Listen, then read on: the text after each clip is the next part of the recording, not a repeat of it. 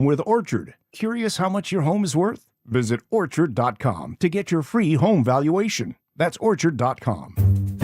Life doesn't pause when you're sick. Vaccines against respiratory illnesses can help protect you and give you more playtime with your best friend. Depending on age and health status, vaccinations for flu, COVID-19, RSV, or pneumococcal infection may be recommended. Vaccines can help keep you from having a rough time. Learn more at cveep.org/vaccines-protect. Brought to you by the American Lung Association and CVEEP, fighting infectious respiratory disease. Is your financial advisor managing your risk or just a spreadsheet? Hi, I'm Jeff Jr., founder of Trajan Wealth. Many financial advisors rely on target date funds, which are one-size-fits-all portfolios that don't know your name, your family, or your goals. And that passive management can leave you dangerously exposed. At Trajan, we look at the whole picture, not just the stocks everyone else buys, but the private market opportunities most advisors ignore. And as fiduciaries, we build a strategy around you, coordinating your investments, tax strategy, and estate into one cohesive plan. Your financial life deserves more than just a generic portfolio. Real planning isn't a stack of statements. It's the confidence of knowing where your income will come from for the next 30 years. Good enough isn't good enough for your family. It's time for a change. Schedule your complimentary consultation today. Call 855-TRAJAN-1. That's 855-TRAJAN-1. Advisory services through Trajan Wealth, LLC, an SEC registered investment advisor. Private equity investments require accreditation. Other services through Trajan Estate and Trajan Tax. Additional disclosures at TrajanWealth.com. The average cost of a first-time DUI in Colorado is over $13,000, and a conviction gives you a criminal record. Make a plan for a sober ride before the party begins. Don't underestimate impairment. KKFN and KKFN HD1 Longmont, Denver. You're listening to Denver Sports 104.3. The Fan.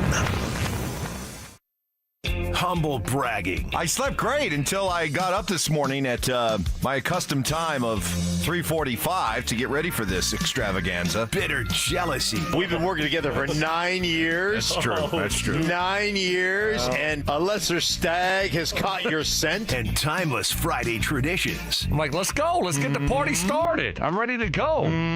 It's Stokley and Evans with Mark Schlereth on Denver Sports 104.3 The Fan.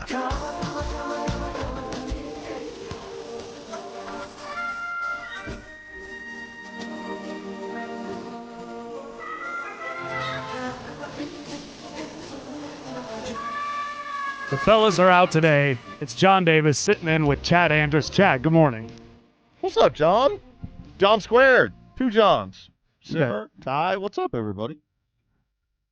There we go. We got a good one today. Chad, it's not a holiday. Usually you and I are sitting in on a holiday. But today it's that weird time right before the Broncos kick off. Not a lot of sports active, like games going on. So here we are. We get to sit in for the fellas. Bail me out again.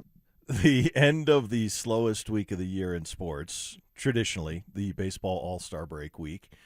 And it's where every sports radio talk show host takes vacation because there's nothing going on. Thankfully, this year we've had the World Cup, which has entertained us for a couple of months. And it's filled the gap a little bit during baseball-only time and your free agency stuff, your NBA Summer League stuff. But, it's always a good day to be in here with you. Yeah, always fun. And you mentioned the World Cup. I thought the World Cup, within the U.S., everybody was disappointed when the U.S. got eliminated. But it appears the excitement around it is kind of maintained, the momentum built. I've found it for soccer similar to how hockey had the 4 nations and then they carried it into the Olympics. It feels like soccer as a whole has taken a big step with this World Cup. The excitement seems to have been maintained. People have stayed very engaged in it. I think more fans have been made in this World Cup than we've seen in quite a while. Yeah, absolutely. It helps that the USA was better than they have been traditionally. When they expanded the knockout rounds, it gave us a better opportunity, and the United States drew a lot of attention. Having it on home soil is the biggest thing. It's in the time zone that we can all process. Everyone can watch the games. A lot of people get a distraction while at work. You can be in a giant office and you can just hear cheers and screams across the office while games are going on. And that's not just when the U.S. is playing. That's all of the games because people get into it. So being on home soil, the time zones help. USA being better than traditionally they have been helped quite a bit. But I gotta be honest, man. Spain, Argentina is not doing it for me. Do you think is this one of those when we had like the Nuggets and the Thunder 2 years ago, and everybody's like, "This is the championship." Did we already get? Was it France, Spain? Well, I mean, for me, it's that's Pacers Thunder. Yeah. It's like it's a Pacers Thunder finals. Thinking, really, one of these two is going to be the champion? And I'm not saying they're not good and they're not deserving, but it doesn't move the needle for me. If you tell me France and how exciting they are offensively and Mbappe is in it, I'm interested. If you tell me England has the story, like the Knicks had the story of winning for the first time in forever, and you can watch, everyone in the UK get all excited and hyped up in those stories, then I'm into it and I have a storyline. But I need that storyline because I'm not a soccer guy. I need something else to drive it Stakes. up. And Spain precision passing and not letting anybody score is not exciting. It doesn't do it for you. Right? Messi though, they got a star there. Oh, superstar! They got star of stars. They for got sure. they got their guy, kind of front and center, and it happened with Belgium before they beat America. They had that the other night with Messi. That how are they going to come back from this? And they tie it in regulation, then in that extra time.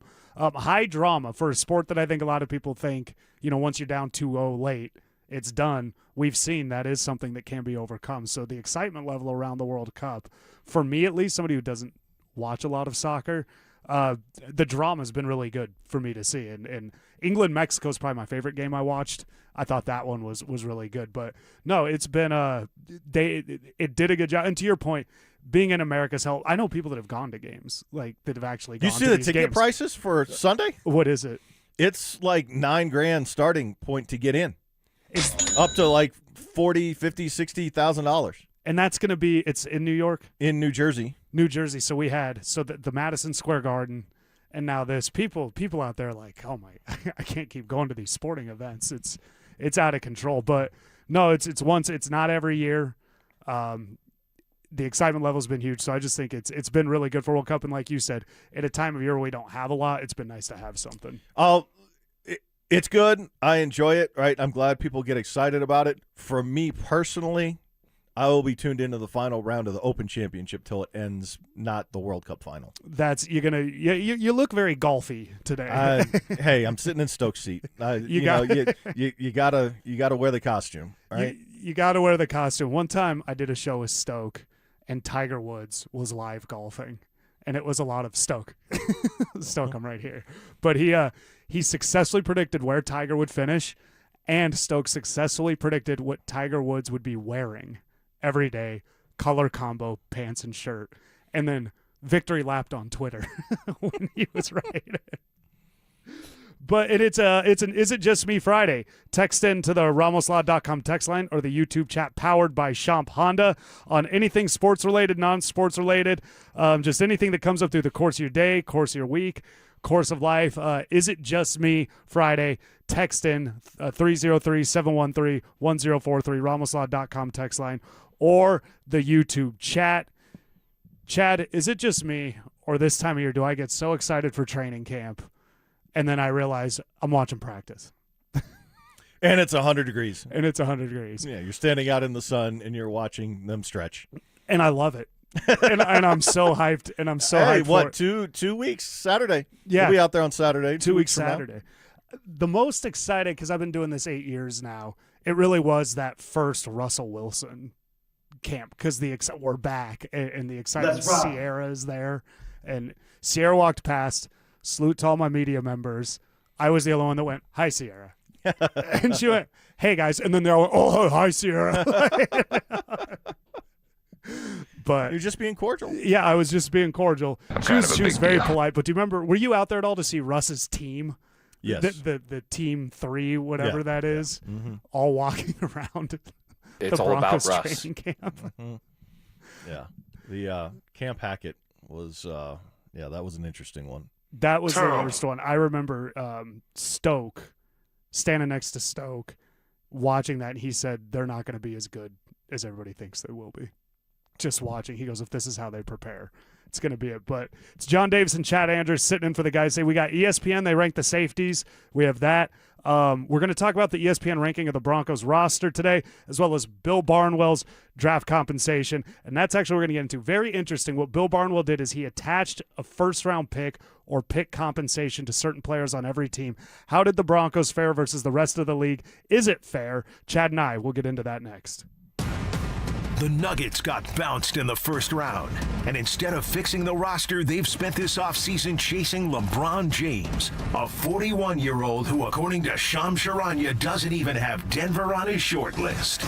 Meanwhile, Payton Watson is still unsigned. Wing defenders are vanishing off the market, and Jokic just pushed his extension to next year. So is the LeBron dream holding this team hostage? Denver Sports 1043. The Fan.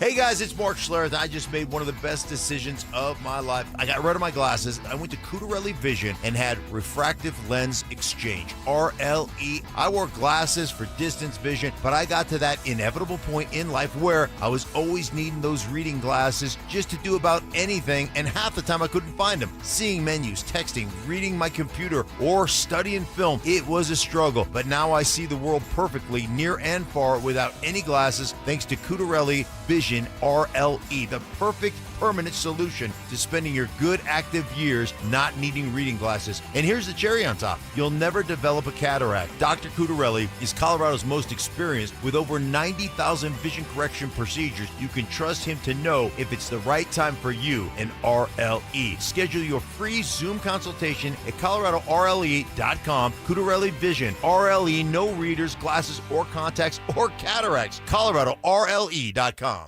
Well, it's official. My friends have all switched to Pure Talk because I told them they could save a bunch of money on a super reliable high-speed network with unlimited data. And because they're my friends, they trust me. As for the rest of you, well, Pure Talk understands that even though you might like me, you're not just going to take my word for it, nor should you. For that reason, and for a very limited time, Pure Talk is offering any of their plans for just $15 a month for the first 3 months, including their top-tier unlimited plan that normally sells for $65 a month.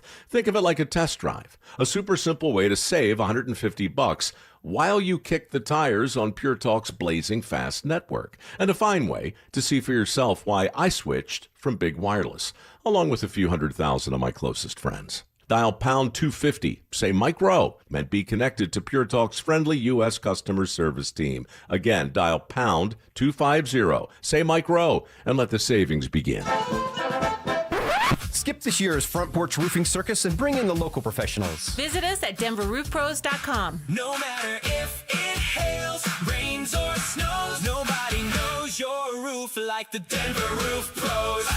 Men, when addressing the problem of erectile dysfunction, you want the right treatment for your specific medical situation because every case is different, and finding the right treatment can mean the difference between just an okay experience and an amazing one. This is Jeff for the Rocky Mountain Men's Clinic, and at our practices, we offer the full range of ED treatment protocols and can even combine therapies to help make those intimate moments special, both for you and your partner. At the Rocky Mountain Men's Clinic, we're the leader in treating ED in the area. Our medical providers specialize in men's sexual health and understand that no two cases are alike, which means you'll get the right treatment for you based on sound medical evaluation and appropriate applications of medical therapies. Plus, we offer treatments that are effective in well over 90% of cases, which means if you're like most men, you'll get your sex life back. So call us. Your initial visit is just $99 and includes blood work, a medical consult, and if medically advised, a test dose. And if that test dose doesn't work in the office, your visit is free. Call 720-440-7900 or go to RockyMountainMen'sClinic.com. We have 5 offices across the Front Range to serve you. Welcome to Whatever Bank, where we do our best and you do the rest. Hi,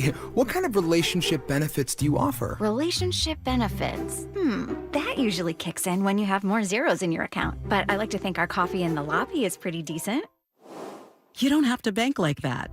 Make the switch to KeyBank and earn real benefits by making 5 qualifying transactions each month with your KeyBank checking account. I was going to do that anyway. Learn more at key.com/relationship. KeyBank opens doors. KeyBank member FDIC. When disaster hits your home, it's game time. Water in the basement, fire damage, mold creeping in. Don't sit on the sidelines. Call Able. Able Restoration is your first round draft pick for emergency response, mitigation, and full rebuild. We move fast, protect your property, and fight for you with insurance start to finish. This isn't practice. This is your home. And when it's time to step up and protect what matters most, bring Able to the table. Call 303-590-5600. That's 303-590-5600. Go Able. Bring Able to the table. Philip Lindsay here. Summer is about hikes, golf, family adventures, and more. But if degenerative joints or old high school sports injuries are slowing you down, Regen RX can help you out with that. Get 50% off your first shockwave therapy treatment in July. This non-invasive treatment helps stimulate healing and reduce chronic pain with no surgery and no downtime. Plus, ask about their stem cell or PRP options. Book your free consultation today. Give them a call at 303-630-9770 or visit them online at regenrx.co. Again, that's regenrx.co. If the world were like a Sleep Number mattress, everything would adapt for your comfort. Your coffee would never get cold. Your flight would always be on time. And your mattress would always respond to you and your unique sleep needs. Sleep Number mattresses are designed to respond to your body and shift with your changing life, helping you fall asleep faster and stay asleep longer.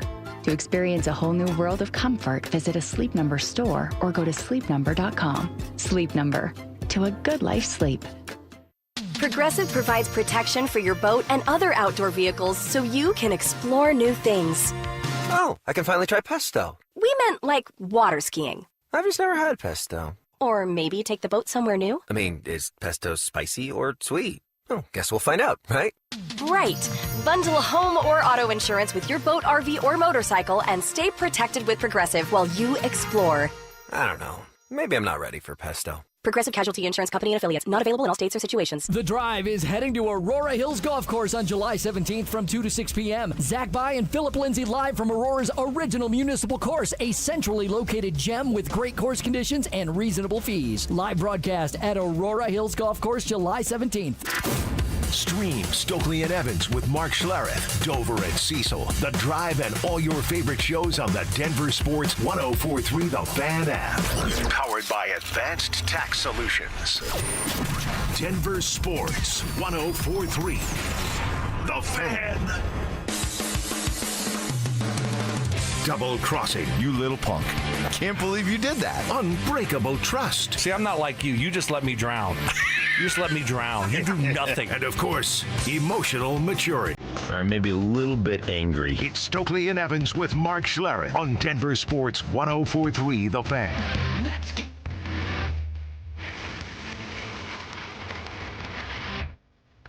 John Davis, Chad Andrews filling in for the guys today. We're going to get to Bill Barnwell's draft pick compensation here in just a few seconds, but this morning from 8 a.m. to 9 a.m., it's our training camp T-shirts giveaway. Again, this morning, 8 a.m. to 9 a.m. is our next giveaway for the free limited edition training camp 2026 T-shirts. We will be at Santiago's Mexican Restaurant located at 860 Kenner Street in Castle Rock. Limit one per person while supplies last. Guys, that's important. While supplies last. Yesterday they ran out. But for more details and to find the location nearest you, head to denversports.com/t-shirt. That's this morning from 8 a.m. to 9 a.m.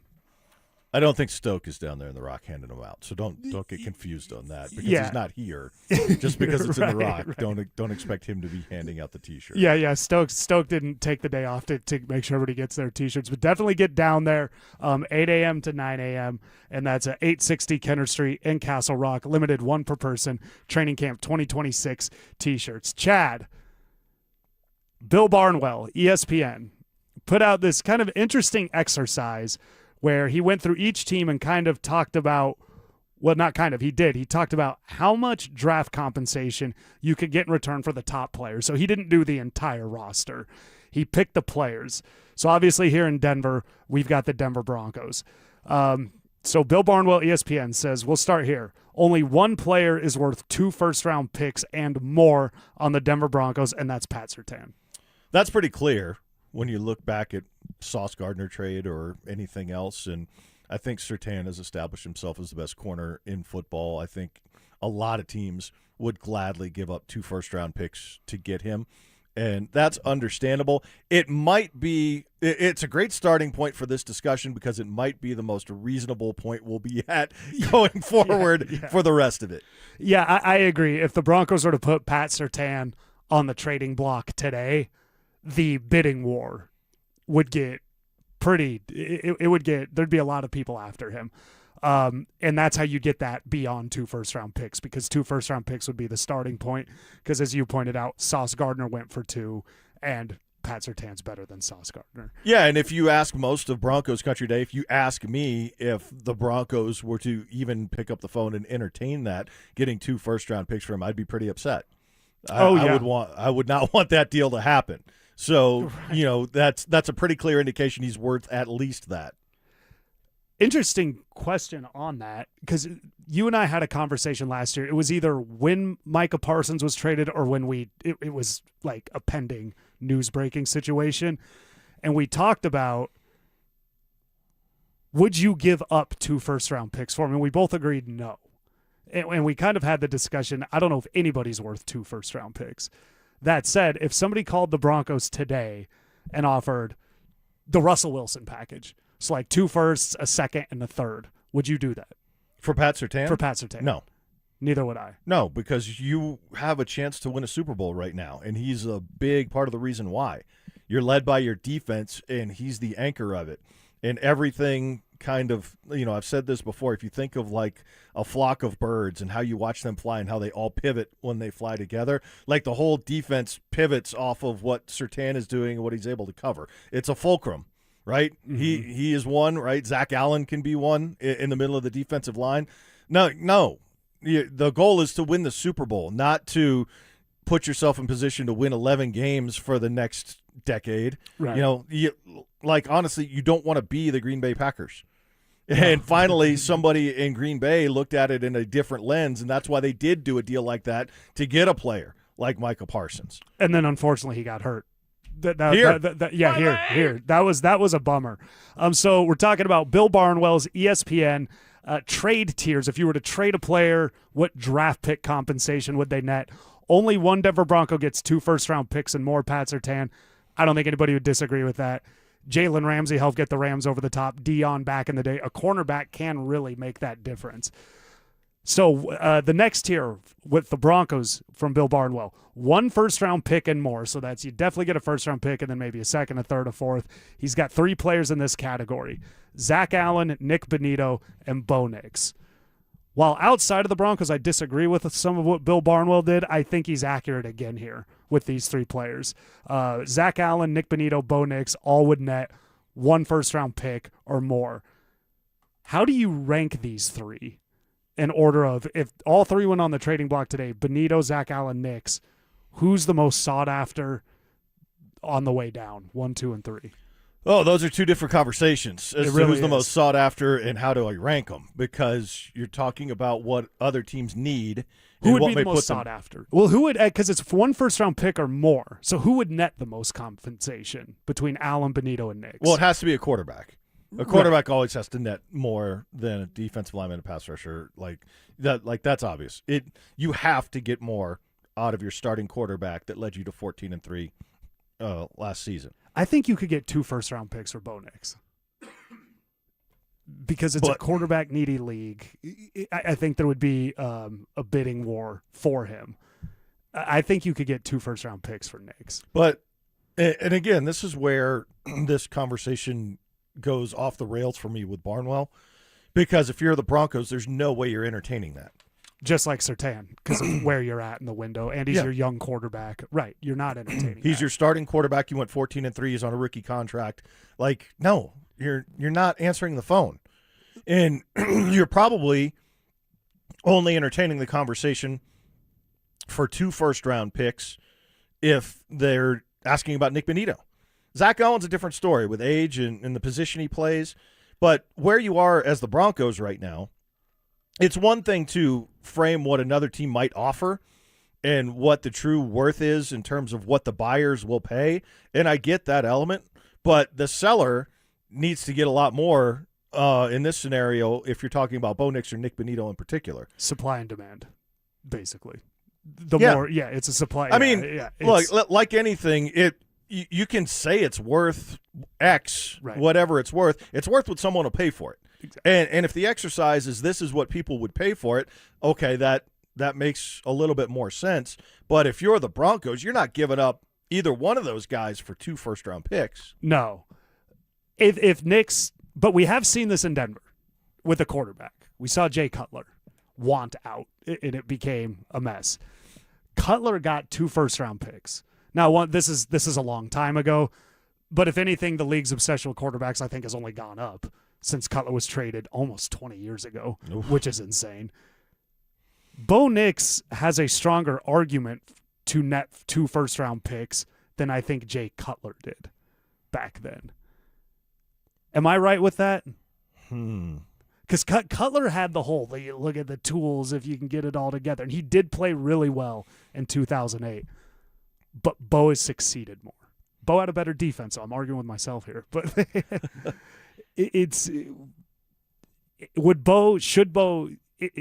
that's kind of where I'm at with it. Who should net more, Cutler back then or Bo Nix now?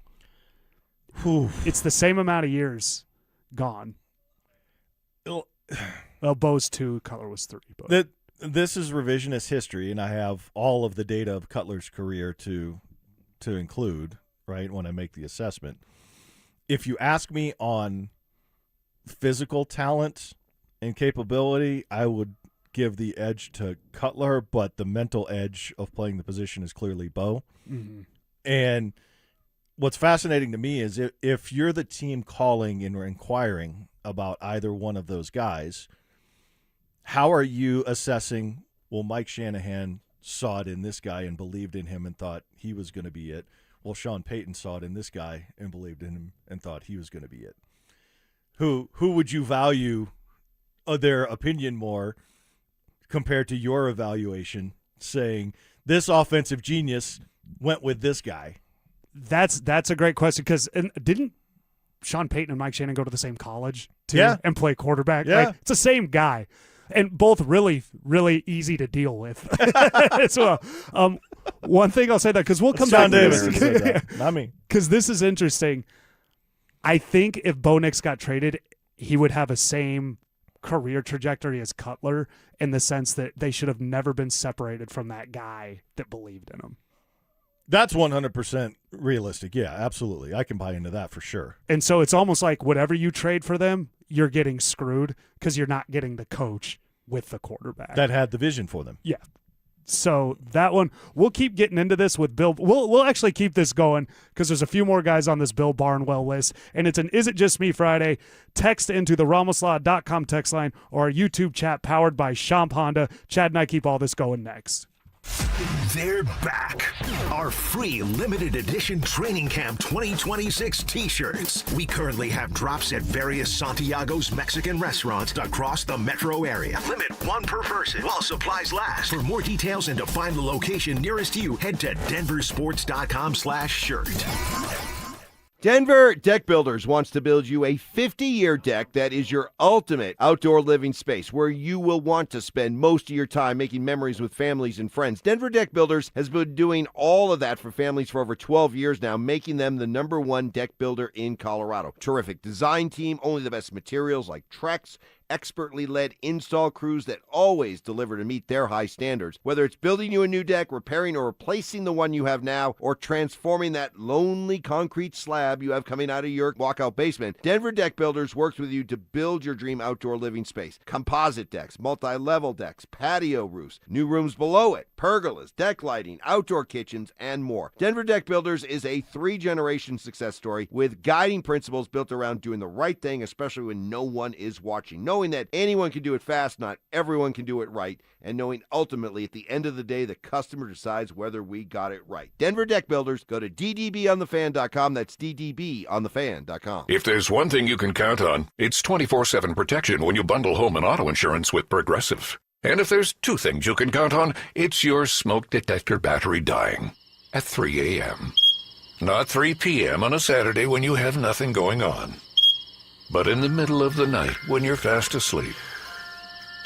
Oh, come on! Get 24/7 protection when you bundle home and auto with Progressive. Just one more thing you can count on. Progressive Casualty Insurance Company, affiliates, and third-party insurers. Not available in all states or situations. Tired of hearing scary radio ads about the IRS? Tax Relief Advocates is different. TRA is here to tell you that if you owe money to the IRS, whether it's $5,000 or $500,000, we have a solution. TRA can eliminate or reduce what you owe to the IRS with zero risk to you. We have over 1,000 5-star reviews on Google and an A+ with a BBB. End your tax nightmare today by visiting TRA.com or call 800-583-6681. That's 800-583-6681. It's easy to find your groove. As America celebrates, Groove Toyota, the oldest family-owned Toyota dealership in the Denver metro, has more reasons to celebrate. Choose from hundreds of pre-owns, 40 under 15 grand. GrooveToyota.com. Plus, Groove Toyota has more than 100 used Toyotas, including Toyota Certifieds with full warranties available. Hurry into our Red, White, and Drive event. Groove Toyota.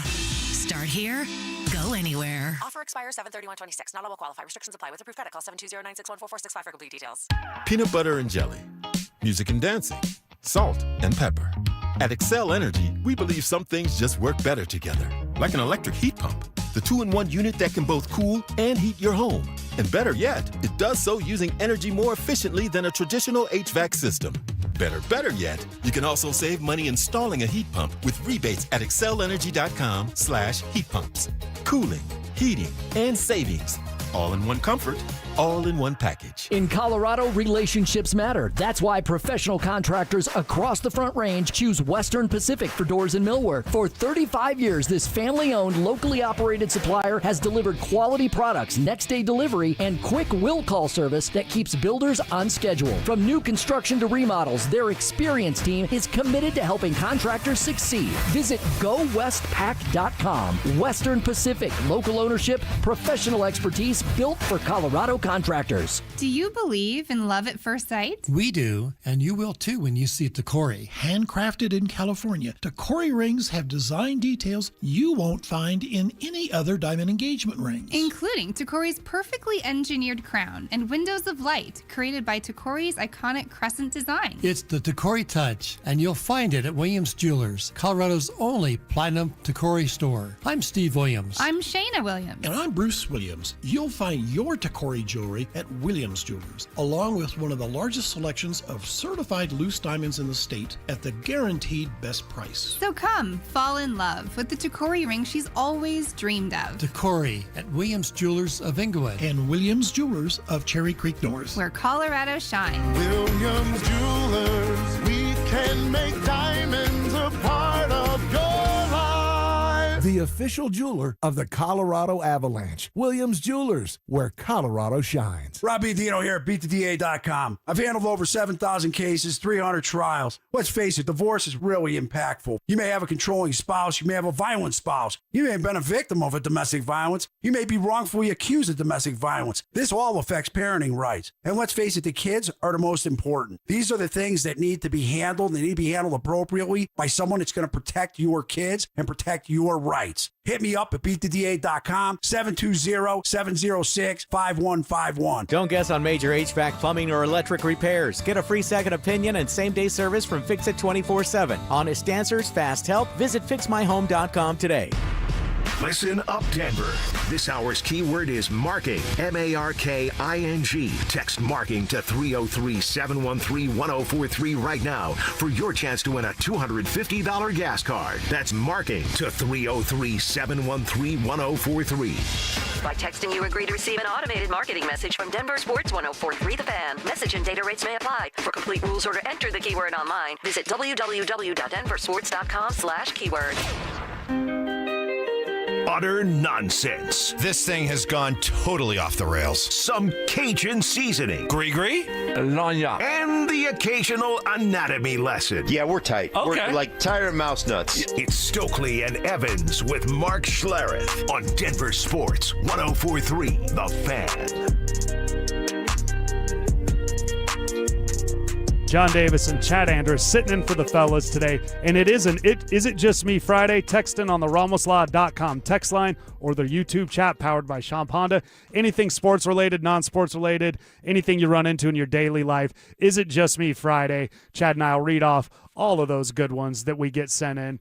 Chad, we were having the discussion about the Bill Barnwell article where he kind of puts a draft pick trade compensation on players on every team, the top players on every team.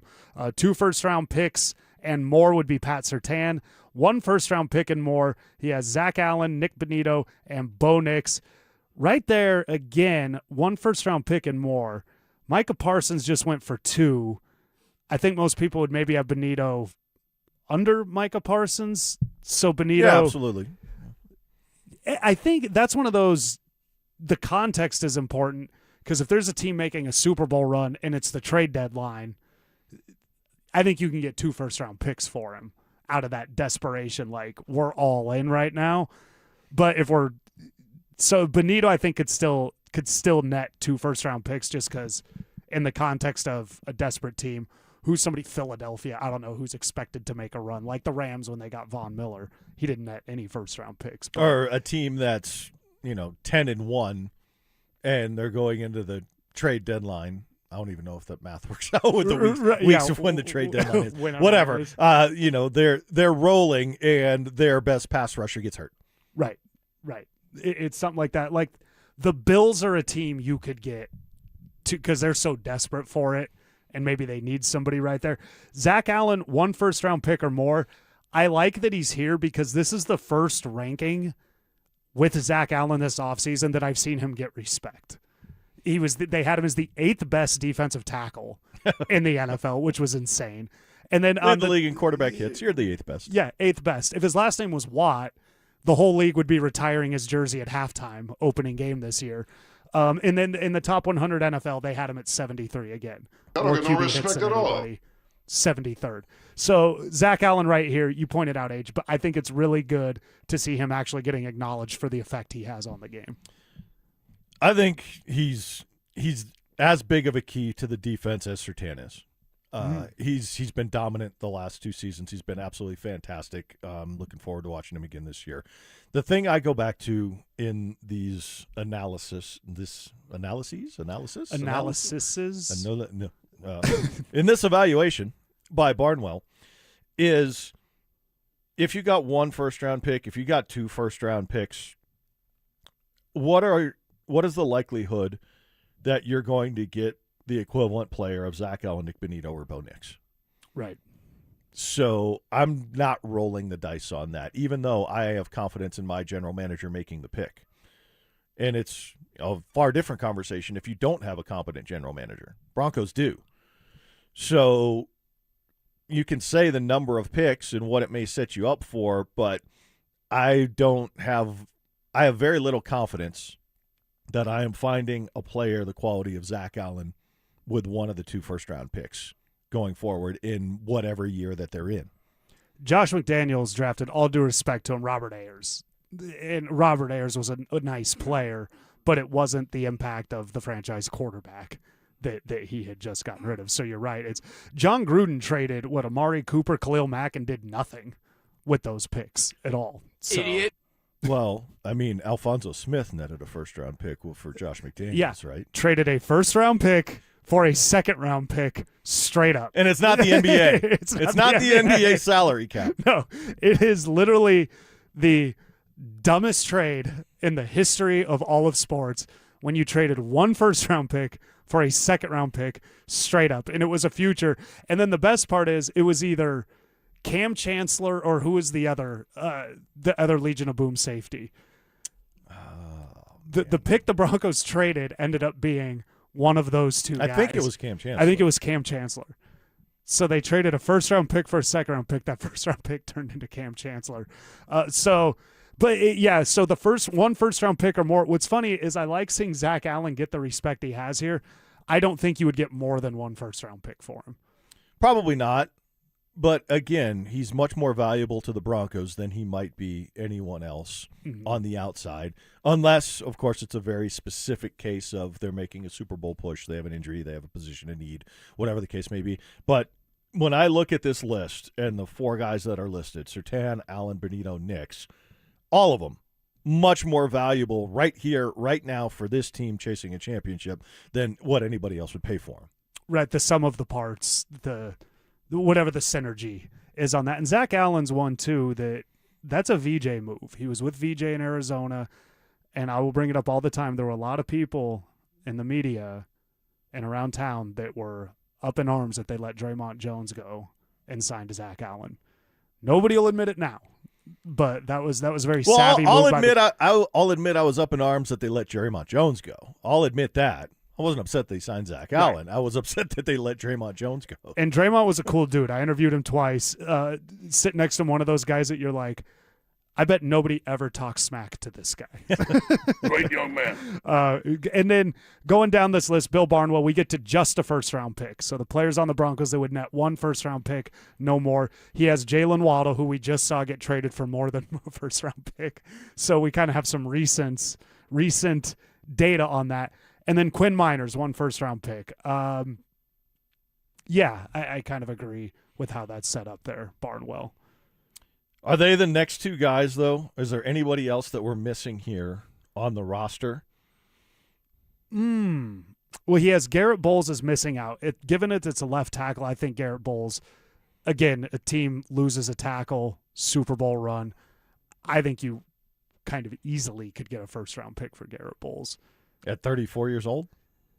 Context matters. Who's a team on the rise? Tennessee's not going to give you that. But if the Rams lose a guy, I know Will Peterson used that example yesterday. If the Rams lose a guy and they got Stafford, it's Les Snead. Can we put the Rams in the conversation, though? They have a certain pick philosophy. Yeah, they'll give up a pick for anybody. How about Seattle? Seattle's looking to make a second Super Bowl run. Darnold needs to be protected. The Broncos are out of it. Garrett Bowles, midseason. Again, it's like a trade deadline situation. I think you could get a first-round pick for Bowles. Team has to be all in, though. It's not the Raiders. It's not the Titans or the Browns. It's none of those style of teams. It would have to be a specific situation for the Broncos, though, to where everything completely went off the rails and it was an outright disaster. Yeah, none of these guys are for sale in reality right now, or wouldn't be. To your point, I don't think you could pick up the phone to the Broncos right now and you could offer any of this compensation for any one of these guys, and the Broncos are going to hang up on you. Why would they listen? Right. Why would they listen to it? Yeah, they're not going to. But it's interesting to see. Boy, somebody offers 2 first-round picks for a player, though. That is pretty fascinating. But Surtain and Nix would be the only 2 that I think a team would offer that for, and the Broncos are hanging up both times. And they should. They should hang up. They should hang up. It's an Is It Just Me Friday. Let us know. RamosLaw.com text line, YouTube chat powered by Champ Honda. Chad, I got an Is It Just Me about this big-name Denver Nuggets player, and I need you to tell me if I'm right or wrong. We'll get into that next. Here we go, boys! ESPN polled NFL execs, coaches, and scouts to rank the best players at every position, and the Broncos skill guys got dismissed. Bo Nix led 7 game-winning drives, took Denver to the AFC Championship game, and didn't crack the top 17 quarterbacks. Meanwhile, Courtland Sutton just made the NFL Top 100 for the first time. The team added Jalen Waddle, and nobody outside of Colorado seemed to notice. Are the league's decision-makers sleeping on Denver's offense, or is there work to be done on Davis Webb's side of the ball? Denver Sports 104.3. The Fan. Most people spend more time planning their summer vacation than planning their retirement. I used to be one of them, but hope isn't a strategy, and Trajan Wealth showed me what a real plan looks like. Hey, Brandon Stokley here. Trajan Wealth Fiduciary Advisors took the time to understand my goals and then coordinated everything. I'm talking about investments, taxes, estate planning, into one clear, connected approach. It felt a lot like planning that perfect summer trip. Every detail working together, nothing left to chance, and for the first time, my future wasn't something I had to guess about. That's what I love about Trajan Wealth. They're going to come up with that game plan specifically designed for you, your goals, your needs. So if you're sitting there planning your summer vacation but wondering whether your retirement plan could be a little bit stronger, call my friends at Trajan Wealth today. 855-TRAJAN-1. That's 855-TRAJAN-1. They have offices in Broomfield, Greenwood Village, and Loveland. Trajan Wealth. Plan smarter, dream big. Advisory services through Trajan Wealth LLC, SEC registered investment advisor. Additional services through Trajan Estate and Trajan Tax. Actual client paid advertisement. Additional disclosures at TrajanWealth.com. Progressive presents the Museum of You. We begin our tour with a unique piece, a relic from the early big screen television era. Remarkable. Next, we find a juicer, which historians believe has only ever been used once. And finally, compact discs from the emo era. A rare find indeed. Some things should be history, but until then, you could protect what's important to you and save by bundling your auto insurance with a renter's policy from Progressive. Progressive Casualty Insurance Company affiliates and other insurers. Not available in all states or situations. Liberty Mutual customizes your car and home insurance. And now we're customizing this ad for your morning commute to wake you up. which could help your driving. Science says that stimulating the brain increases alertness. So here's a pop quiz. How many months have 28 days? What gets wetter as it dries? What has keys but can't open locks? If you don't want to hear the answers, turn off this Liberty Mutual ad now. 12 months, a towel, piano. Enjoy being fully alert. Liberty, liberty, liberty, liberty. Every 40 seconds, a child is reported missing. That's 2,000 children every single day. It's a heart-wrenching reality that we can no longer ignore. Find the Children is a non-profit organization dedicated to helping find missing kids. You can be a part of their mission by donating your unwanted vehicle, running or not. Call 1-800-294-0222. We guarantee that you will receive the maximum tax deduction. We provide fast, free pickup with 24-hour response. Call 1-800-294-0222. Find the Children provides crucial resources to help find missing children and educational materials to teach kids how to recognize and avoid predators. Our recovery programs have a proven track record of reuniting kids with their families. It's time to act. Donate your unwanted or unused car. Help us build a world where every child is safe. Pick up the phone and call 1-800-294-0222. Together, we can bring these kids home safely. This advertisement was paid for in partnership with Cars R Us and Find the Children. Colorado, it's time to take our recycling to the next level. That's why Recyclon Colorado is bringing you more curbside and drop-off service from peaks to prairies. Guidelines as clear as our skies, so you know what goes where. And the price? As free as gawking at bighorns on I-70. You deserve a recycling system you can count on, like your puffiest winter coat. And we're here to give it to you. Learn more at recyclon.org/Colorado.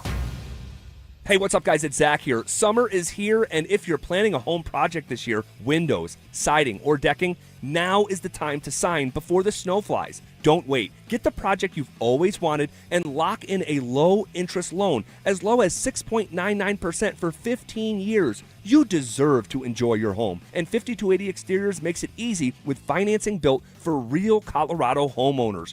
Call today or visit 5280exteriors.com to schedule your free estimate. Summer hailstorms bring in the 3-ring front porch roofing circus. In ring 1, there's We're Doing Bob's Roof down the street. And in ring 2, there's We Will Cover Your Deductible. And in ring 3, What Do I Need to Do to Get You to Sign Today?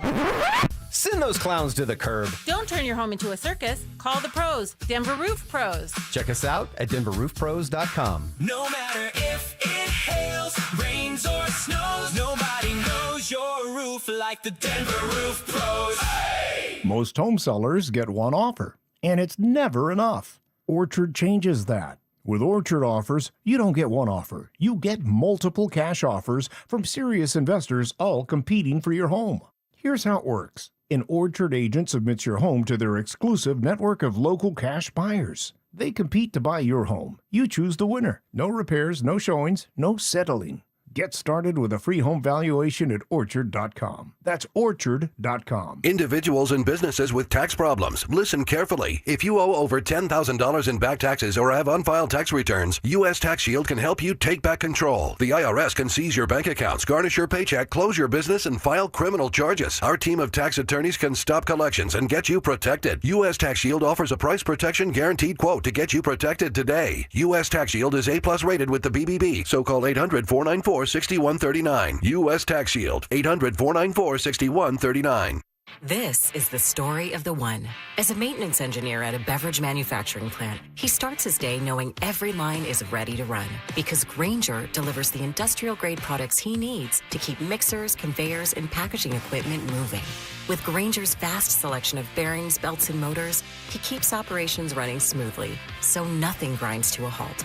Call 1-800-GRAINGER, click Grainger.com, or just stop by. Grainger, for the ones who get it done. Want real Broncos talk? Cecil Lemmy and Andrew Mason bring the heat on Orange and Blue Today. The most passionate intelligence and in-depth Broncos coverage in the game. Weekdays at 5 p.m. on the Denver Sports 104.3 The Fan YouTube channel. Hit subscribe at Denver Sports 104.3 and never miss another take. Orange and Blue Today, powered by Ramos Law, official injury law firm partner of the Denver Broncos. Denver Sports 104.3 The Fan.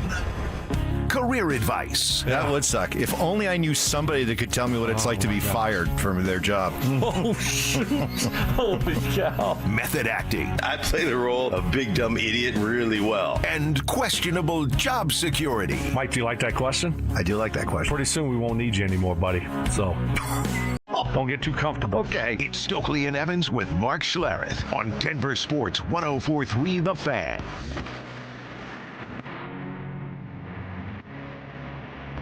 John Davis, Chad Andrews, filling in for the guys today. It's an Is It Just Me Friday. Interesting one here, real quick, from Michael, 817.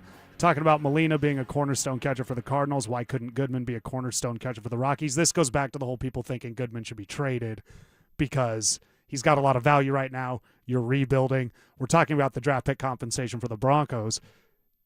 Rockies in a different situation with the Broncos. If the Rockies were winning a bunch, Goodman's in that Surtain, Nix, Alan Benito category where he's, up there in home runs. Why would you trade him? Different scenario. As good as Goodman's playing, the value's high. By the time the Rockies are good again, he's probably getting up there. So while he's exciting to watch, this is a situation, Rockies, where if you've got somebody with high value, maybe look to trade him to help you continue that rebuild. This is a tough one for me because at some point you have to stop that cycle. At some point when you're building positive momentum, you have to keep the guys responsible for the positive momentum. You can't just always kick the can down the road and say, well, yeah, look at all this, we're trending in the right direction. We've got this and this and this. Now we can trade it and get prospects and start all over and repeat the cycle over and over and over again. And if you tell me right now, maybe the plan is, well, we kind of have to do that 2 or 3 more times because we don't have prospects that are pitchers, and we have to cycle through what we have for position players in order to swap that and bring up pitching prospects, then maybe you can sell me on that idea. And I will buy in to that philosophy and give it a little bit more time. But how much time are we supposed to give it? I mean, giving it, 30 years, and they haven't won a division. What I like about your argument there is because I can see both sides, but like we talked about last segment, if you get a bunch of picks and you tell me George Payton's picking the guys, you can sell me on getting picks because I'm going to like where that's headed. I don't know if I trust the Rockies to know who to get in return. I mean, it's very early on in this philosophy shift with Paul DePodesta. That's a great point. So, right now they've been much more exciting and entertaining, even though they're still terrible. They're 20 games under 500 coming out of the All-Star break. Even though they're still terrible, it's true. Well, yeah, it's good. They are, but they're perceived differently than they had been in previous years. The results are not dramatically different in that they're not climbing the standings. They're different in the fact that they're winning a lot more games and they're more exciting and there is hope, but they're still one of the worst teams in baseball. Yeah, I feel like right now they're in a position that if you pay for a ticket at Coors Field, you'll feel like you got your money's worth with the team a lot of the times, not every game. But there's games where it's like, that was fun. And there's things to look forward to. And we had an Is It Just Me Friday talking about why can't Hunter Goodman be the cornerstone. You made a good point, Chad, and I do agree with you. Hunter Goodman, you've given a name for somebody to go watch at Coors Field. And at what point does the cycle stop to where these guys that these Rockies fans start to like, they go watch them play somewhere else? We're not a minor league baseball organization, despite what it may look like. We're not just here to feed other teams. The idea, if you're a fan, if you like baseball in this state, in this city, you need a competitive product. And at some point, the players that are starting to show positive signs and starting to turn the ship a little bit, you have to stick with them. So I just don't know what point that is. Does it come now? Does it come a year from now? Does it come 2 years from now? How many times do you have to cycle through getting someone that's showing some promise before keeping them instead of shipping them off somewhere for more prospects? Exactly. So I could hear it either way at the Rockies. Now, to pay off the tease, is it just me, or is it starting to feel like Peyton Watson will not be at Denver? To go with the plan of developing guys, is it just me, or does it feel like Peyton Watson will not be with the Denver Nuggets next season? It's hard for me to see. It's been hard for me to see all along. And I think it was largely assumed, and probably in part because that is the most positive scenario that we all wanted, we all hoped for. He's the prototype of player that we think they need going forward, paired with Jokic, a two-way wing that is athletic, can put the ball on the floor, can get to the rim, can hit a mid-range, but can also defend multiple positions.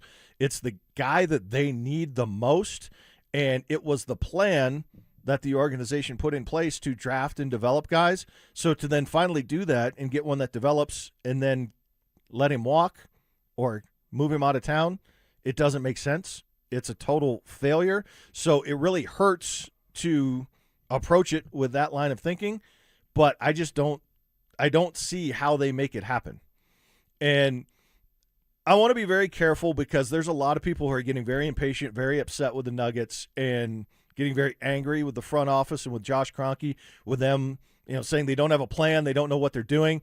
I think that's pretty disrespectful. They're professionals. They're doing their job, right? I have a lot of respect for Ben Tenzer and John Wallace. I've known Ben for a long time.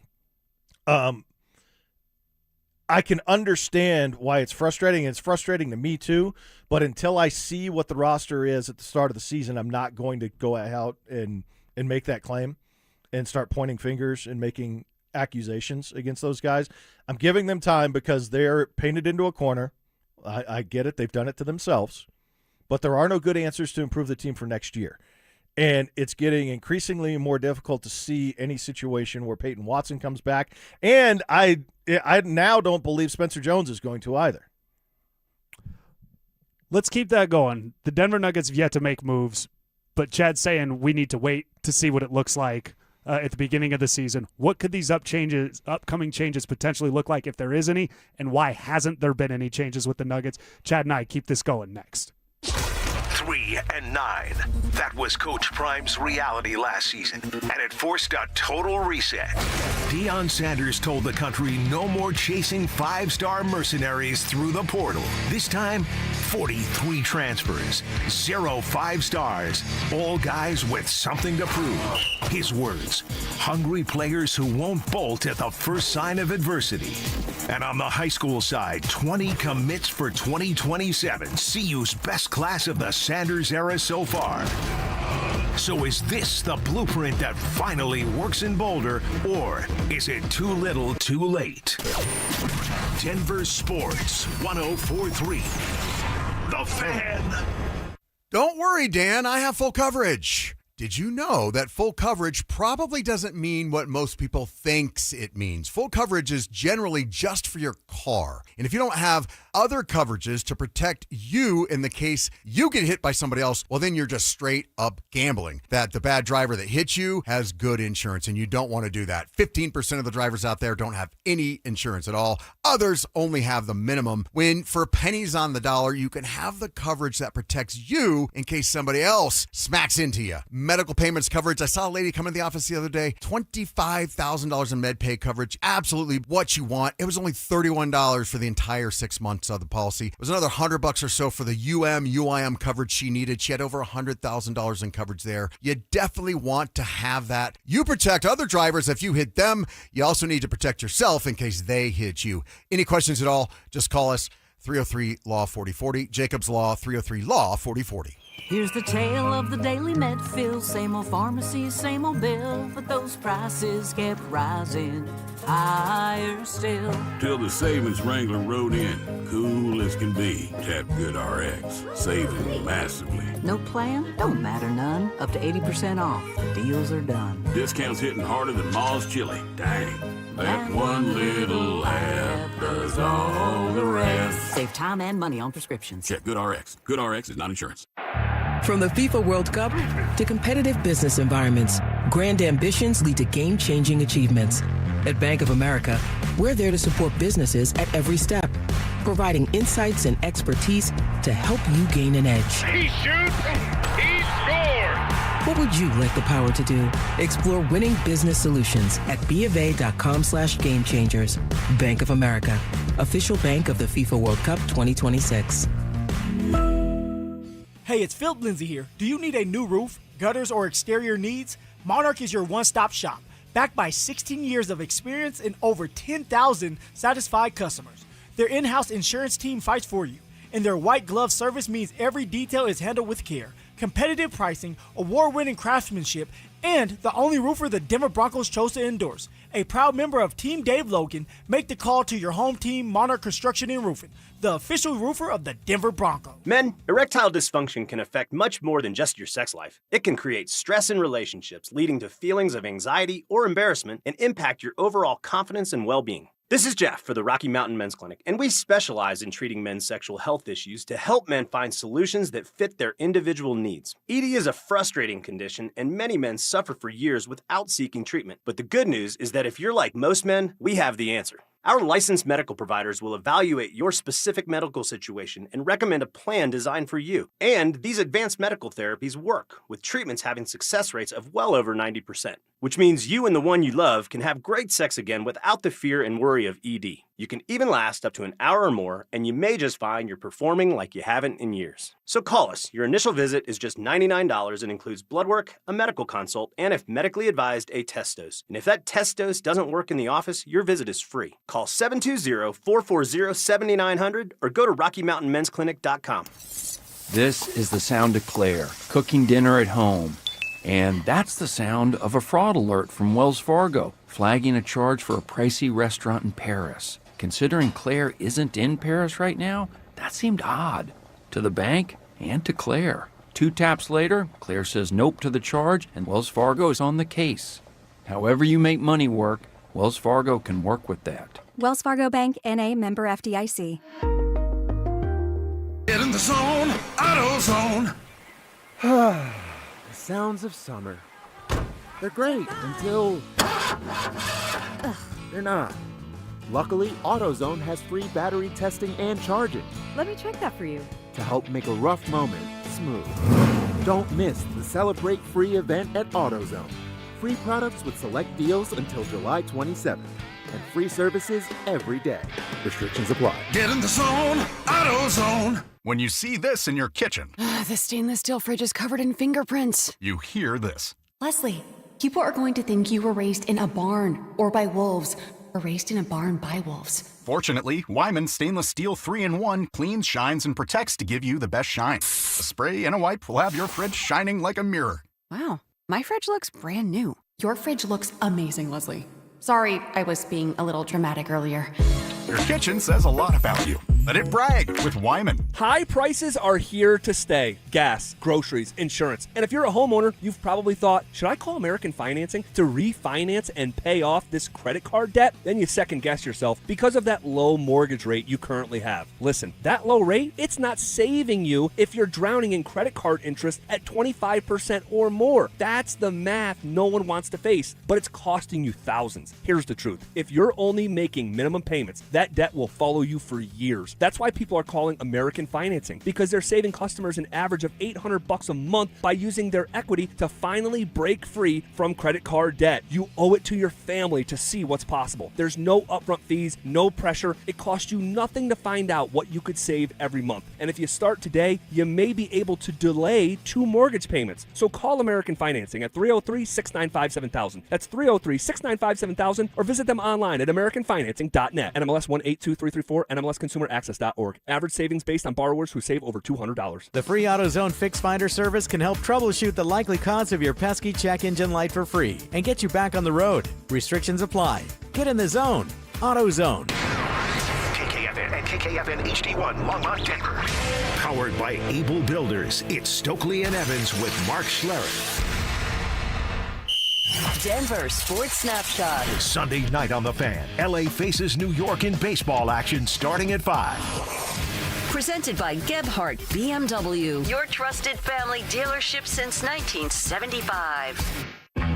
Unbreakable courage. Stoke didn't have the heart, the guts to tell his wife, so he asked us to tell her. Plumbing problems. Just leave a quick note. Hey, John, sorry I plugged your toilet.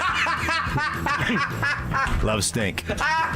And questionable ethics. I should have known those were Mark's talking points and not yours. You're regurgitating Mark's talking points. That's what you did. And you didn't do it very well. It's Stokley and Evans with Mark Schlereth on Denver Sports 104.3 The Fan.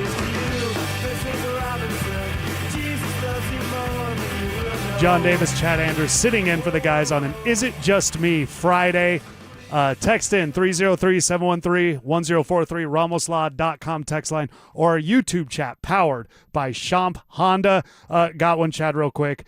Somebody asked me to rank the comedians. They gave a list there. Steve Martin is of the people you gave there, Jimbo. Steve Martin. I think Steve Martin stopped doing comedy because he got so good and big at it. He's like, they're going to laugh at whatever I say. And it got to the point where he didn't know, am I actually writing good material, or are they just laughing because I'm Steve Martin? And on the text, it's ranking between Steve Martin, Rodney Dangerfield, Woody Allen, or Larry David, right? It's not all comedians. No, it's not all comedians. Okay. It's some are writers. Just in those. Yeah. In that group. Out of that group, Rodney Dangerfield, great shtick that he came up with, the setup punch, maybe the best misdirect. My favorite Rodney Dangerfield is always, I went to a boxing match the other night and a hockey game broke out. That's forever one of my favorite jokes. Chad, we were talking Denver Nuggets, but be sure, text in, let us know. Is it just me Friday, or on the YouTube chat? The Payton Watson situation, to your point, and you're right, even though it was different people in charge, there's still a vision that can be seen through, at least at some point. And you're talking about the lack of, moves that the Nuggets have made right now. So I'm going to give you a few different options. Have the Nuggets not made any moves, and this is just you reading it how you do, because they don't have a good dance partner, because they're waiting for resolution on Payton Watson and to a lesser extent LeBron James, or they're scared to make a move and they're being a little timid? Of those three, which one do you think is most likely, or is there a fourth? I think it's the first two. I don't think they're scared. I think they're reluctant. So the third one is a little bit different. That's for a me. good way to. We'll use that term, reluctant. It's the first two. The dance partner thing is real. They have to find someone that is going to help them out, and teams are not inclined to do that for a multitude of reasons. One being, why would we help Jokic get out of trouble? Why would we give him an opportunity to restack the team? Why would we want to do that when we don't have to? The other is, it's the money that is on the contracts. And this is where it gets real cloudy with all of the Nuggets fans, because we love what Jokic and Murray and Gordon did for this franchise in winning the first ever championship, and we are loyal to them, and they are going to be all-time Nuggets forever. But the problem is the landscape of the NBA and its collective bargaining agreement and what it's done to the players, because it's been really bad for players.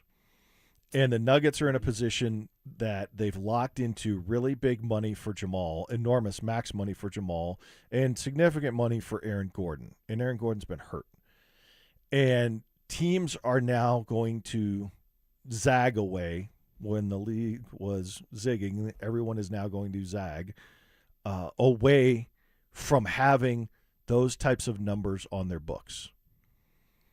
The Celtics are getting just absolutely filleted. They're getting crushed for the Jaylen Brown trade. People are talking about like it's the Luka trade.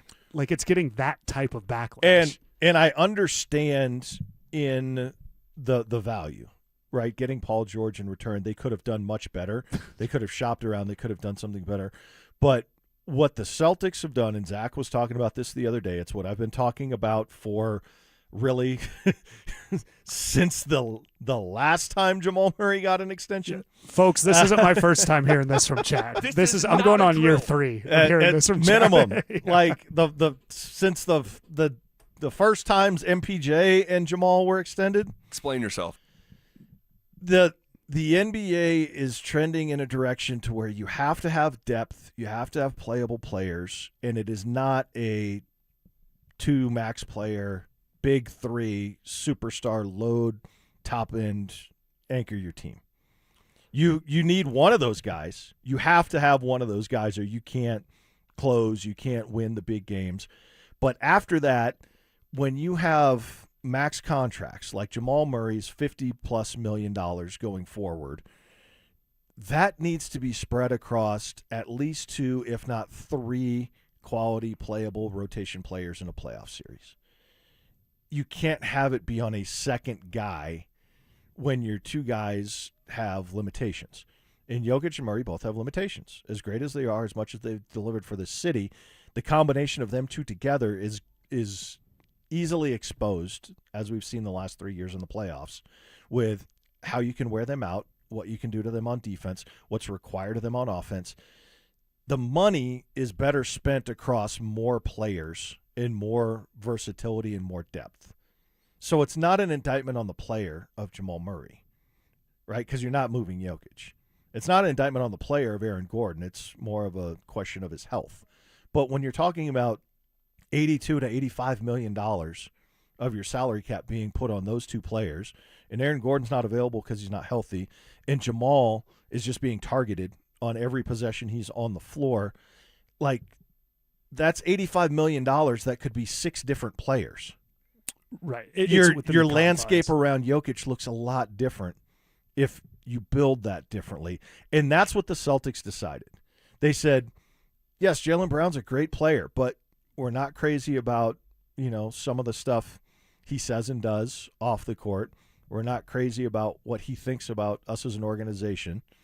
And even though he's been a Finals MVP, an Eastern Conference Finals MVP, and helped us lead us to a championship, we can't pay him $57 million plus a year for 4 more years going forward and build a championship roster.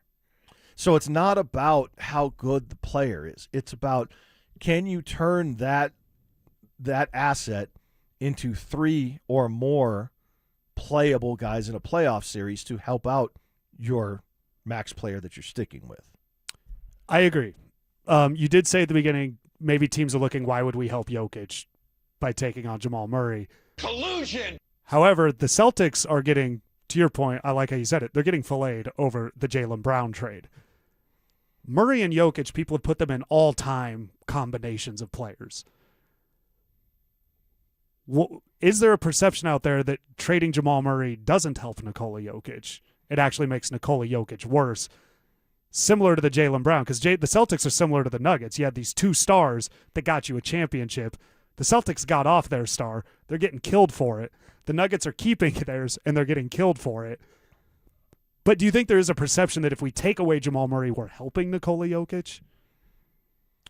No, you're hurting him, right? That's the perception, that you're hurting him, that you're breaking up, the peanut butter and jelly combination, the 2-man game that has worked, that won you a championship. So why would you want to do that? That's what the overwhelming sentiment is, especially from the fan base. Would opposing teams view it like that, though? Would they view it as, if we're taking away Jamal Murray, we're hurting Jokic? Because wouldn't that be an incentive to take him away? If you're in that conversation, I don't think you're concerned with that. Mm-hmm. You're looking at it as, we're getting Jamal Murray, an all-star, 13-team All-NBA player, coming off of his best season. What are we getting to help us? And you're not concerning yourself with what it's doing for the Nuggets. But the challenge with that is, again, if you're going back to the philosophy of, you need one anchor max player and then you need depth and versatility around that person, then you're telling me that other team is then banking on Jamal Murray being their core. And who's going to do that? That exactly. So yeah, I agree with you in a lot of what Zach says. The Nuggets are just not in a good position right now. The Payton Watson, it's just, there's no easy path out of kind of anything they want to do right now. Look, outside of the LeBron James pipe dream, which is just exactly that. Yeah. There are not reasonable scenarios that make them a better team next season. They're almost certainly going to have to be forced to take at least 1 or 2 steps back before they can go forward again. Yeah, I think so. And I'd like to see him do it. I'd really like to see him do it. It's an Is It Just Me Friday. John Davis and Chad Anders filling in for the guys. Send us those texts, 303-713-1043, ramoslaw.com text line, or the YouTube chat powered by Champ Honda. We get into those texts, and the Broncos safeties were ranked against the NFL. We'll do all of that next. They're back.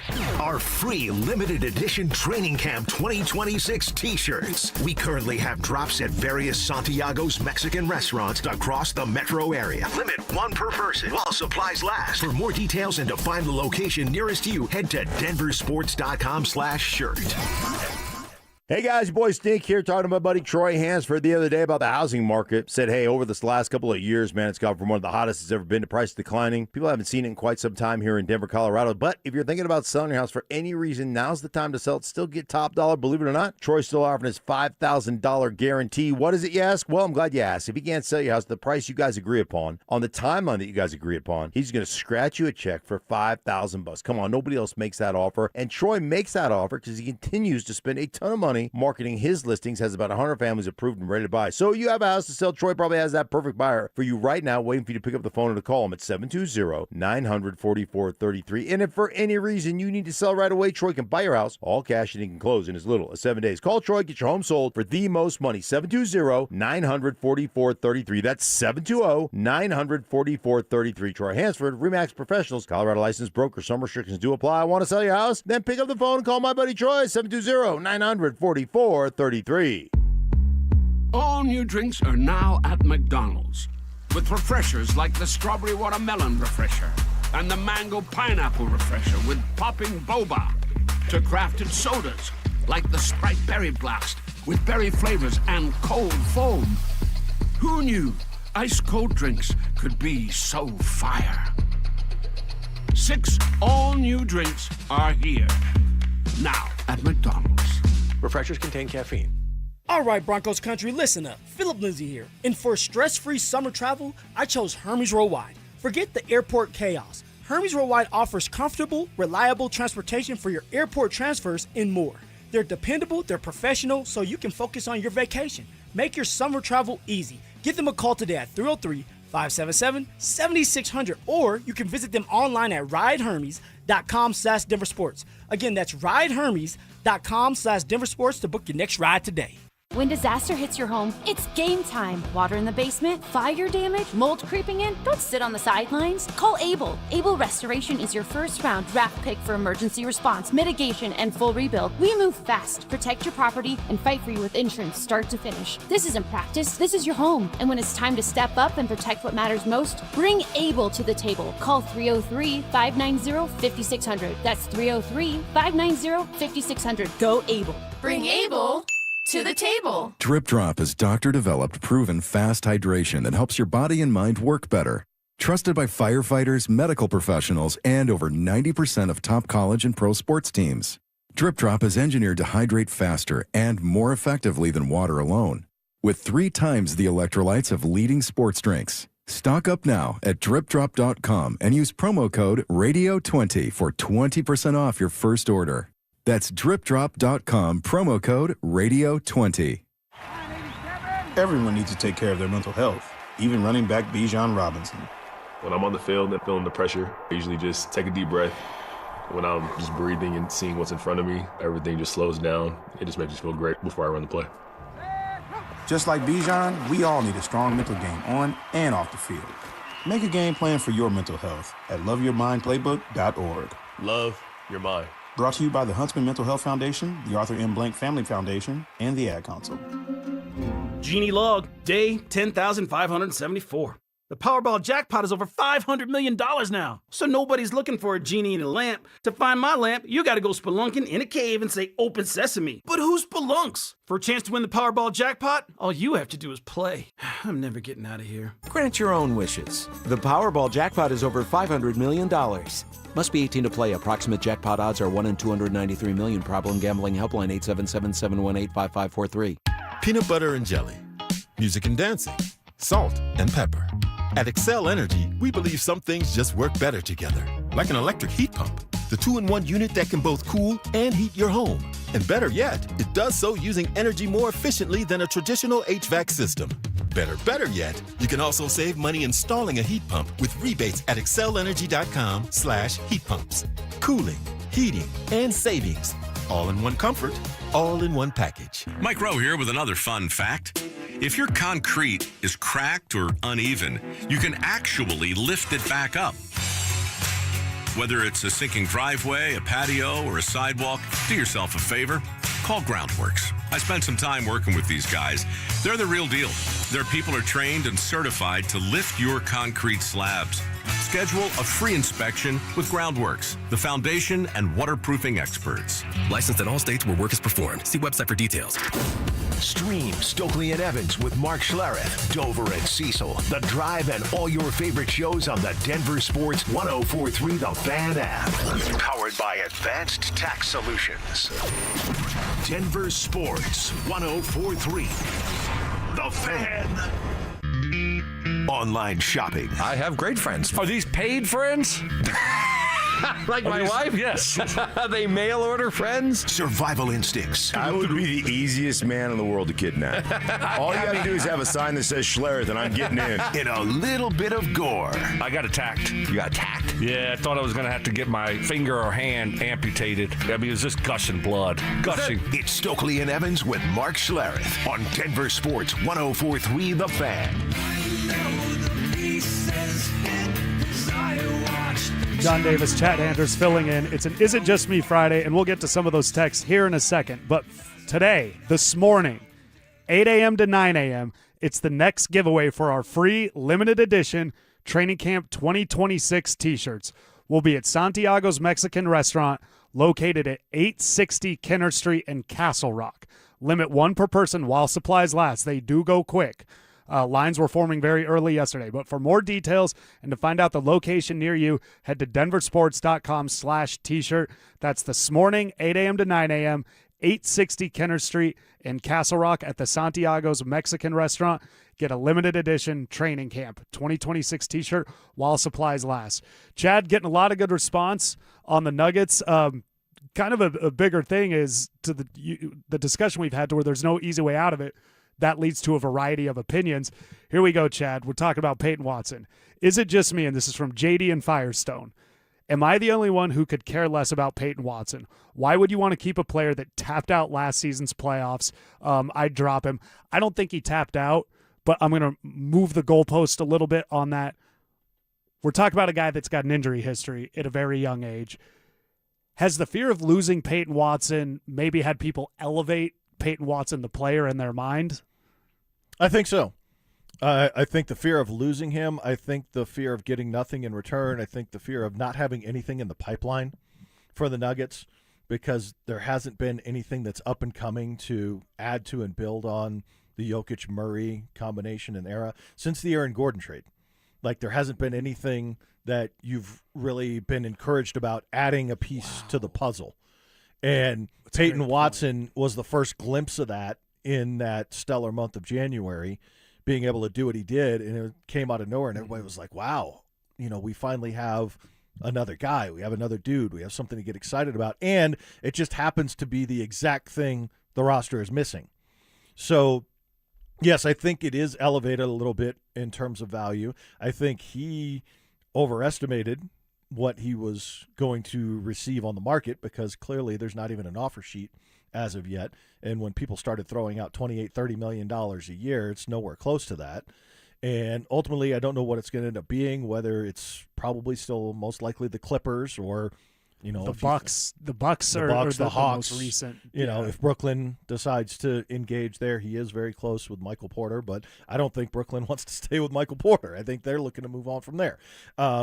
So, yes, I think it is inflated a little bit. And the one thing that I've just had a little hesitation about is as much as I was encouraged by Payton Watson's leap last year and what I think he could be and as valuable as he could be for the franchise going forward, all of his success came in the month Jokic didn't play. And that would just give me a little bit of pause going forward before I went into luxury taxes and repeater taxes and second aprons and gave him a whole bunch of money. Right, because it could be predicated. And it's not to say, I'll be clear, Chad is not saying trade Jokic. No. Let me be clear about that. But it is one of those, the fit. Cecil always talks about fit with players. And what does that fit look like with Payton Watson? And that would be on Adelman if they keep him, is how do you get creative enough? Adelman is, for all his faults as a head coach, is considered to be a very brilliant offensive mind. If Payton Watson comes back, it's not as simple as we shuffle up this starting lineup. Everybody's good to go. We got Payton Watson. There's a lot there on how do you make him fit. Is there concerns? let me put it like this. If Payton Watson comes back, given how this is all played out, are they getting back a motivated Payton Watson, a disappointed Payton Watson? What Payton Watson plays for the Nuggets next year? And I'm saying this without a qualifying offer. He signs a contract, an extension. Is it a disappointed Payton Watson or a motivated Payton Watson? Probably depends on what the number is on that contract he signs. What would make him disappointed? Less than 25 million. Anything equal to or less than what Christian Braun received. So we hear this all the time. If it's $25 million and one a year, that $1 more, we've got him back. Everything worked out. I keep coming back to a Payton Watson. It just feels like to me, the longer this drags out and the moves we haven't seen from the Nuggets, that they could be looking to use him in the manner that you wish they would do with Jamal Murray, which is get back assets and a couple playable players. It's starting to feel like that might be the route this is going to me versus he comes back. And I don't even know how likely that is, to be honest with you. Mm-hmm. I would think if the most likely scenario, if I were to give it to you today, my best guess would be he goes to the Clippers and the Nuggets get Derrick Jones Jr. and a pick in return. That would be the most likely outcome to this, the way I see it. Maybe the Nuggets think differently. Maybe the Nuggets are 100% certain that they're going to sign him and they're going to retain him, and they're just waiting to see how much that costs before they figure out how to shed salary elsewhere is the next move after that. Maybe that is their approach. I don't know, but it doesn't seem to be the case. Is there a scenario where the Nuggets sign and trade Payton Watson and people are satisfied with the return? No, absolutely not. Just because they're not just reading the market, they're not going to get a player that excites anybody. Derrick Jones Jr. is pretty exciting. I mean, he's a high flying, athletic. I mean, he's an exciting player, but he's not going to be your guy that you develop that you're familiar with. The Bucks keep getting thrown around. Rollins, what's the kid's name? Ryan Rollins. Yeah. He's a good ball handler. Let's say they get him a first-round pick and a second-round pick. Is that a trade that help? It may not make headlines, but it helps the Denver Nuggets. Yes, it does. It gives you another point guard, another ball handler. It's not Tyus Jones. It gets you a pick. Yes. It would be one thing that, relieves a little bit of the pressure from the financial constraints the team is operating under, solves the issue, and gets you assets in return, one that's playable and one that's a pick. Yes. And much like everything with this Nuggets offseason, that's all great in theory. And it requires another team to go, yes, we'll do that. And so far, we just haven't seen that. No. And again, the dance partner thing is real. And a lot of it is because of the money and the years attached to Jamal Murray and Aaron Gordon. It's the Nuggets' reluctance or asking price for those guys and what they want to get in return. It's how viable of a team do the Nuggets have immediately next year in Jokic's prime if they do something like that. And it's really more than anything else, other teams looking at what they would have to commit to an injury-prone, aging Aaron Gordon, or what they would have to commit to Jamal Murray as a max player. Yeah, and that's just it. The market's dried up. The Nuggets value them far more than what anybody else values them. So, yeah, it's going to be interesting to see it play out. I am surprised it's gone this long. Michael got a great Is It Just Me? We will get to that one. Everybody, keep them coming. Is It Just Me Friday? RamosLaw.com text line 303-713-1043 or the YouTube chat powered by Champ Honda. We'll actually get to it. We had teased it for this segment, but we got a good text there. The Broncos safeties were ranked against the NFL. Do Chad and I agree with where they landed? I was surprised. We'll get into that next. The Nuggets got bounced in the first round, and instead of fixing the roster, they've spent this offseason chasing LeBron James, a 41-year-old who, according to Shams Charania, doesn't even have Denver on his short list. Meanwhile, Payton Watson is still unsigned. Wing defenders are vanishing off the market, and Jokic just pushed his extension to next year. So is the LeBron dream holding this team hostage? Denver Sports 104.3. The Fan. Hey, performance matters in sports, and let's be honest, performance matters in the bedroom. An athlete's performance can be explained away as a slump. For a man, it's not so easy. It can be erectile dysfunction. Fortunately, Rocky Mountain Men's Clinic are experts at treating ED. They use advanced medical science to empower male performance with therapies that go far beyond pills. So they have the science down pat, but having worked with them for years and having them help me boost my testosterone levels, I've seen their all-star staff in action. Professional, compassionate, understanding you're coming to them with some anxiety, maybe some embarrassment. They put you at ease and go to work putting together a customized treatment plan that could have you having great sex the very next day. So schedule a consult, just $99. You will meet with a Colorado licensed medical provider, take a TNPSA test, and if medically advised, a test dose. And if that test dose does not work, your entire office visit is free. 5 locations around Denver to better serve you, including Fort Collins, Colorado Springs, and Castle Rock. Call today, 720-440-7900, and at RockyMountainMen'sClinic.com. At Uline, the prevailing opinion is, if you don't live it, you don't believe it. The people at Uline believe in hard work, and they live it by being there 24/7 to answer your call, having 41,000 items in stock, and offering same-day shipping from 12 locations across North America. Business owners, sellers, buyers, shippers, and packers believe it. Uline is the hard-working, dependable source for your shipping and industrial supplies. Visit uline.com. Jane is a small business owner. That's right. And tell them what that's like, Jane. Yeah, well, it's like a roller coaster with a lot of ups and downs, and some days things can feel like they're flying off the rails. Yep, it's a lot. But the Total Solutions Advantage only from Comcast Business can help you manage it all. With the largest, fastest fiber-powered network designed for 100% reliability with business internet and wireless connect. Plus gig speeds with security and equipment included. All with a 5-year price lock. Nice. So everything stays on track. Exactly. The Total Solutions Advantage. Get started for just $60 a month for 12 months when you add wireless connect to a qualifying internet package. No one does business like Comcast Business. Limited time offer. Restrictions apply. New customers only. 1-year agreement, paperless billing, and automatic payments with bank account required. $60 offer requires 300 meg internet, security edge, and additional qualifying service. Equipment, taxes, and fees extra.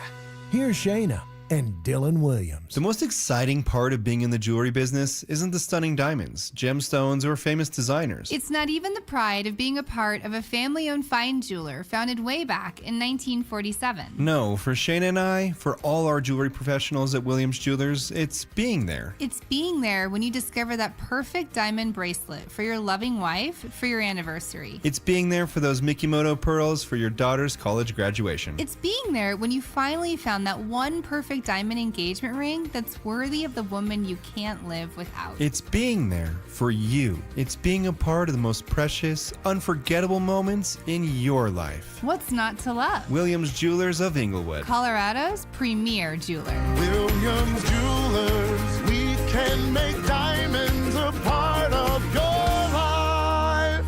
Williams Jewelers of Inglewood, on the corner of Bellevue and Broadway, the official jeweler of the Colorado Avalanche. This segment on The Fan is built by Denver Deck Builders. Denver Sports Snapshot. Sunday night on The Fan, LA faces New York in baseball action starting at 5. Presented by Gebhardt BMW, your trusted family dealership since 1975. Listen up, Denver. This hour's keyword is Defender, DEFENDER. Text Defender to 303-713-1043 right now for your chance to win a $250 gas card. That's Defender to 303-713-1043. By texting, you agree to receive an automated marketing message from Denver Sports 1043 The Fan. Message and data rates may apply. For complete rules or to enter the keyword online, visit www.denversports.com/keyword. Any way you want it, it's the way you need it. Any way you want it. Self-appointed nicknames. Obviously, I am the hockey guy at this station. Grammar lessons. High five, Fama Jamma. And Oscar-worthy impressions. My version was, get off my plane. Okay. Yours was, get off my plane. It's Stokley and Evans with Mark Schlereth on Denver Sports 1043 The Fan. John Davis, Chad Anders sitting in for the fellas on this Is It Just Me Friday. Text those in 303-713-1043 or the YouTube chat powered by Champ Honda. Chad, ESPN, they've been ranking every position so far this offseason. Yesterday was the last one, and they did the safeties. And the Denver Broncos, Hufanga and Brandon Jones, one of the best safety combos in the league. We all saw the impact of Hufanga last year. The Broncos are blanked in the top 10 safeties, not even really in the honorable mentions. Hufanga and Brandon Jones are in the also received votes category. I don't get no respect at all. So we got Rodney Dangerfield. So they're very far down. Brandon Jones, I think he's really good. We saw when Brandon Jones was out, but was Hufanga snubbed on this top 10 safeties list? I don't think so, just because of an injury history. And last year, as good as he was, he dropped a lot of interception opportunities, and he didn't quite create the chaos that I think maybe he previously did in San Francisco. The big plays, the forcing fumbles, the collisions. It was there. He was good. But I almost wonder if Brandon Jones is the guy that gets the slight based on how the defense played when he was in and how they played when he was out. This list is interesting to me because they're in a group that has some other pretty big names, regardless of what you think about their recent play or what they're going to provide in the season coming. Jalen Ramsey is also in that group where those guys are, Minka Fitzpatrick, and those are household names at the safety position that the execs didn't really think too highly of in this list. But the more I look at it, it is really strong 8 deep. I'll say that. The top 8 are really, really good. After that, it's splitting hairs to me. I don't know how much you can determine the value or the impact between, who they have at 9 in Kirby Joseph or 10 Kalen Bullock, between those guys and a Jalen Ramsey current day or Hufanga current day. Yeah, it is. It does get pretty packed, but you're right. I don't think people realize how effective some of these safeties are, particularly the top 2, Kyle Hamilton and Derwin James. Those guys are game wreckers. Derwin James we're reminded of twice a year, and I hate it every time we play the Chargers. Yeah, he's the one guy for the Chargers, and I don't mean the snarky, that they can kind of get healthy enough continually. They can't keep anybody healthy, but over the past decade, he's been a guy that has been very consistent for them as far as being on the field, being effective on the field. Hufanga, you make a great point. The interceptions, and it's not just lack of interceptions, it's the ball was thrown to him a few times, and he just dropped it. There was other times where Hufanga and another player would collide, Broncos player, going for it. And that game wrecker, what we did see from him is he forced that fumble against Buffalo, where he just totally put a hit on. Was it Cook that he hit him? More plays like that, not necessarily the force of the collision, but just big game, big moment, go out there and make it happen. More of those types of plays would probably have him getting into that top 10 here. And he's certainly capable of it. I mean, he is a guy that is capable of making the opponent feel him. He is out there, and guys are actively aware of where he is on the field and don't want to go that direction. Right. He can be that type of player, and the Broncos have a great history of that at safety. Well, let's be honest. As good as anybody. And yes. He can be that guy. The interception thing and the drops, it's almost like the Riley Moss argument at corner. It's like, well, yeah, you don't want the penalties from Riley Moss, but he has to be in the play to get penalized. Well, you don't want the drops from Hufanga, but he was there with the ball coming straight in his hands, so you can't really blame the guy for being in the right place and seeing the play and diagnosing it and being ready to make it. He just dropped the ball. So how mad can you get at the guy when they're doing the right things? It's just not finishing the play. That's what's hard. Is it's like he was where he needed to be. The team didn't advance the ball, but you got to catch that. And that might have been a thing. That was kind of a thing with this Broncos defense all last year. Is you're so dominant, but you actually are giving up opportunities to really pour it on. Yeah, they could be these better. Teams. They could be better. And kind of sticking with that safety, you brought up Brandon Jones. Sometimes the most important guys are just not – it's just not as loud with them out there. When Lamar Jackson 2 years ago just annihilated the Broncos, I think Brandon Jones was out that game specifically. But one concern I have about this Broncos roster is actually that backup safety position because Hufanga's got an injury history. We saw Brandon Jones go down last year, and P.J. Locke is gone now. He's I think Dallas is where P.J. Locke went. And when he stepped in last year for Brandon Jones, it wasn't great out the gate, but he ended up playing well. He picked off Josh Allen right after Bo Nix threw a pick last year, so he took the momentum back for the Broncos.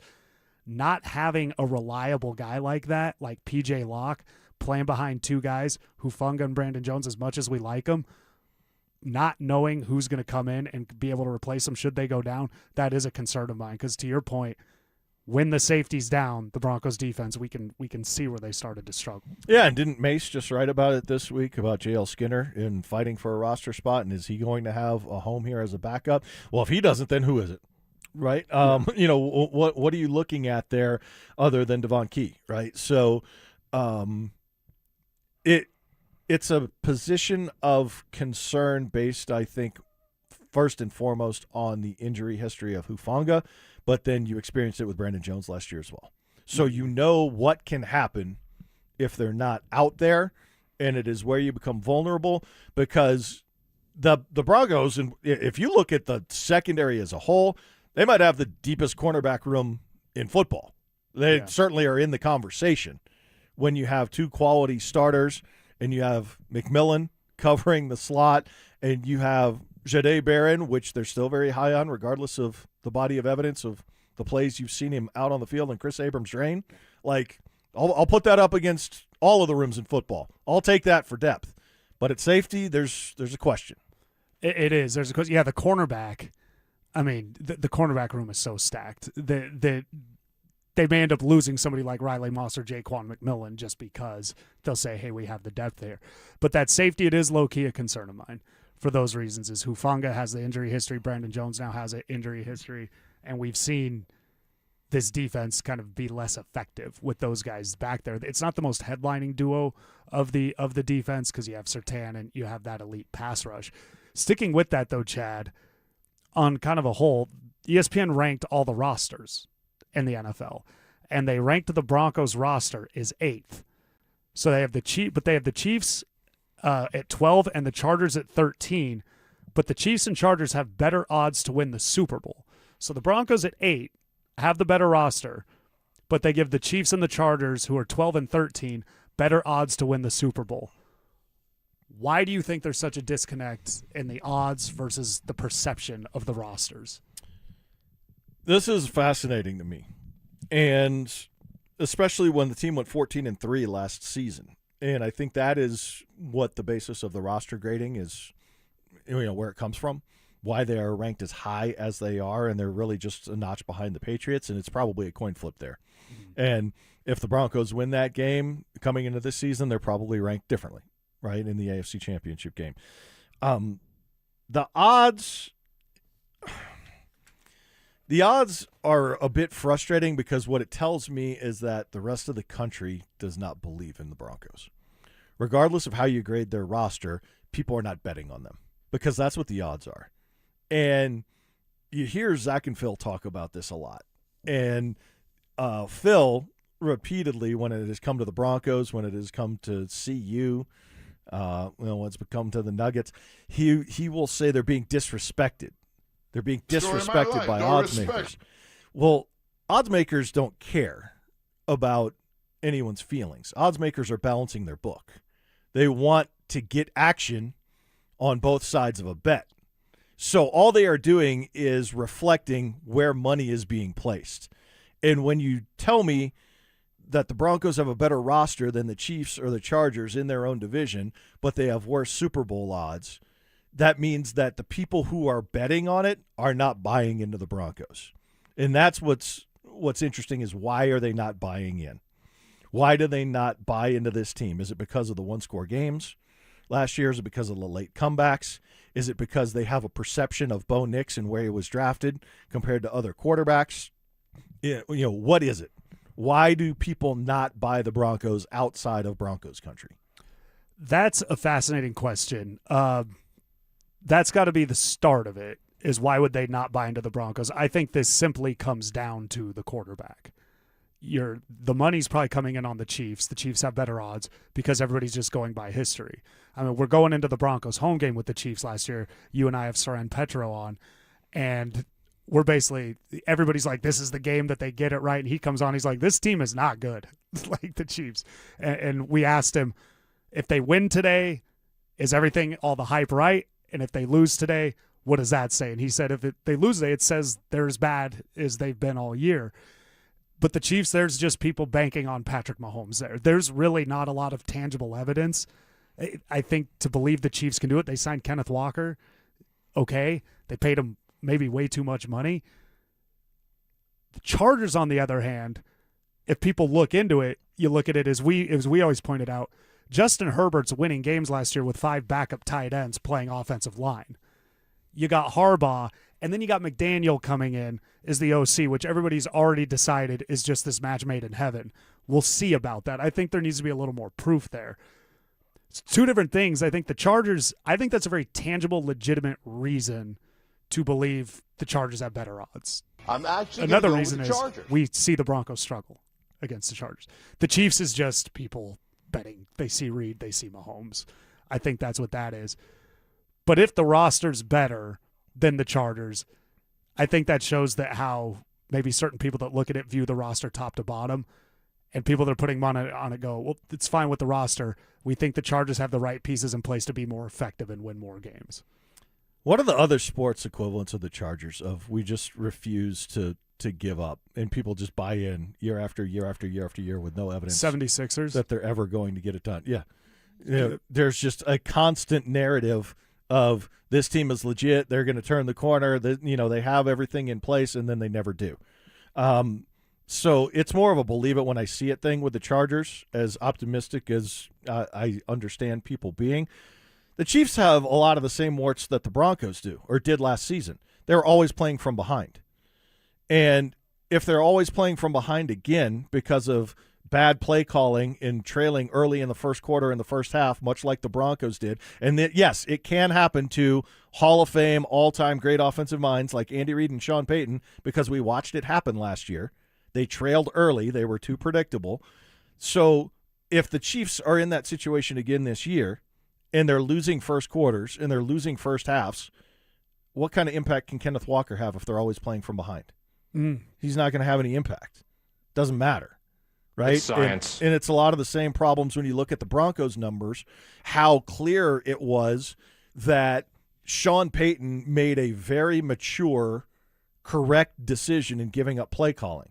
Because when you look at how the Broncos break down and how their games evolved, how they unfolded, and what the numbers look like, play calling held them back in all of their stats across the board, and it is why they were behind all the time, because you can't have a number 1 ranked offensive line and no run game. You can't lead the league in pass attempts but be 12th in yards per game and 15th in points per game and 16th in yards per game.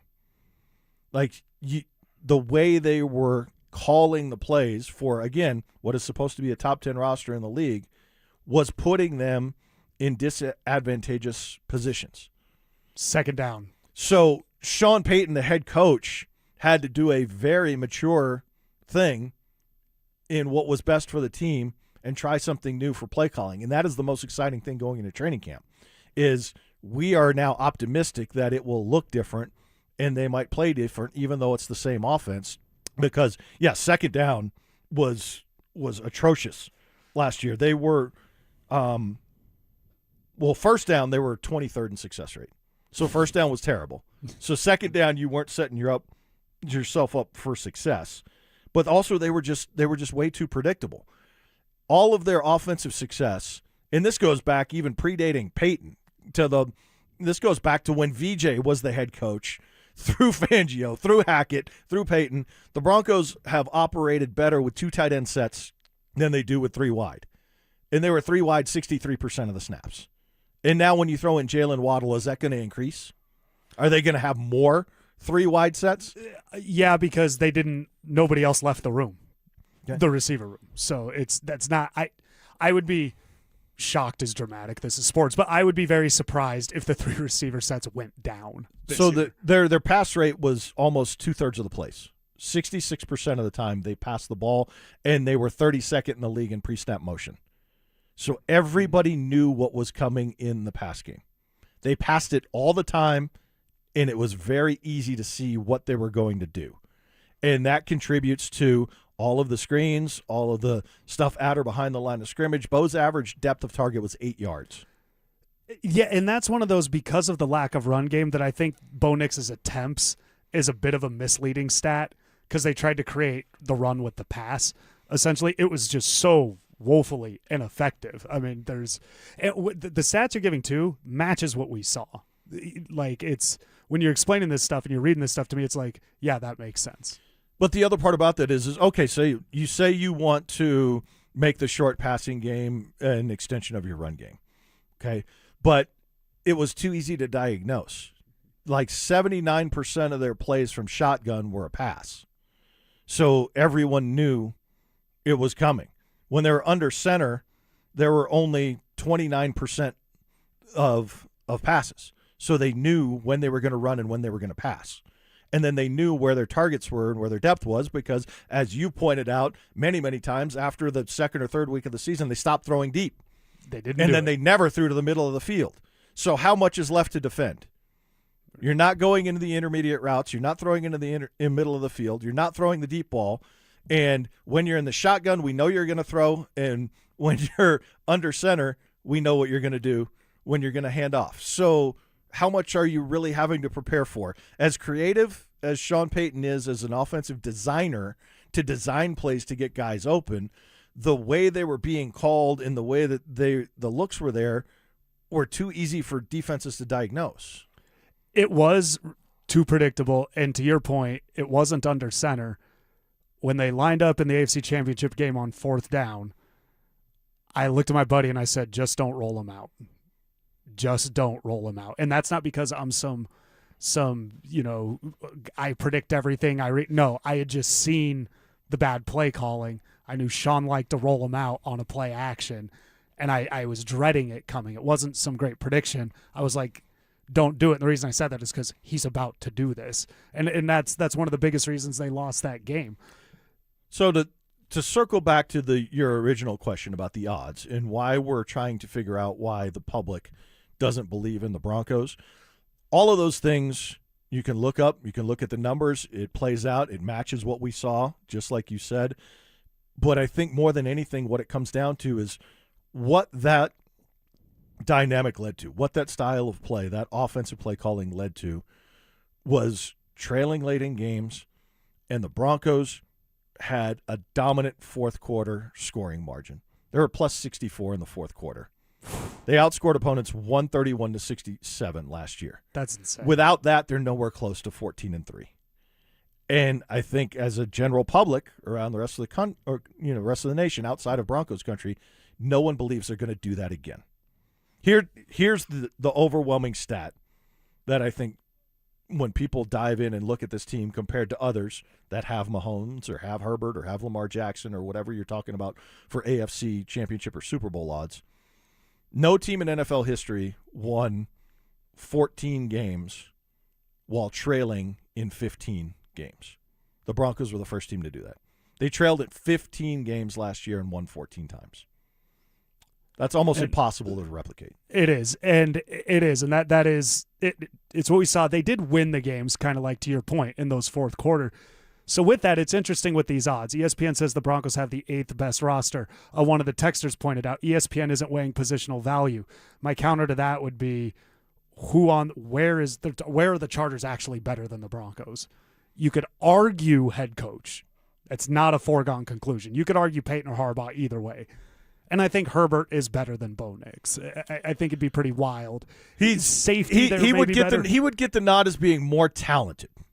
Better again, different question because the results don't reflect that he's better. That's a great point. We talk about that talent, effectiveness. The other thing that I think is interesting is the money coming in on the Chargers because the Broncos have the 8th best ranked roster, the Chiefs 12th, the Chargers 13th, but the odds of the Chiefs and Chargers winning it all are higher. The Chiefs, again, that's history. They're going by what they've seen in the past. The Chargers might be getting a bump because of the play caller. But as you just pointed out, the thing that held the Broncos back most last year was the play caller. They've changed that. So it's kind of funny that the Chargers might be getting the benefit of the doubt on this new play caller is going to fix everything, and the Broncos are still held in this wait-and-see mode. And I think it's because the narrative and the hype around Herbert is just bigger than it is around Bo Nix. I think there's also the element that they've seen Mike McDaniel call plays. Nobody's seen Davis Webb call plays. Right. So, I think that has to be a bit of Sometimes that actually works the other way to where somebody's crowned ahead of time. But with that, it is you just make a really good point earlier, too, about why the Chargers have better odds. Just everybody keeps going back to that person they date that treats them bad. And the Chargers, everybody goes back to the Chargers every year. And I think there's a lot of tangible reasons. I think the Chargers' biggest problem is they're just organizationally not good. Harbaugh's great. That was a great hire. Ownership. They have bad ownership. They have bad ownership for 15, 20 years. Everybody's hurt. I mean, everybody is hurt on that team constantly. And it keeps happening. And I don't know if Harbaugh brought in his new people, but it just keeps happening with the Chargers. So for the Broncos going forward, and I think this is the task that they have to manage between Sean Payton and Davis Webb and through Bo, to make a change on their lack of success on first and second down, to put themselves in better position, eliminate the 3 and outs, and be much less predictable, Davis Webb has to be a more aggressive play caller than Sean Payton was. And I think the biggest question going into the season is, how are Sean and Bo going to receive that when Sean has been so risk-averse? Sean has come in here and through his growth and his evolution as a head coach, whether he was previously like this in New Orleans the whole time or whether he has just developed into this coach, has been first and foremost risk-averse at quarterback play. He's like, I don't care how many big plays you make, don't make any negative plays. Don't take sacks, don't turn the ball over. And he's been extremely risk-averse in his play calling. And it seems like Bo wants to be more loosey-goosey and open it up and take more chances. How is Sean going to react to that? How is Bo going to react to that if it does cause more negative plays? And is Sean going to be open and receptive to letting it play out with more aggressive play calling when mistakes happen? Because you are going to open yourself up to mistakes. If you're throwing to Jalen Waddle in the middle of the field, you're throwing into more traffic. If you're trying to use Evan Ingram, or I think they can use Justin Jolie. I think he's a guy that can catch balls in traffic as a rookie. But if you're going to put the ball there, you're going to open yourself up for bad things to happen. And how are Sean and Bo going to react when that happens? Because it's inevitable that it will. And are you okay with having more negative plays if you're more explosive and have more positive plays? That's going to be interesting. And one last thing, as a texter pointed out, Eric Bieniemy is back with the Chiefs. So we've got all these different offensive minds coming into all 3 teams. John Davis, Chad Andrews sitting in today on an Is It Just Me Friday. We'll get to your texts. And Bill Barnwell put trade compensation value on each top player in the NFL. How did the Broncos fare in that? We'll get into all of that next. They're back. Our free limited edition Training Camp 2026 t-shirts. We currently have drops at various Santiago's Mexican restaurants across the metro area. Limit 1 per person while supplies last. For more details and to find the location nearest you, head to DenverSports.com/shirt. 6-pack abs. That's going to take a lot of work. Finding that perfect tan. Hey, you got burned, but that's how you get your base tan. You put a lot of work into feeling and looking your best for the summer, but fixing your hair loss could end up making the biggest difference. Great opportunity to get introduced to advanced hair restoration and take advantage of their once yearly summer savings event. I got introduced 20 years ago, and boy, am I glad I did. They stopped my rapidly receding hairline, and here we are 2 decades later with a head of hair that I feel good about. Advanced hair restoration uses an incredibly simple yet effective 1 10-day hair loss solution that takes your own hair and begins to regrow it the very next day, and it's even guaranteed to grow. No magic, no gimmicks, just real science, the latest technology, and legendary Dr. Tanya Pauls, who did my hair 20 years ago. The summer sales event is on for a limited time, so schedule your free consultation today. Call 720-459-HAIR and at advancehair.com. That's advancehair.com. This is a special alert to all Americans who own a vehicle with less than 200,000 miles with an auto warranty about to expire or with no warranty coverage at all. Due to a decline in the economy, CarShield is announcing a low-cost month-to-month vehicle protection plan that is now available to the public to save any driver out-of-pocket expenses on future auto repairs. Call now to find out how you can pay almost nothing for covered auto repairs. Yes, you heard that correctly. Pay almost nothing for covered auto repairs. An open phone line has been established for all drivers to call for a free quick quote. Call 800-330-8323 now. Drivers who are covered will not have to pay for covered repairs again. This protection plan is at an all-time low. Additionally, drivers who activate this vehicle protection today will also receive free roadside assistance, free towing, and car rental options at no additional cost. Call us for your free quick quote today. 800-330-8323. That's 800-330-8323. What do you have to lose? Call 800-330-8323. Again, 800-330-8323. Well, Lorenzo, the pitch looked good. Yeah, so green. USA keeper was decent enough. Didn't have much to do. 99 minutes. Not a single goal. Well, Bet365 sure came through, though. I bet $10 and got $150 in bonus bets just for signing up. At least someone scored. Bet365. Winning is everything. Gambling problem? Call or text 1-800-GAMBLER. 21 plus only. Must be physically located in Colorado. T's and C's apply. In-app only. We're hiring at Don's Garage Doors. No experience? No problem. We provide full training, a brand new van, top-of-the-line tools, a gas card, and steady jobs with weekly pay.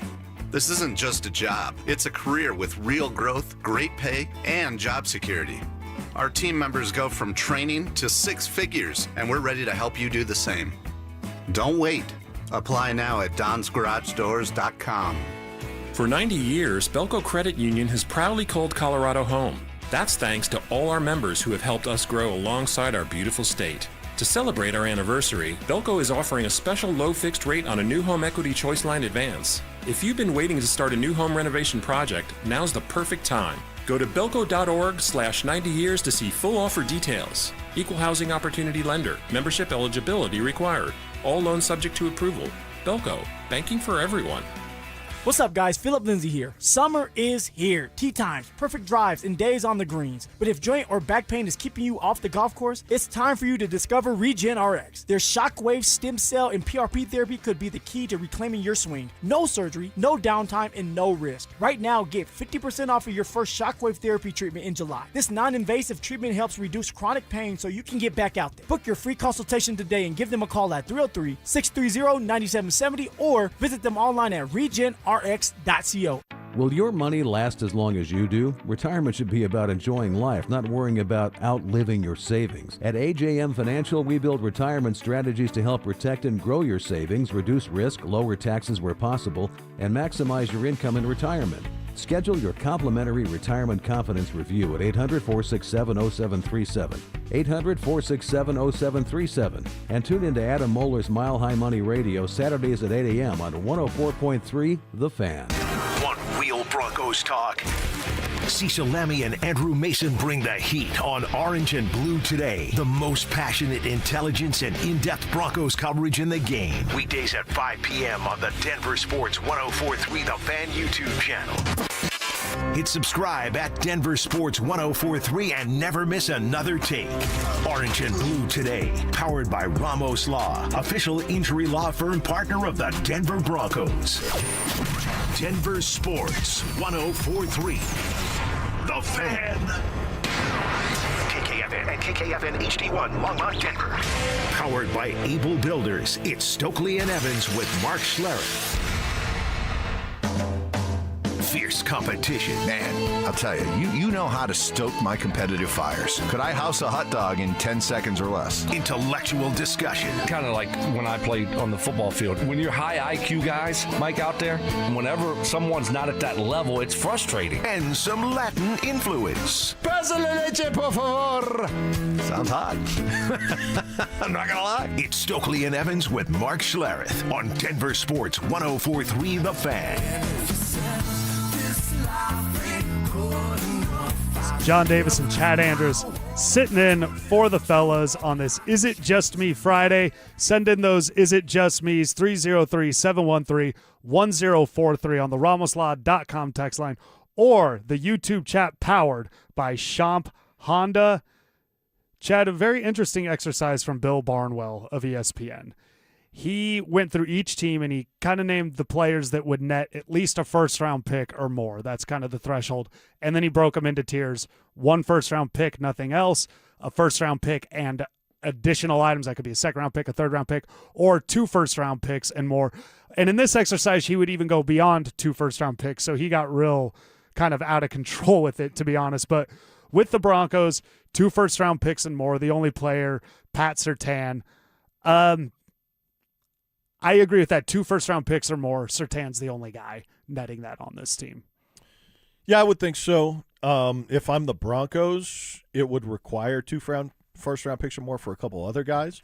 But in terms of what would be offered if someone picks up the phone and says, hey, we'll give you this for that, that's probably the accurate assessment. I would say that's the most accurate of where he stands on the Broncos stuff. I think Bo Nix would get 2 first-round picks. Just given the position, the success that he's had. We talked about Jay Cutler earlier. Jay Cutler got 2 first-round picks and a player. They got Kyle Orton back in that trade, and I can't remember if there was additional picks or not. Nix has actually had more success. Cutler was more the sexier quarterback as far as the arm talent and everything like that. But I think Bo Nix, I do disagree with Barnwell here that Nix would be 1 first-round pick or more. I think Bo Nix nets 2 first-round picks. I think you would have to when you're talking about a third-year quarterback that's gone to the playoffs those first 2 years in the league and went 14-3 last year. Regardless of anything else, regardless of stats, the wins. Count wins. And let's just, play hypothetical. Let's say, knock on wood, Bo's foot, ankle is an issue this year. And the Broncos don't live up to expectations, and they're a team that misses the playoffs. And suddenly you're in a position where you are looking at, are you going to extend him and pay him big-time quarterback money of $50 million, $60 million a year plus? Or if someone says, hey, we'll give you 2 first-round picks for him. Like, is that a realistic conversation the Broncos have on the table if things absolutely went off the rails this season? Would they entertain that? I believe they would if it's got the injury that you're talking about to Bo Nix, because take everything into consideration, it's a big quarterback draft class next year. And so if Sean and George see somebody they like and somebody's offering them additional picks, George Payton's going to listen to anything that offers additional picks. If it plays out like you said, there's an injury, they underachieve, there's an offer for 2 first-round picks on the table, I'm not saying the Broncos would do that, but I think they would for sure entertain that thought.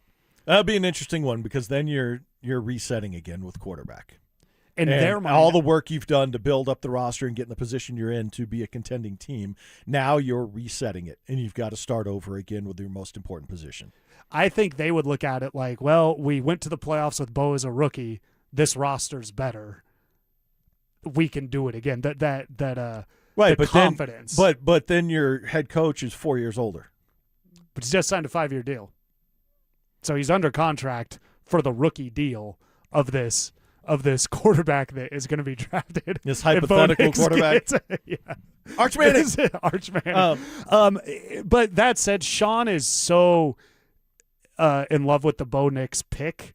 I think ultimately the Broncos would decide to keep him if he was hurt and that offer came along. Something we've talked about. It's the Jamal Murray situation all over again. Is it? But is it Jamal Murray? So does extending Bo outright, this is a little bit off from the Bill Barnwell, but you brought it up, Does extending Bo Nix, Jamal Murray, the Denver Broncos? Here's the counter I would have to that. They were paying top quarterback money the first 2 years they had Bo Nix, and they found a way to succeed.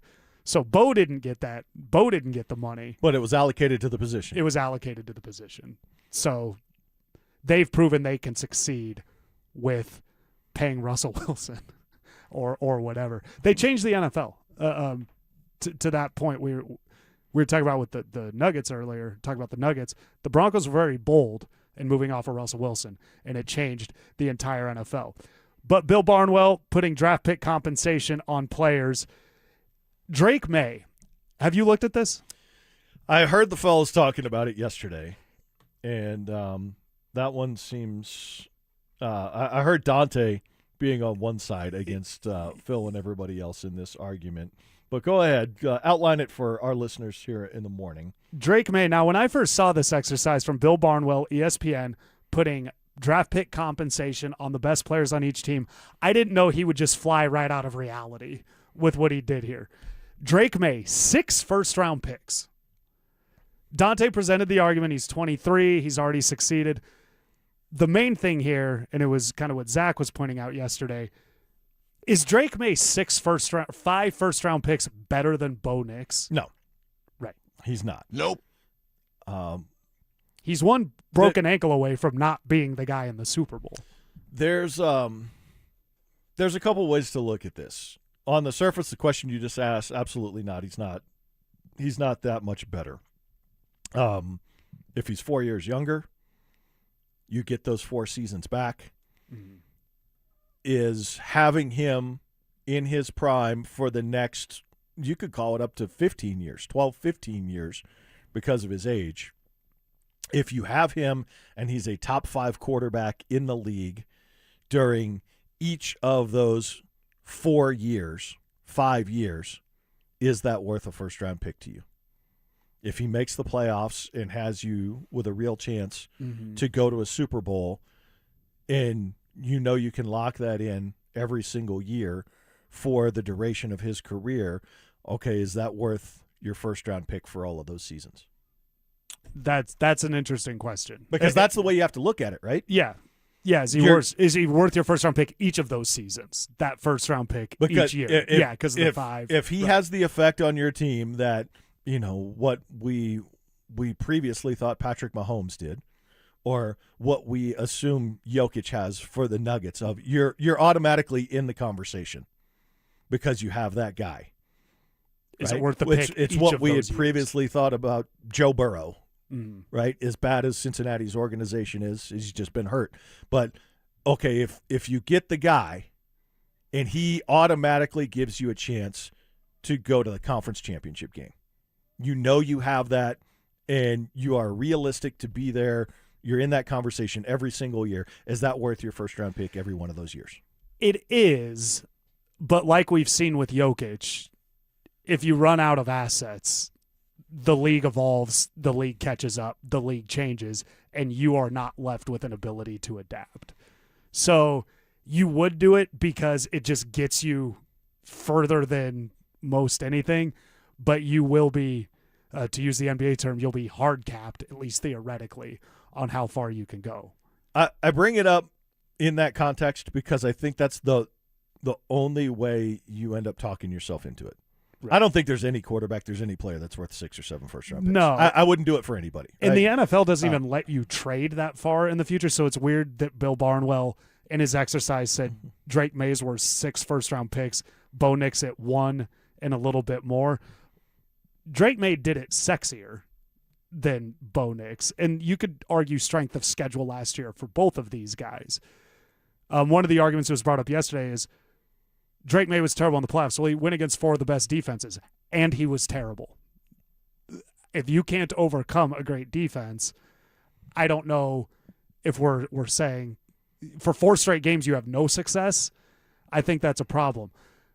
With Drake May, I'm very fascinated to see how he responds because very few quarterbacks get back to the Super Bowl after they lose it. It doesn't happen often. It does happen. The way he lost it was brutal. I mean, he did not have a good game. He got beat up. People were already questioning, his play in the previous games. So Drake May's ability to respond right now is going to be interesting to me because he is only 23. There's a lot of time left for it to go off the rails. And there's too many other factors in football, right? What's going on with this head coach this offseason? And how does that continue to evolve and develop? And is he going to have him for his whole career? There's too many questions like that come into play when you're building a 53-man roster and you have head coaches and coordinators and everything else. But the reason it's interesting in talent evaluation and what it always comes down to is you have to have these hypothetical arguments, and there's going to be a group of people that view it on what the player has done, and they compare what's on the resume. But if you're a talent evaluator and you're considering any of these options, you have to project what they're going to do. And when you're talking about paying guys contracts or extending them or trading for them and giving up assets, you can't do it based on their resume. You have to do it based on the projection. And what Bill Barnwell is saying here is the projection for Drake May far exceeds his projection for Bo Nix. Right. To your point, it would be worth not having a first-round pick each year. And that's just to say, and that's where I have the disagreement with Bill Barnwell here. I understand having a higher value on Drake May than Bo Nix. That I'm not going to push back and say no way. To something you always bring up, Drake May appears more talented at certain things, but there's certain things Bo Nix does better than Drake May. But it's that projection. It's the delta. Zach used that term yesterday. The difference between the two of them. It's just that gap is kind of ridiculous. Yeah, between just because Bo Nix and Drake they May. do things a different way. Right. And look, everything is faster, more instant. We come to conclusions. We evaluate people. We, make judgments. We form opinions much faster than ever before. What it feels like, what it feels like to me, and I'm old enough to have some sort of tie to it. I'm not that old that I watched every snap. But what it feels like is Bo Nix is getting the Terry Bradshaw treatment. That's what it feels like. It's like in the modern day, like he's going to be the guy that wins, but no one's ever going to give him the credit for the winning. They're going to say it was the team around him or the coach or the defense or right. But he's going to be the guy that stacks up all the wins. And no one's ever going to put him in the conversation with the best quarterbacks or the best players in football. It just feels like we're very quickly approaching that form of a narrative, that he's the Terry Bradshaw. Oddly enough, Marino kind of the entire time he played, every year was Dan is the best quarterback, and Jim Kelly's going to 4 Super Bowls in a row, and John. So that's fascinating to see how that plays out because he is. It's Bo's largely dismissed. Bo Nix rarely can be complimented without somebody. Yeah, but you rarely just get the, hey, it may not look the way you want, but he gets it done. It's sometimes Bo Nix. And this is a little extreme, he's talked about almost like he's Tim Tebow with his ability to play quarterback. When he moves around and he wins late, there's a lot more to what makes Bo Nix successful out there. And Drake May played great. Drake May deserved a lot of the accolades that he got. He deserved to be in that MVP vote. And I think they proved in the playoffs they were a good team. They went to the Super Bowl. His performance on the way to the Super Bowl was questionable. And a lot of people, he did play top defenses, but guys, he wasn't playing. There were opportunities for success, is what I'm saying. It wasn't the 85 Bears. As good as the Texans were, there were opportunities for success there because C.J. Stroud was doing everything he could to make sure the Patriots, could win that game, and ultimately they did. But there was opportunities for success there. But that's Drake May. He's not 6 better than Bo Nix, is what we're getting at. But we live in a world and a time of stats and analytics and everything available, and fantasy football and gambling and everything else. And people not only want your player to win, they want them to be dominant and show that they're the best and they're the reason why. Yeah. And winning's just not good enough for the narrative. They have to do it in a way that impresses people and is flashy and makes them clearly think that they're a better player than everybody else, not just a player that can win the game. And it's ironic because Tom Brady is universally regarded now as the GOAT, and everybody just freely acknowledges that, and he's never the guy that had the gaudy stats outside of the Randy Moss season. He's never that guy. He was just the guy that won more. He wasn't the guy that looked like he was the most athletic or the most talented or had the best arm, but he won all the games. So, Brady is elevated in that way. Terry Bradshaw never was. But Bo Nix seems to be falling more into those type of narratives of, yes, he was the quarterback of the winning team, but the team didn't win because he was the quarterback. Right. That's where they're going. So with this exercise, Bill Barnwell put draft compensation trades on players across the NFL. He has one first rounder and then some for Bo Nix. That'd be like a first and a second. He has 6 first rounders for Drake May. To your point, who gets the credit? Where do you place this? Have you looked at where Jalen Hurts is in this? I haven't. I need to find that. Where do you think Jalen Hurts is at? Because this kind of goes into what you're talking about. It can't be more than 1, but he's a Super Bowl MVP. It's 1 first round pick and more. Okay. So a guy that's been to 2 Super Bowls and won one and was not the reason they lost the previous one, was mostly the driving factor why they were in the one that they lost. Was MVP of the one they won. Of the one they won. Jalen Hurts is 1 first round pick and more, yet Drake May, who just got annihilated in his Super Bowl, is 6 first round picks. It's just further evidence that winning is not enough. Winning is not enough for the way we view players. It's style points. It has to look the way that we want. Do you remember a guy named Harold Miner? Yeah. What was his nickname? Baby Jordan. Baby Jordan. Could you have put worse expectations or like more? But it was one of those, he was the dunk contest and everybody got on him that, he kind of skyrocketed. He got that nickname.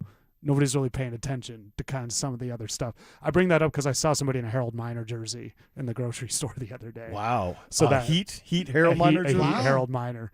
So that blew my mind with that. But kind of overall, that's where this exercise kind of gets a little weird, that we're saying Drake May is that significantly better than certain players when he's had one really good season, a good rookie season, and then last season. So back to the Broncos on here.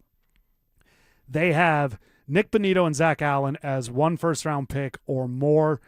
I think I was surprised they had Zach Allen that high, but Nick Bonito is in that 1 first round pick or more.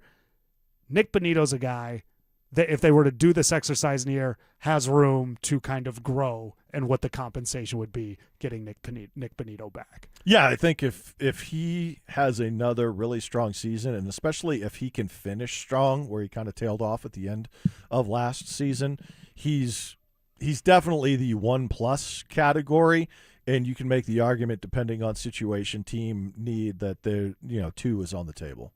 Yeah, he'll grow. Zach Allen, I don't think in this exercise, 1 first round pick and more, I don't think he does anything that gets him out of that stratosphere.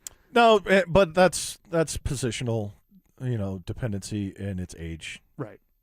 So Bonito's a guy. What do we need to see from Nick Bonito more of this year? Is it causing turnovers? Is it the full 17 games effectiveness?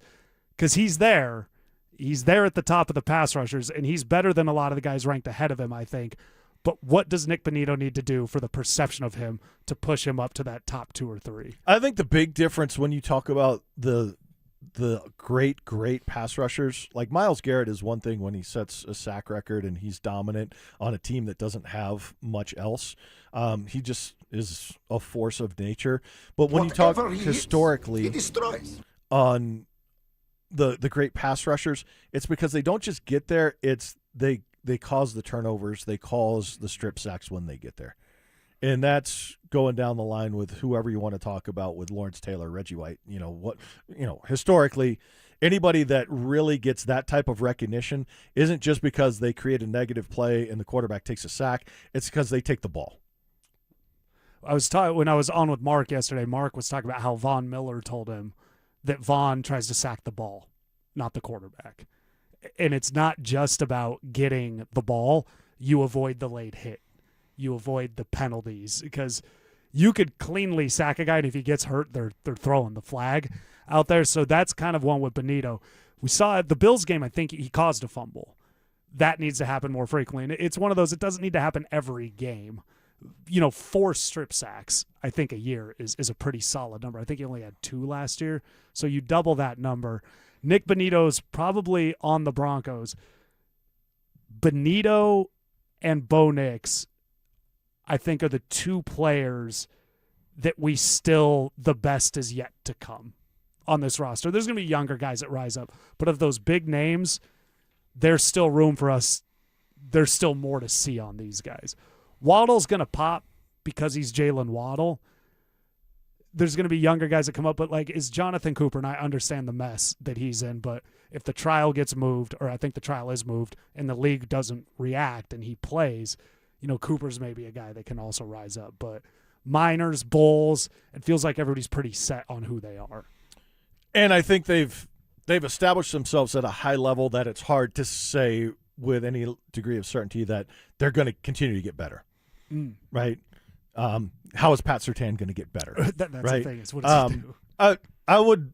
I would say the one opportunity, and it's definitely not anything certain, but the one opportunity to really shine and show improvement that I would add to that is I think there's a chance. I don't know how much percentage weight I would put on the chance, but I think there's a chance Courtland Sutton has his biggest season because of the presence of Waddle in Bo's 3rd season. Courtland Sutton has been trapped in a box with 2 defenders from the hash mark to the sideline and has still been a productive player.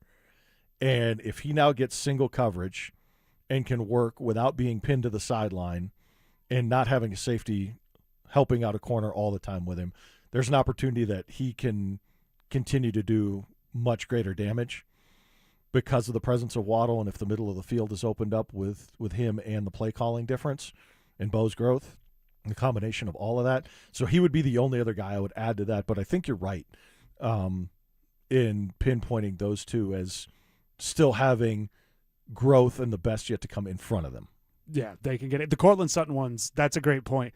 He's on the top NFL 100 for the first time ever. That's not the season I would point to. I think he should be in there, but that first year was Sean Payton, Russell Wilson's second year. Courtland was outstanding, but people look at the yards. They don't look at the amount of timely touchdowns and catches he had that year. That really, when people would point to Russell Wilson and go, he's back, 26 touchdowns, 8 picks, it was because Courtland was toe tapping, one-handed balls, 3rd down conversions. Courtland was really great that year. So he might not be in this exercise now, and maybe he shouldn't be for the 1st-round pick, but there's a reality where we could see him rising back up and kind of entering that. Yeah, and with age, with him in the receiver position, you're not going to get that, right, in terms of the trade value. But in terms of, do the Broncos have players who still have the best in front of them, right? I think there's a chance you can add him to that list. I think that's a good one. Courtland finally got in that top 100. It felt like it was kind of like when Leo won the Oscar, because it was like, all right, we got to put him in here. This guy's been good for a while. Chad, interesting perspective that we've talked about with Peyton Watson. Is it now more likely that Peyton Watson is not in Denver? It's an Is It Just Me Friday. Send those Is It Just Me's coming in. Chad and I keep it all going next. ESPN polled NFL execs, coaches, and scouts to rank the best players at every position, and the Broncos skill guys got dismissed. Bo Nix led 7 game-winning drives, took Denver to the AFC Championship game, and didn't crack the top 17 quarterbacks. Meanwhile, Courtland Sutton just made the NFL top 100 for the first time. The team added Jalen Waddle, and nobody outside of Colorado seemed to notice. Are the league's decision-makers sleeping on Denver's offense, or is there work to be done on Davis Webb's side of the ball? Denver Sports 104.3. The Fan. Hey, guys, you live with back pain, neck pain, worried about needing surgery. How about taking all those habit-forming medications? Well, my guys at Spine One specializes in treatments that offer alternatives to major surgery and long-term medication. Here's the best news. You can start your journey toward pain-free today. Same-day appointments. They're a phone call away, 303-367-2225, 303-367-BACK. Spine One, a complete medical center for spine care with exams, MRIs, physical therapy, treatment options, all in one facility. And they're board-certified physicians going to give you treatment options for both nagging and debilitating pain. Guys, I suffered with just excruciating pain for years, and it basically checked me out of life. You know what I'm talking about. If you live in pain, man, you just don't want to do anything. Quit playing golf, quit going to the gym. Most importantly, I couldn't sleep through the night. Couple short visits to my guys at Spine One. I was back in the gym, back on the golf course, and more importantly, sleeping through the night. Guys, they can do it for you as well. Start your journey today. Give them a call. 303-367-2225, 303-367-BACK, or find them online at spine1.com. Walk into the back office of most small businesses and you'll see an old DVR humming on a shelf and a camera over the register the owner isn't even sure is recording. They got that like 10 years ago, and the company that installed it doesn't pick up. Vantage can repair or replace all of it. Cameras that read a face in the dark. Access control, network, intercom, AV. One company, one number. Invest in real security for your business or property. Call Vantage at 720-366-7759 or visit business.vssicolorado.com today. America is celebrating, and so is Groove Toyota. The Red, White, and Drive sales event is on. Over 160 new Tacomas, only $349 a month lease. Visit GrooveToyota.com. Find your groove with $349 a month Tacomas at the oldest family-owned Toyota dealership in the Denver Metro. Groove Toyota. Start here, go anywhere. Closed and leased for 36 months with $33.99 to signing. Zero security deposit on approved credit. Call 720-961-4465 for complete details. Based on continuous operation of a Toyota dealership at this location for 60 years. Offer expires 8/3/26. No! USA is up 2-0. That is the most dangerous lead in soccer. Relax, Mike. See that, Dan? My left eye is twitching. That's my warning eye. It'll be 2-2 by stoppage time. It's never wrong. With early payout from Bet365, I got paid the second they went up 2 goals. So to me, it's now the safest lead. Early payout from Bet365, huh? Now my right eye is twitching, Dan. Bet365. Winning is everything. Gambling problem? Call or text 1-800-GAMBLER. 21 plus only. Must be physically located in Colorado. T's and C's apply. In-app only. All new drinks are now at McDonald's. With refreshers like the Strawberry Watermelon Refresher and the Mango Pineapple Refresher with popping boba. To crafted sodas like the Sprite Berry Blast with berry flavors and cold foam. Who knew ice-cold drinks could be so fire? 6 all-new drinks are here. Now at McDonald's. Refreshers contain caffeine. Where will you find her perfect engagement ring? There's only one fine jeweler in Denver with all the world's top bridal designers. I'm Dylan Williams. And I'm Shayna Williams from Williams Jewelers. Only here in our Bridal Design Gallery will you find Gabriel & Company, A. Jaffe, Hearts on Fire, and the legendary Takori. Thousands of diamond engagement rings from every style and every price range. If it's on her Pinterest page, it's here. Add to that our famous Williams Jewelers Diamond Bar with almost every size, shape, and price range diamond. And our expert diamond professionals will help you put it all together perfectly. At the guaranteed best price in Colorado. We even have flexible payment terms for qualified buyers, so you can do this today. That's why more couples say, will you, with Williams. Where Colorado shines. Williams Jewelers, we can make diamonds a part of your life. The official jeweler of the Colorado Avalanche. Williams Jewelers, where Colorado shines. Denver Sports Snapshot. Sunday night on the Fan. LA faces New York in baseball action starting at 5. Presented by Gebhardt BMW. Your trusted family dealership since 1975. Listen up, Denver. This hour's keyword is flyout. FLYOUT. Text flyout to 303-713-1043 right now for your chance to win a $250 gas card. That's flyout to 303-713-1043. By texting, you agree to receive an automated marketing message from Denver Sports 1043 The Fan. Message and data rates may apply. For complete rules or to enter the keyword online, visit www.denversports.com/keyword. Strong delegation. Somebody's got to be in charge. Someone has to be the parent. Somebody has to be the parent, and I just put my foot down. Proper hydration. I'm reminded today of my boy Stokley, who I like to refer to as Fluids. And trust in your teammates. There was a lot of doubters. There was a lot of haters. Never any doubt. A lot of doubt from the guys that know you best, that work with you. It's Stokley and Evans with Mark Schlereth on Denver Sports 104.3 The Fan. Sitting in for the fellas today, John Davis, Chad Andrews. Is it just me Friday? Let us know your Is it just me's sports, non-sports, anything going on in your daily life. 303-713-1043, ramoslaw.com text line, or on our YouTube chat powered by Champ Honda. Chad, the Payton Watson situation. This is how I'm going to frame it to you. The Nuggets would rather keep Payton Watson in a deal that he's comfortable with, or they would rather sign and trade him and get assets in return, some combination of players or picks. What would the Nuggets prefer to happen? Well, I'll tell you what's being reported today, John. You got an update this morning for me? by the New York Times. And the New York Times this morning writes, the Nuggets, according to league sources, value Payton Watson significantly. They feel they're in a good spot to retain his services and just need to let the restricted free agency process play out. So there's 3 teams registering interest that would have to go the sign and trade route. And Denver is in the pickle of finding a potential contract resolution that's good for Watson while also keeping the team in a good financial space. And it would obviously mean the luxury tax, the repeater tax penalties, the second apron, all of those things that they haven't previously done.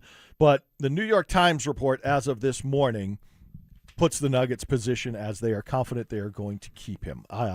Take that for what you will.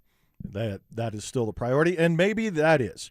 And maybe that is the delay on any other movement, is they're just trying to figure out what this is going to cost and get that in place first, and then figure out the math after that once they have him retained. That could very well be the plan. I think they do want to keep him. I think an important question is, does he want to be in Denver? I think that's important. At this point, it's looking like Payton Watson should focus on where the contract that gives him what he wants should really be that focus for him. With Payton Watson, with the injuries and everything, because one thing that's out there is the qualifying offer. He could play on that, bet on himself. Given his injury history, for one, I don't think he's going to do that. But he probably would have already done that at this point. The qualifying offer. I mean, he doesn't have an offer sheet out there. I mean, this isn't who's going to sign me? It's nobody's even offered any money out there, which has the Nuggets in the driver's seat a little bit. But there's no offer, there's no contract. It's very weird how long this is playing out. The New York Times says they just got to let the restricted free agency play out. Well, isn't that how long does that Nothing's take? playing. Yeah, nothing's playing. So how long does that take out? And so with that said, Payton Watson may have wanted to go somewhere else. Maybe he wanted to leave Denver. I'm speculating there.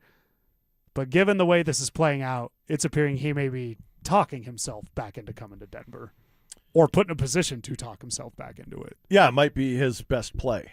The question then becomes, how frustrated is he? How upset is he? And is it to the extent that he would play on a qualifying offer to be able to go somewhere else next season unrestricted? Do you want to do that if there was no interest in you this offseason? Do you want to risk that when no teams are spending money in free agency? And you've gotten hurt. Free agency just isn't a thing that teams are spending money on. The deals are being done in trades. They're not being done by having available cap room and signing a free agent. Because when you do that, you then limit yourself to the teams that have available cap room. And those are the teams that you're going to, whether you want to play there or not. Sorry, Memphis is where you're living. Is that your first choice? Wouldn't be for most NBA players.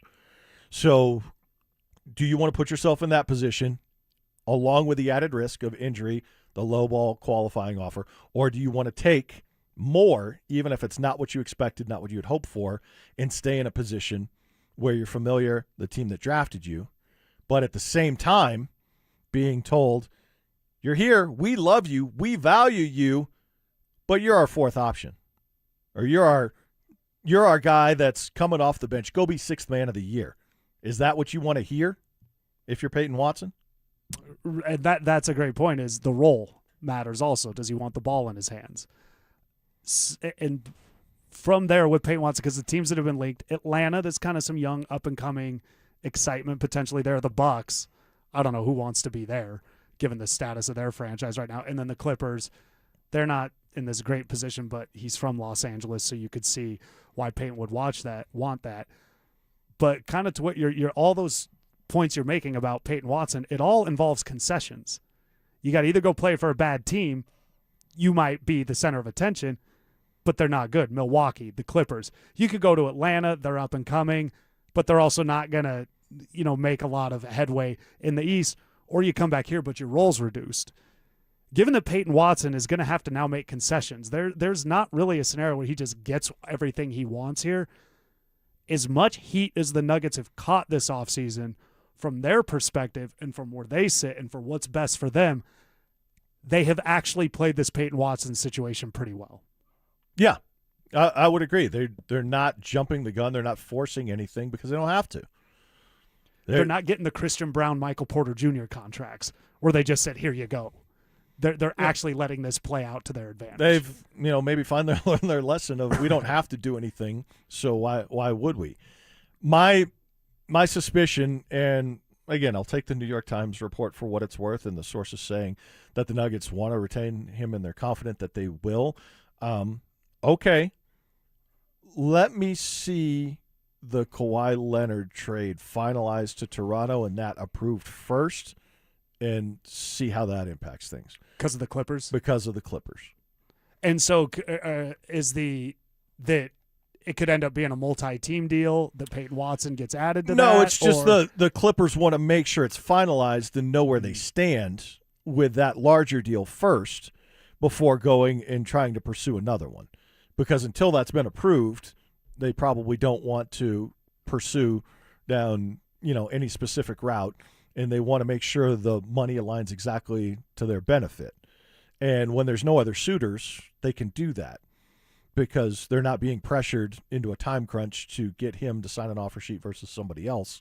So if L.A. is his preferred destination, which, that's just speculation because he's from there, and he's worked with Rich Paul and he's worked with the Clippers to try and arrange that. He was working out at the Lakers facility, so L.A., he likes L.A. It may just be more than anything else. If that is what is a likely scenario on the table or a potential scenario on the table, they probably want the Kawhi trade resolved first, and then they can move forward to make the numbers fit the way they want them to fit.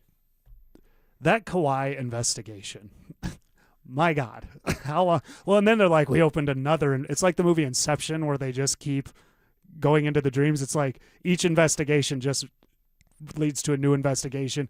The NBA needs to wrap that up.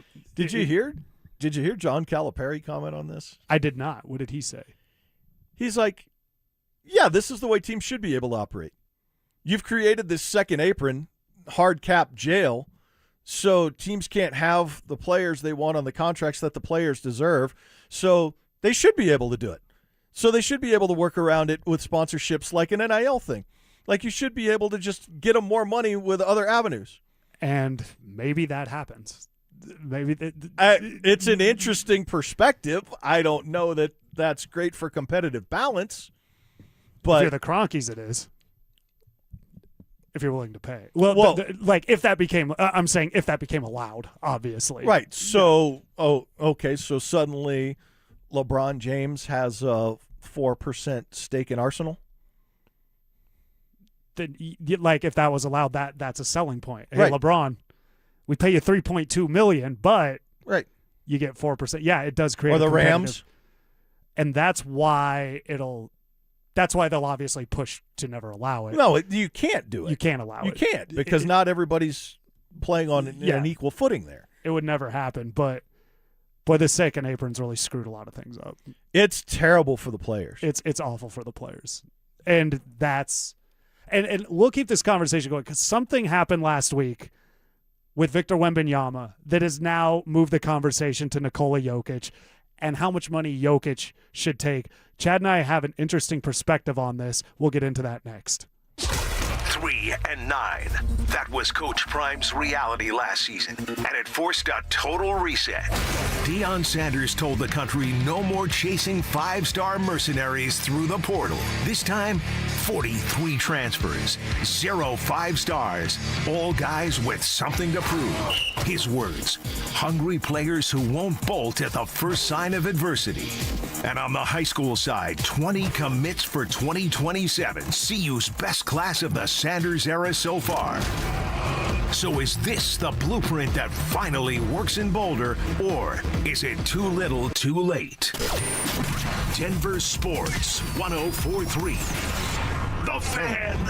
Hey guys, your boy Stink here for my friends at Colorado Fat Loss. Hey, listen, if you're thinking about starting GLP-1, stop right there. Going to cost you $3,000 to $5,000 a year, and when you get off them, most people start to gain the weight back. How about an alternative? How about a doctor-developed program that helps men and women lose 20 to 40 pounds in just 60 days, safe and naturally, with no injections, no synthetic hormones, no long-term dependence? That's what Colorado Fat Loss does, guys. I'm living proof. I went on the program. 7 weeks later, down 32 pounds. I've kept it off, and I'm telling you what, I love the program because they use real food to reset your metabolism. It's not a box of food shipped to your front door. Just add water, pop it in the microwave. No, guys, it's real food that you buy and that you cook, and I'm telling you what, it helps reset your metabolism, control your hunger and cravings naturally, and your body burns fat, not muscle. Tell you what, guys, just go to the website and get a free consultation. They'll get back to you right away. That's coloradofatloss.com, coloradofatloss.com.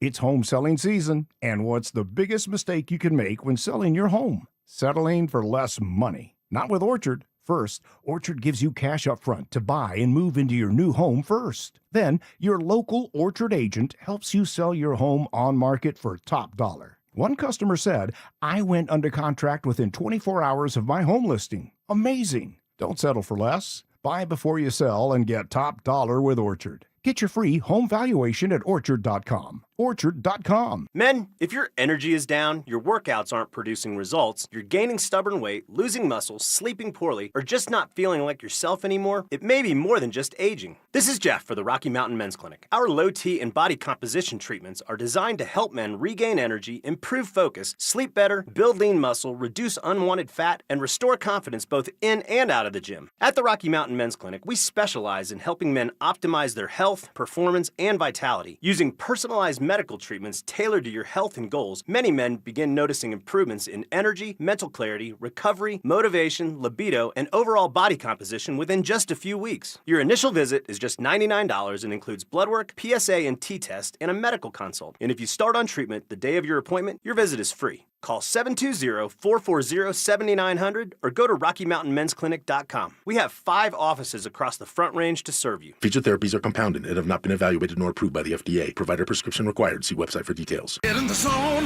AutoZone. The sounds of summer. They're great until they're not. Luckily, AutoZone has free battery testing and charging. Let me check that for you. To help make a rough moment smooth. Don't miss the Celebrate Free event at AutoZone. Free products with select deals until July 27th. And free services every day. Restrictions apply. Get in the zone, AutoZone. I know that hiring can be challenging. You need someone to match your role perfectly. Well, now you can meet them fast on ZipRecruiter. Build your team, build it sooner. Meet your match on ZipRecruiter. Just head to ZipRecruiter.com/free right now to try it for free. That's ZipRecruiter.com/free. Meet your match on ZipRecruiter. Try it free. Now Now that it's nice outside, I can't wait to spend time at my favorite outdoor oasis right in my own backyard. With my custom built-in grill island, comfy patio furniture, and blazing fire pit from O.W. Lee, I may never want to leave. Hi, this is Keith Lair with Lair Fireplace and Patio to let you know that we'd love to help you create your very own outdoor oasis in your backyard. Lair's offers the widest variety of top-quality O.W. Lee furniture and fire pits. With a great selection of in-stock items along with our custom ordering process, you can choose the exact style and color that will make your patio sizzle this summer. Lair's also sells the top names in quality barbecue grills and accessories to help you create an outdoor kitchen that will be the envy of your neighborhood. Lair Fireplace and Patio is Denver's oldest, most trusted name in barbecues and outdoor furniture. Family owned and operated since 1954. Go to LairFireplacePatio.com and see why O.W. Lee is the most sought after name in quality outdoor furniture and fire pits. That's Lair Fireplace and Patio, Denver's outdoor room experts. Visit any of Lair Fireplace and Patio's beautiful showrooms. Hey, it's Zach here. If you're working on your home this summer, lock in a low-interest loan with 5280 Exteriors, as low as 6.99% for 15 years. Get those dream windows, siding, or decking project. Visit 5280exteriors.com. The altitude of quality. If you've been injured in an auto accident, Dr. Joseph Ramos is both a doctor and a lawyer, combining legal and medical expertise. He can help. Ramos Law, the official injury law firm partner of the Denver Broncos. RamosLaw.com. Stream Stokley and Evans with Mark Schlereth, Dover and Cecil, The Drive, and all your favorite shows on the Denver Sports 104.3 The Fan app. Powered by Advanced Tax Solutions. Denver Sports 104.3 The Fan. Lame excuses. This wasn't worthy of the big board of BS. This was just a mistake on my part. Armchair therapy. You feel like you're on edge a little bit today. You in a bad mood? You have a good day? No, Good I'm night fine. last night? I'm fine. And Grace under pressure. You know what? Maybe you should do a little research while you're here. That way you can write your next book about a small town. It's pretty, I can't remember what I was supposed to say. It's Stokley and Evans with Mark Schlereth on Denver Sports 104.3 The Fan.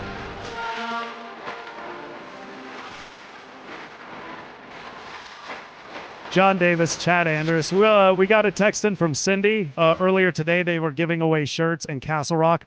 That is now over. But tomorrow, we have Monday, our training camp T-shirts. We will be giving more away on Monday, and that'll be noon to 1 p.m. That's our next giveaway for the free limited edition training camp 2026 T-shirts. On Monday, we'll be at Santiago's Mexican restaurant located at 1150 East Bridge Street in Brighton. Limit one per person while supplies last. For more details and to find the location nearest you, head to DenverSports.com. So if you didn't get to Castle Rock today, that giveaway's over. But again, Monday in Brighton, we'll be giving away more of our Training Camp 2026 T-shirts while supplies last. Chad, so last week, Victor Wembanyama is taking less money. I'm not sure. Did he actually take less money in the max? I'm not sure how that actually worked out, but Victor Wembanyama is not getting as much money as he should, wants to help his team win. This conversation has moved towards Nikola Jokic. It started with Jalen Brunson. Now it's becoming this trend where the superstars to win, they take less money. When LeBron did it in 2010, everybody wanted to get angry with him. But this narrative about superstars taking less money, if Jokic doesn't take less money, he re-signs with the Nuggets next summer for $1 gajillion, whatever it is, and it's the super max, it's the most he can get, should he receive backlash for that? I think he's potentially the last guy, and I guess maybe Giannis you might throw in here now that Miami has him, because they'll be happy to give him all the money in the world. They're the last two guys, I think, that are going to be able to do this and not get scrutinized. Why? Because they've won championships and they've won MVPs, and anyone else that hasn't done that, ownership and fan bases, when a contract negotiation comes up and a max is on the table or in the discussion, everyone is going to look at it and they're going to say, Victor Wembanyama didn't take the max. You're not as good as him. Why should you take it? And that's what's going to happen going forward. I think Jokic and Giannis have the skins on the wall, the resume, and are still better players than the emerging Wemby. that they might be able to do it without much backlash. But after that, every other player going forward is going to get questioned because everyone that watches them in their fan base, in the media, and particularly their ownership that they're negotiating with is going to sit across the table from them, and they're going to say, Wemby didn't take the max. You ain't as good as him. So what is your argument? And then they're going to be painted as selfish, or they're going to be painted as a player that doesn't want to win. And this is, again, why this collective bargaining agreement, it's proving to be really awful for the players, because you see the position it's put the Nuggets players in as their contracts are now undesirable, and it's being put upon the player that they're not a positive asset, but it's not their play. It's because of how much they're paid for their play. Right. And the Wemby and Jokic not receiving backlash, if Jokic resigns in Denver, nobody's saying anything. He's, to your point, he did the impossible here. He got the Denver Nuggets a championship. And let's just point out, as we get into this, he made it clear when he said he will sign next summer because it gives him the opportunity for an extra year at $80 million. It is because it is for more money. The last 2 years when he has postponed signing, it has been, if I do it next year, it's more years, more money. If I do it next year, it's more years, more money. So that is the message that is being sent, whether it's accurate or not. I think he used the term business, didn't he? Yeah. Jokic, and one part of that too, I think the no trade clause is very appealing to Jokic. There will be a no trade clause next year. If I'm a Nuggets fan, I'm encouraged by that because that's him locking himself into not leaving Denver. Giannis, I feel, could get backlash in Miami because Miami wants a championship. That's okay. You got Milwaukee one. We're not Milwaukee. Why do we care? Overall, for the players, to your point, the collective bargaining agreement, these billionaire owners just love the narrative that if you don't maximize your money, you're selfish. Because you know who that benefits? That benefits them. They have always loved anytime it's, this player just does it for the money. They only care about the money, while those owners just keep stacking money all the time. I think for Wemby, he wants to win. Wow, you sacrificed a lot for your team. That's cool, I guess. But I don't think any player should ever be scrutinized for not maximizing their money, because the people who benefit from that the most, it's portrayed that it's the teammates. It's not. It's the guys upstairs. Yeah, and I think the easiest solve for this is the NBA has to get rid of the concept of a max contract. Okay. What would that look like for people that don't know? How does that work with the max? What do you know? What qualifies somebody for a max? It's service. It's certain accolades. Right. MVP qualifies you for something. All-star appearances, all NBA. That's why Jamal not being an all-star affected his That's contract. why Jokic's max is different than Jamal's max. Jokic is a super max. Jamal is only eligible for a max. But like that whole concept should be blown up. Like there should be no max contract. If the Nuggets had, whatever the NBA salary cap is, if it's $200 million, if they wanted to pay Jokic $130 million and the rest of their roster $70 million, they should be able to do that. Right. Yeah. Like there should be no concept of a maximum contract. It should be like, all right, do you want to play and win? This is how we're going to build our roster. And effectively what it's done with the second apron is it's somewhat leading to that for everyone else that isn't the top player on a roster. So it's driving more parity to the league because teams are going to do what the Celtics are getting out in front of and not paying two guys more than $50 million. Yeah, and so it's going to evolve and it's going to take a few seasons, and certain teams are going to suffer while it gets figured out and new strategies are put forward. The Nuggets have clearly been one of the biggest victims of the change in the CBA. Yeah, it's really affected what was a championship window. It's John Davis, Chad Andrus filling in on an Is It Just Me Friday. World Cup safety rankings. We get into more of the headlines of the day. We'll do all of that next. They're back. Our free limited edition Training Camp 2026 t-shirts. We currently have drops at various Santiago's Mexican restaurants across the metro area. Limit 1 per person while supplies last. For more details and to find the location nearest you, head to DenverSports.com/shirt. Cecil Lammy here for my friends SodaDietAndNutrition.com. They've got a big summer offer. You can get 4 weeks free. Call 866-800-SODA and mention this station, 104.3 The Fan. 866-800-SODA. Mention this station to get 4 weeks free. Their big summer offer going on right now. It's Soda, Diet, and Nutrition. I want you to call up 866-800-SODA. Listen, 5 years ago I lost 60 pounds with soda, and I'm never going back. Why? Because they taught me how to eat, what to eat, and when to eat. And having those tools is amazing for your weight loss journey because it's about knowing what you need every single day and then having your own nutritionist, a personalized nutritionist with a personalized plan for you, the dynamic diet for you, custom built for you so that you can lose weight and you can keep it off. And that's the main thing. 5 years have gone by and those 60 pounds are not coming back. They'll never come back because I learned how to eat, what to eat, and when to eat, all thanks to Soda. SodaDietNutrition.com. Soda is, say it with me, state of the art.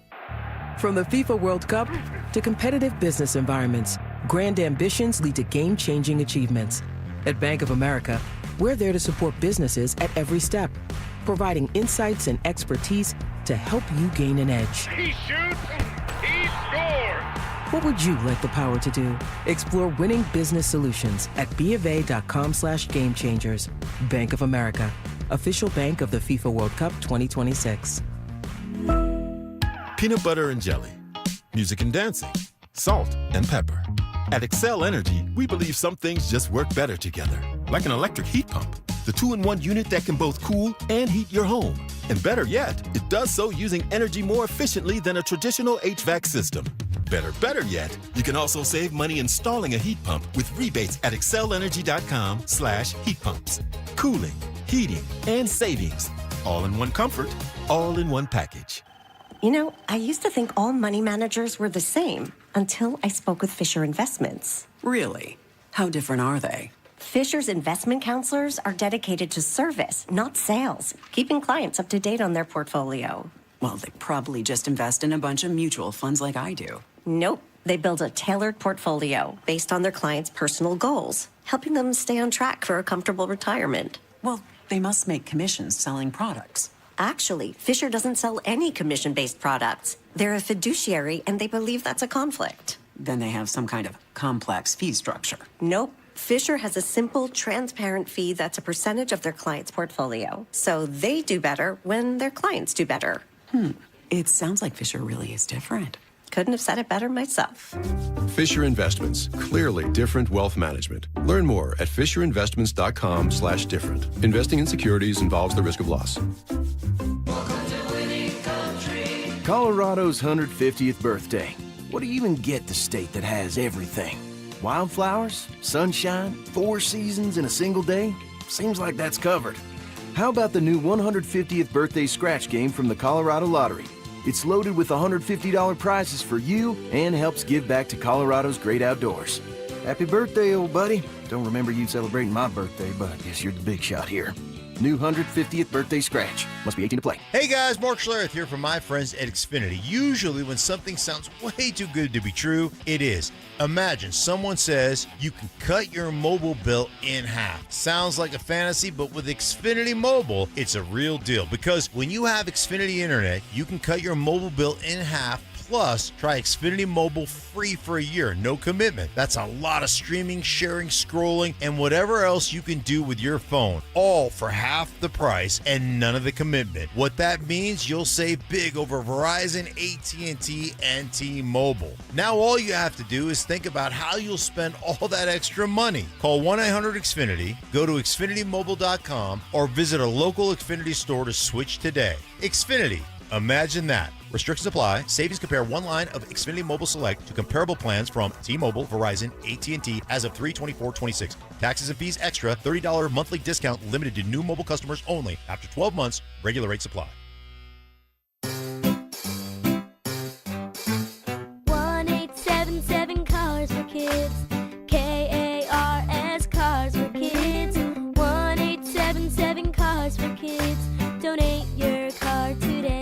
1-877-CARS-FOR-KIDS to reach a friendly live agent. Donation is super easy, and your car can be picked up as soon as tomorrow. Call us now or go to carsforkids.org. 7 Cars for Kids.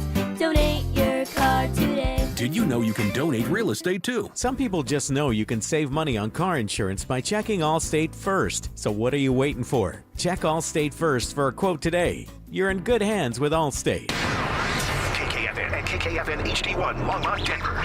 Powered by Able Builders, it's Stokley and Evans with Mark Schlereth. Denver Sports Snapshot. Sunday night on the Fan. LA faces New York in baseball action starting at 5. Presented by Gebhardt BMW, your trusted family dealership since 1975. Job shaving. You played in the NFL, but you were a wide receiver. Embellishments. I mean, sometimes I swear you're just making things up. And amateur zoology. I think polar bears are bigger than grizzlies. Of course. So make them a polar bear. It's Stokley and Evans with Mark Schlereth on Denver Sports 104.3 The Fan.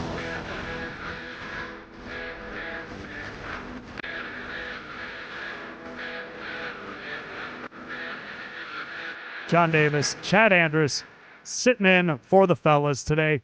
Chad, the World Cup finally coming. We're gonna get the World Cup champion here very soon. But overall, been an exciting month or however long it's been. Even once the U.S. got out, the drama seemed to still captivate everybody around. I think it was great that it was on U.S. soil and in the time zone that everybody could watch and pay attention to it.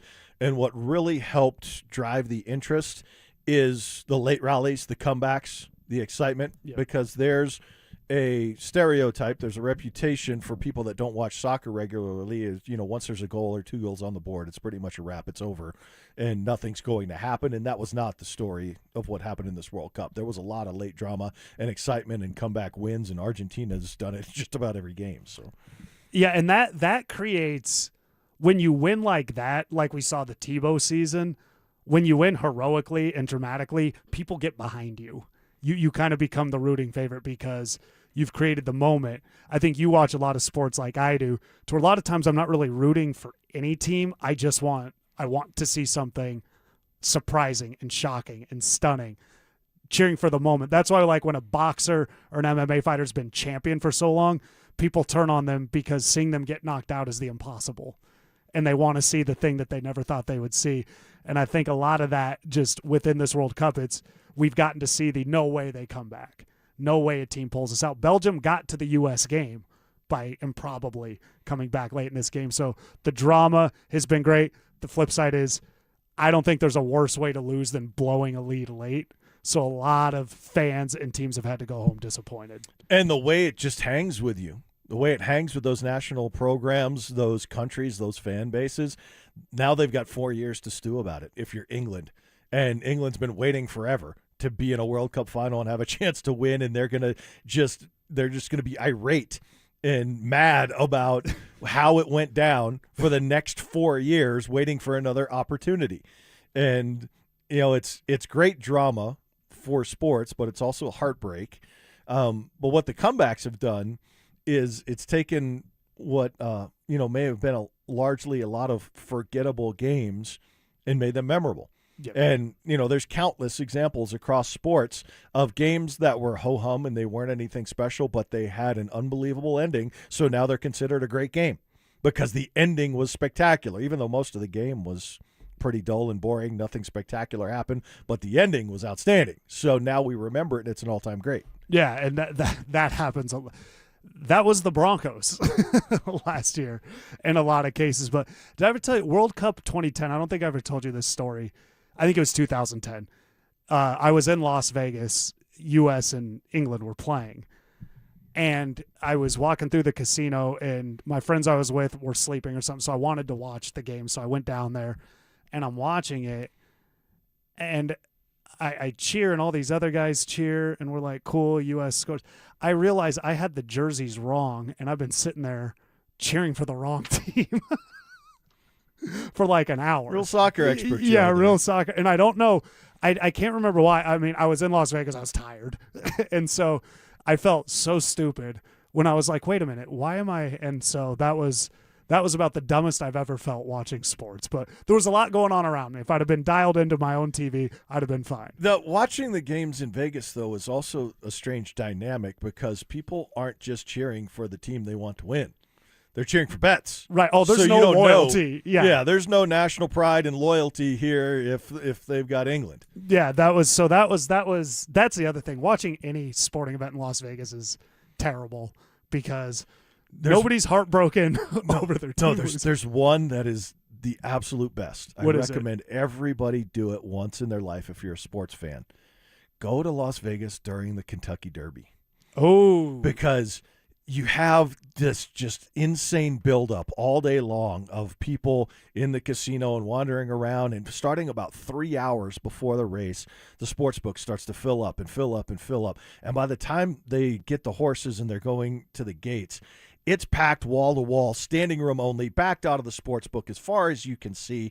And then as soon as those gates open, it is just pandemonium. People jumping, screaming, yelling for two straight minutes.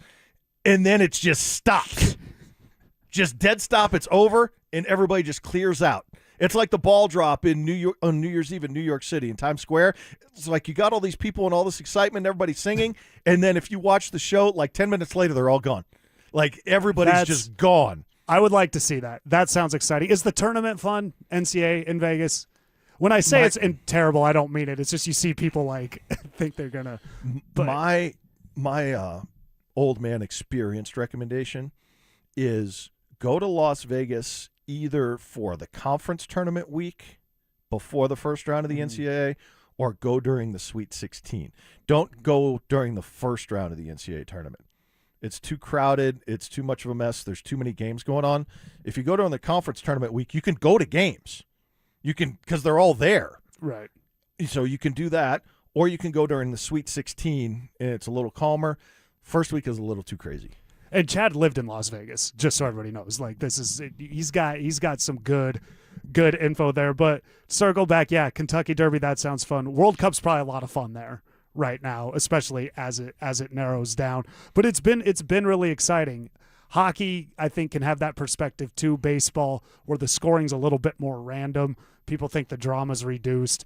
Soccer on this stage, especially in this country where they're trying to continually build up, really just delivered. I think Messi, it was 2 assists the other night, but when the star, the recognizable player, comes up big in those moments, that only extends kind of the excitement and the recognition for the sport even further. Yeah, and it's going to be the biggest draw on Sunday. I mean, Messi's playing for another World Cup. You know, they're basically in New York. I know it's New Jersey, but New York, World Cup final. Messi is in it. Argentina's going to, try to win again. It's enormous on the world stage. I just wonder the way the New Yorkers are complaining. What is this going to look like on TV?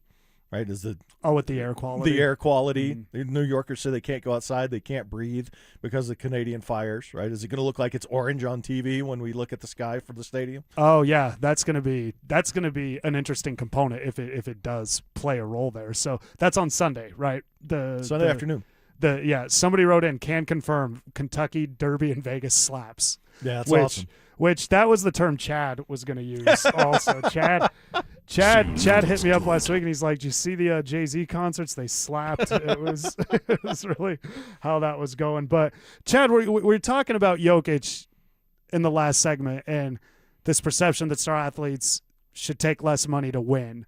There's some backlash coming through and on the YouTube chat powered by Sean Ponda and the text line. Look, that's fine. There's going to be different perspectives on all of this. I understand wanting a guy to take less money to win. I just don't think a guy maximizing his value necessarily means he doesn't want to win and he's selfish. Especially when you talk about like Nikola Jokic. He's got the MVPs. He's got everything. Teams are going to have to learn this new landscape. The Celtics may be ahead of the curve. It's not on the players to resolve organizational issues that have to do with how you organize the roster. So that's kind of where I don't always agree with doing that. And again, sometimes athletes can't win. LeBron took less money to go to Miami, and he became the biggest villain in all of sports. Miami presented the better opportunity to win than Cleveland, yet he was still a villain. Look, I mean, this is a strange analogy, because it's not applicable when we're talking about the amount of money that is available in the NBA. We get that it's an extreme amount of money, and there's really not a whole lot of difference between being rich or being a little bit richer for those guys, and most of us can't relate either way. We don't understand the difference of that.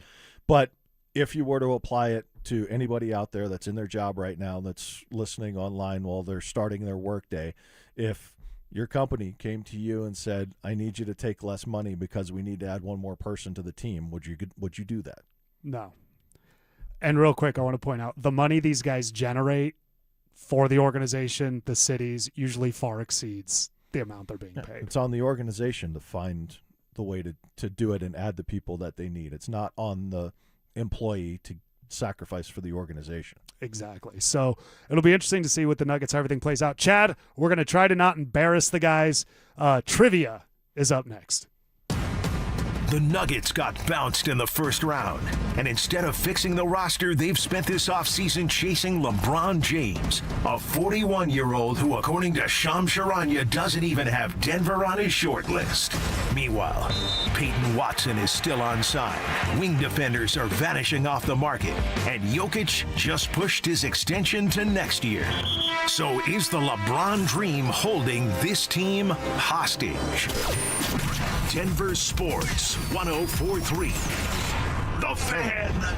Do you believe in love at first sight? We do, and you will too when you see Tacori. Handcrafted in California, Tacori rings have design details you won't find in any other diamond engagement ring. Including Tacori's perfectly engineered crown and windows of light created by Tacori's iconic crescent design. It's the Tacori touch, and you'll find it at Williams Jewelers, Colorado's only platinum Tacori store. I'm Steve Williams. I'm Shayna Williams. And I'm Bruce Williams. You'll find your Tacori jewelry at Williams Jewelers, along with one of the largest selections of certified loose diamonds in the state at the guaranteed best price. So come, fall in love with the Tacori ring she's always dreamed of. Tacori at Williams Jewelers of Inglewood and Williams Jewelers of Cherry Creek North, where Colorado shines. Williams Jewelers, we can make diamonds a part of your life. The official jeweler of the Colorado Avalanche. Williams Jewelers, where Colorado shines. Men, when addressing the problem of erectile dysfunction, you want the right treatment for your specific medical situation. Because every case is different, and finding the right treatment can mean the difference between just an okay experience and an amazing one. This is Jeff for the Rocky Mountain Men's Clinic, and at our practices, we offer the full range of ED treatment protocols, and can even combine therapies to help make those intimate moments special, both for you and your partner. At the Rocky Mountain Men's Clinic, we're the leader in treating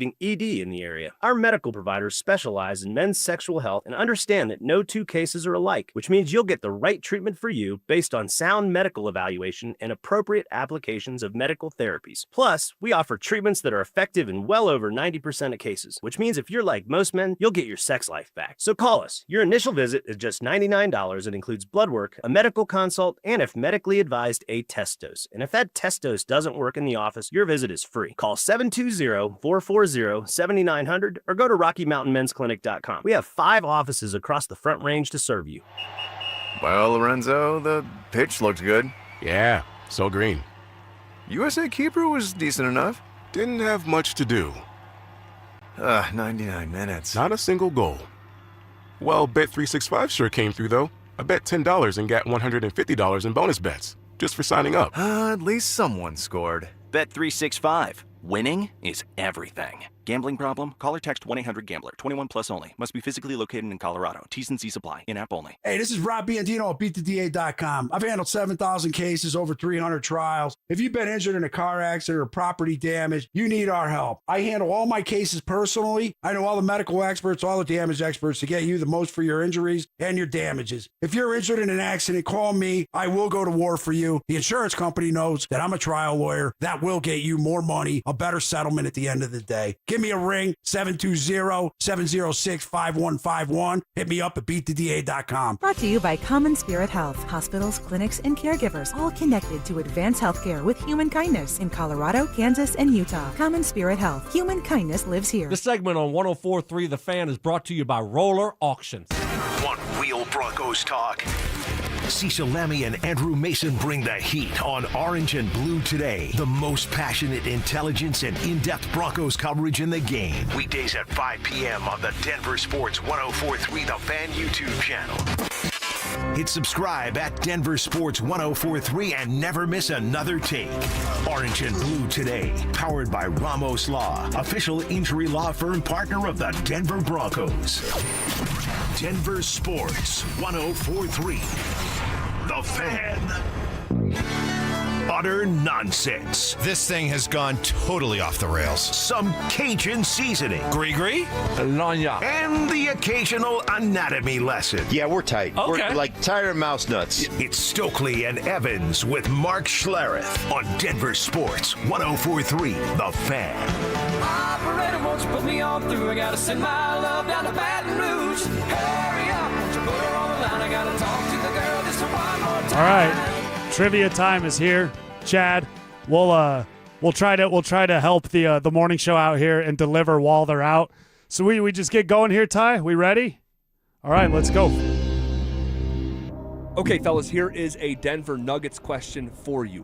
What Denver Nugget is the franchise all-time leader in field goal percentage? Is it Mason Plumlee, Nene, Kenneth Faried, Aaron Gordon, or Dikembe Mutombo? That's an interesting question. That's a good one. I think we would know if it was Aaron Gordon. That makes sense. That would be talked about all the time. Plumlee's kind of the random name. Did he, lower shot attempts? So it goes down. So who is it? It's Nene, Plumlee, Gordon, and Mutombo. Usually you have to have a certain amount of attempts to qualify, right? But like Mason Plumlee doesn't have, right? But I guess that doesn't matter for franchise attempts, right? Yeah, it's just franchise. He said Faried in that list. Faried. As well. Faried's the other one. Faried played in the Olympics. Boy, what a great question. I think it's Nene. That's who I would go to. That's where I'm leaning. And Nene. I was at the game last year where he came back. And they honored him, and they put some stuff up on the video board. I don't recall them putting that up. And I did talk to him after that game.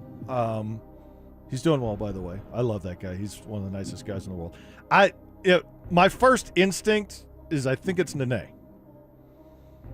I'm fine with that. I'm not super confident because of stuff like the Plumlee. I would have when you have 100 field goal attempts and they're all alley-oops. Faried or Nene is my two. I don't think it's Dikembe. Now that I say that, it's probably Dikembe, but I would go with Nene. I don't feel super confident either way in any answers. Faried was the first one that just came to mind. He's not shooting any jumpers. Right. So to me, it's Faried or Nene. That's what we're going with. Ty, want to weigh in? Honestly, Chad's the Nuggets guy. Okay, I see how this is going to go. And Joey in the back. Is Joey helping us? Yeah, Joey's helping us. He says Nene. Okay, so Nene, send it. The correct answer is Mason Plumlee. Oh. That I was wondering if that was, yeah. Okay. That's a... yeah. We're not losing question. sleep over that. Yeah. Hey, it's a good question. It makes sense. It's our bad for not considering the lower number of field goal attempts. Right. So, yeah, good question. Okay, next question. All right, fellas, here is a NFL question for you. One of the all-time great running backs in NFL history, Adrian Peterson, played for 7 different teams during his career. Name 6 of them. Okay. He played for the Vikings. He played for the Saints. Commanders. He played for the Commanders. He played for the Cardinals. Played for the Lions. That's 5. How many do we need? 6. Adrian Peterson played for 7 teams. Did you say the Saints? Yeah. Yeah, okay, so he played for the Saints. He didn't play. Let's just go down the teams. He didn't play for the Chargers. He didn't play for the Raiders. He didn't play for the Chiefs. He didn't play for the Broncos. Titans. I think he played for the Titans, right? So that's 6. We're flying through these questions. Okay. Do we want to go with that? Yeah, you're way more confident than I would have stopped at like 3 or 4. 5. Well, we could see because there's 7. Do we want to see if we could name one more just to be, or do we have to just say 6? Joey's saying Seattle back here. Seattle. Did he play in Seattle? So we put all 7 out there, and if we get 6 of them right, we're good. Can we do that? Can we do Is that? that allowed? I mean, historically, we usually pick like 6, like pick the exact number, but. Okay. Sure. All right. So who do we got? We got the Cardinals, or the Vikings, the Cardinals, the Saints, the Detroit Lions, The Commanders. And then we did the Titans and the Seahawks. I think Seahawks is I'm more confident in that one than Titans. So yeah, do all those teams, Seahawks. Let's send it. We're flying through these. Yep, go for it. The correct answers are Minnesota, Washington, Detroit, Arizona, New Orleans, Tennessee, and Seattle. We got all 7. We got all 7. We get half a point back from the first one we got all 7 on that. All 7. We are cruising. Okay, yeah, I think we're ready for question 3 already. All right, let's go. MLB question for you guys. Since 1982, only once has the World Series MVP winner been split between multiple people. What pair of pitchers split the award for a post-2000 NL World Series winner? I think this is... Look, I am not a baseball guy. I haven't been for a long time. The first thing and the only thing that came to mind was Curt Schilling and Randy Johnson. And that's yeah, I mean Diamondbacks. That is Diamondbacks. That was the only thing that came to mind. And he did say guess. pitchers, right? Yes. Yep. Yeah. It's a good guess because usually when Dante asks a question like this, I defer to Arizona. Arizona. I wasn't sure if Luis Gonzalez won the world or the MVP that World Series, but if you think it was pitchers, then that's probably the answer. Yeah, but didn't Arizona win twice? Didn't Luis Gonzalez win one of them, and then they win the other one? Did he say pitchers? Can we hear the question again? He did say pitchers.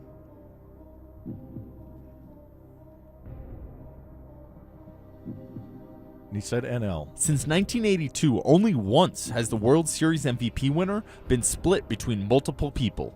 What pair of pitchers split the award for a post-2000 NL World Series winner? So NL and post-2000 would both fit the category for Arizona. And pitchers. Does anybody have any other? Like, who are the other NL World Series winners since 2000 besides the Dodgers? And it wasn't any of their. It wasn't 2 of their pitchers. Yeah, like the Giants. Wasn't the Astros. Yeah, the Phillies. Ooh, the Giants. Oh, with the dude Tim Lincecum and Bumgarner. Ooh. Okay, Bay Area or the desert? What are we feeling? Because the pitching was such a big deal. The story with that Giants team. That was, and they had 2 great pitchers. Right. I would just default to our first answer again, just because who's asking the question. That's a fair point. That's good strategy. I like the strategy there.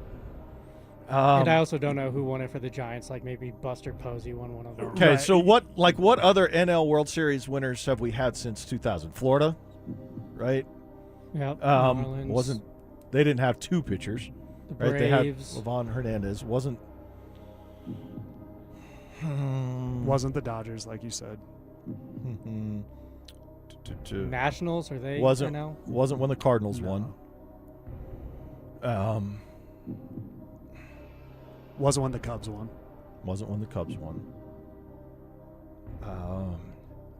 I like the Arizona. That was like gut instinct first reaction. I think that's the strongest answer we've come up with so far. Yeah. But wait, is there a team though that had a closer that would have been one of the pitchers, like one starter and one closer? Would a closer get the MVP?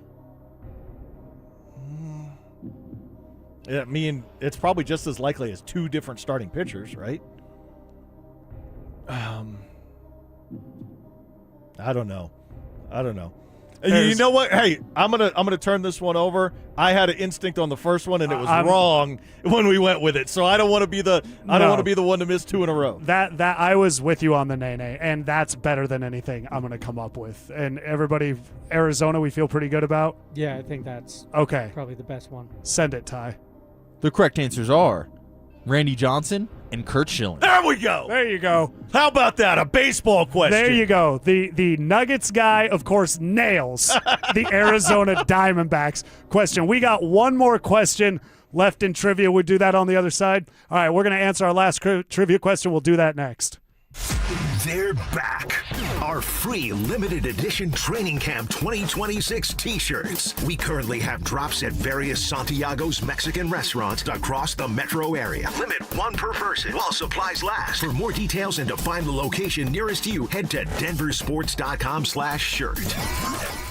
Most home sellers get one offer. It's somewhere between lowball and not good enough. Orchard changes that. With Orchard's new Orchard Offers, you don't just get one offer. You get multiple cash offers from serious investors all competing for your home. That's right. Make investors compete with Orchard's cash offer marketplace. Here's how it works. You work with an Orchard agent who submits your home to their exclusive network of hundreds of local cash buyers. They come to you with offers.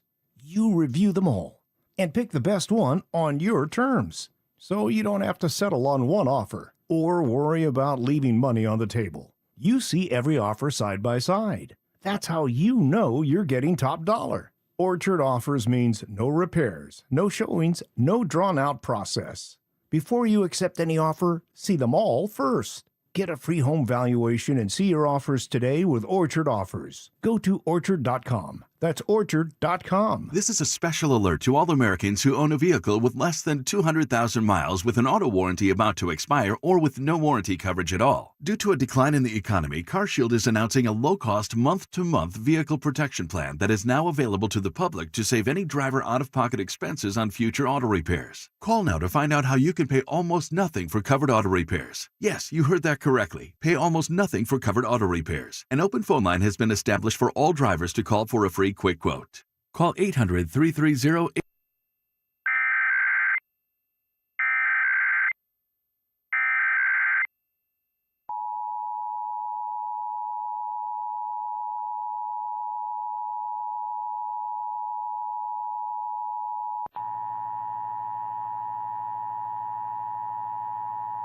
This is a coordinated monthly test of the broadcast stations in your area. Equipment that can quickly warn you during emergencies is being tested. If this had been an actual emergency, official messages would have followed the alert tone. This concludes this test of the emergency alert system.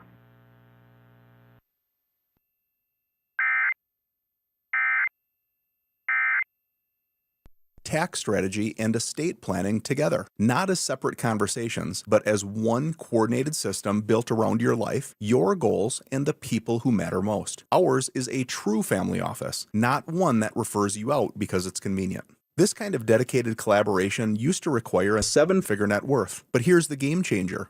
Trajan kicked that door open. Trajan advisors are fiduciaries, always obligated, always honored to act in your best interest. Unlock your Trajan family office at TrajanWealth.com or call 1-855-TRAJAN-1. That's 1-855-TRAJAN-1. Advisory services through Trajan Wealth, LLC, an SEC registered investment advisor. Other services through Trajan Estate and Trajan Tax. This segment on 104.3 The Fan is brought to you by Biondino Law Firm. Denver Sports Snapshot. Sunday night on The Fan. LA faces New York in baseball action starting at 5. Presented by Gebhardt BMW, your trusted family dealership since 1975. Listen up, Denver. This hour's keyword is Striker, S-T-R-I-K-E-R. Text Striker to 303-713-1043 right now for your chance to win a $250 gas card. That's Striker to 303-713-1043. By texting, you agree to receive an automated marketing message from Denver Sports 104.3 The Fan. Message and data rates may apply. For complete rules or to enter the keyword online, visit www.denversports.com/keyword. Perfect grammar. Well, what is it? Lululemon. Lululemon. I thought there's a Lulumon. I look at Lululemon, yeah, and I see Lulumon. I'm not going to lie. Relentless ambition. If I don't get Mike and I sold, maybe it's Mike that's holding me back?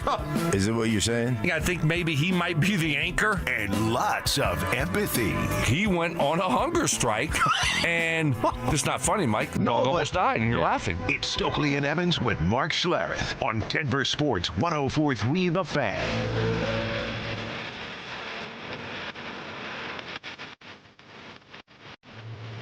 John Davis, Chad Anders, filling in for the guys. Doing trivia. We missed the Nuggets question. Chad covered the Nuggets. He knows a lot of people in that organization. We liked the Nene answer. He's so disappointed. But we had to name. It was a field goal. Mason Plumlee was the answer. And then we had to name 6 of the 7 teams Adrian Peterson played for. Nailed it. Didn't even need to do 6. We got all 7. And then Dante's Arizona question about co-MVPs, pitchers in the National League, in the World Series of the National League. Chad, Mr. Diamondbacks, as we call him, absolutely nailed it. So we're 2 of 3. We've got the curveball question left. Is that right? All right, curveball question. Let's hear it.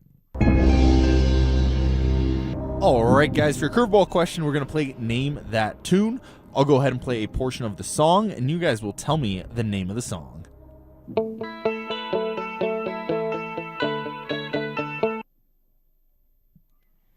Like, I know the song, but I don't know the song. Yeah, that's where I'm at. I don't know the name of it, but I feel like Ty is going to know this. I'm the same boat as you guys. I know, but I don't know. Let's play it again as if it's gonna suddenly come to me.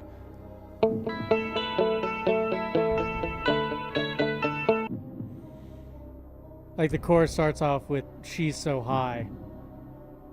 Yeah. But what's the title of the song is the question, right?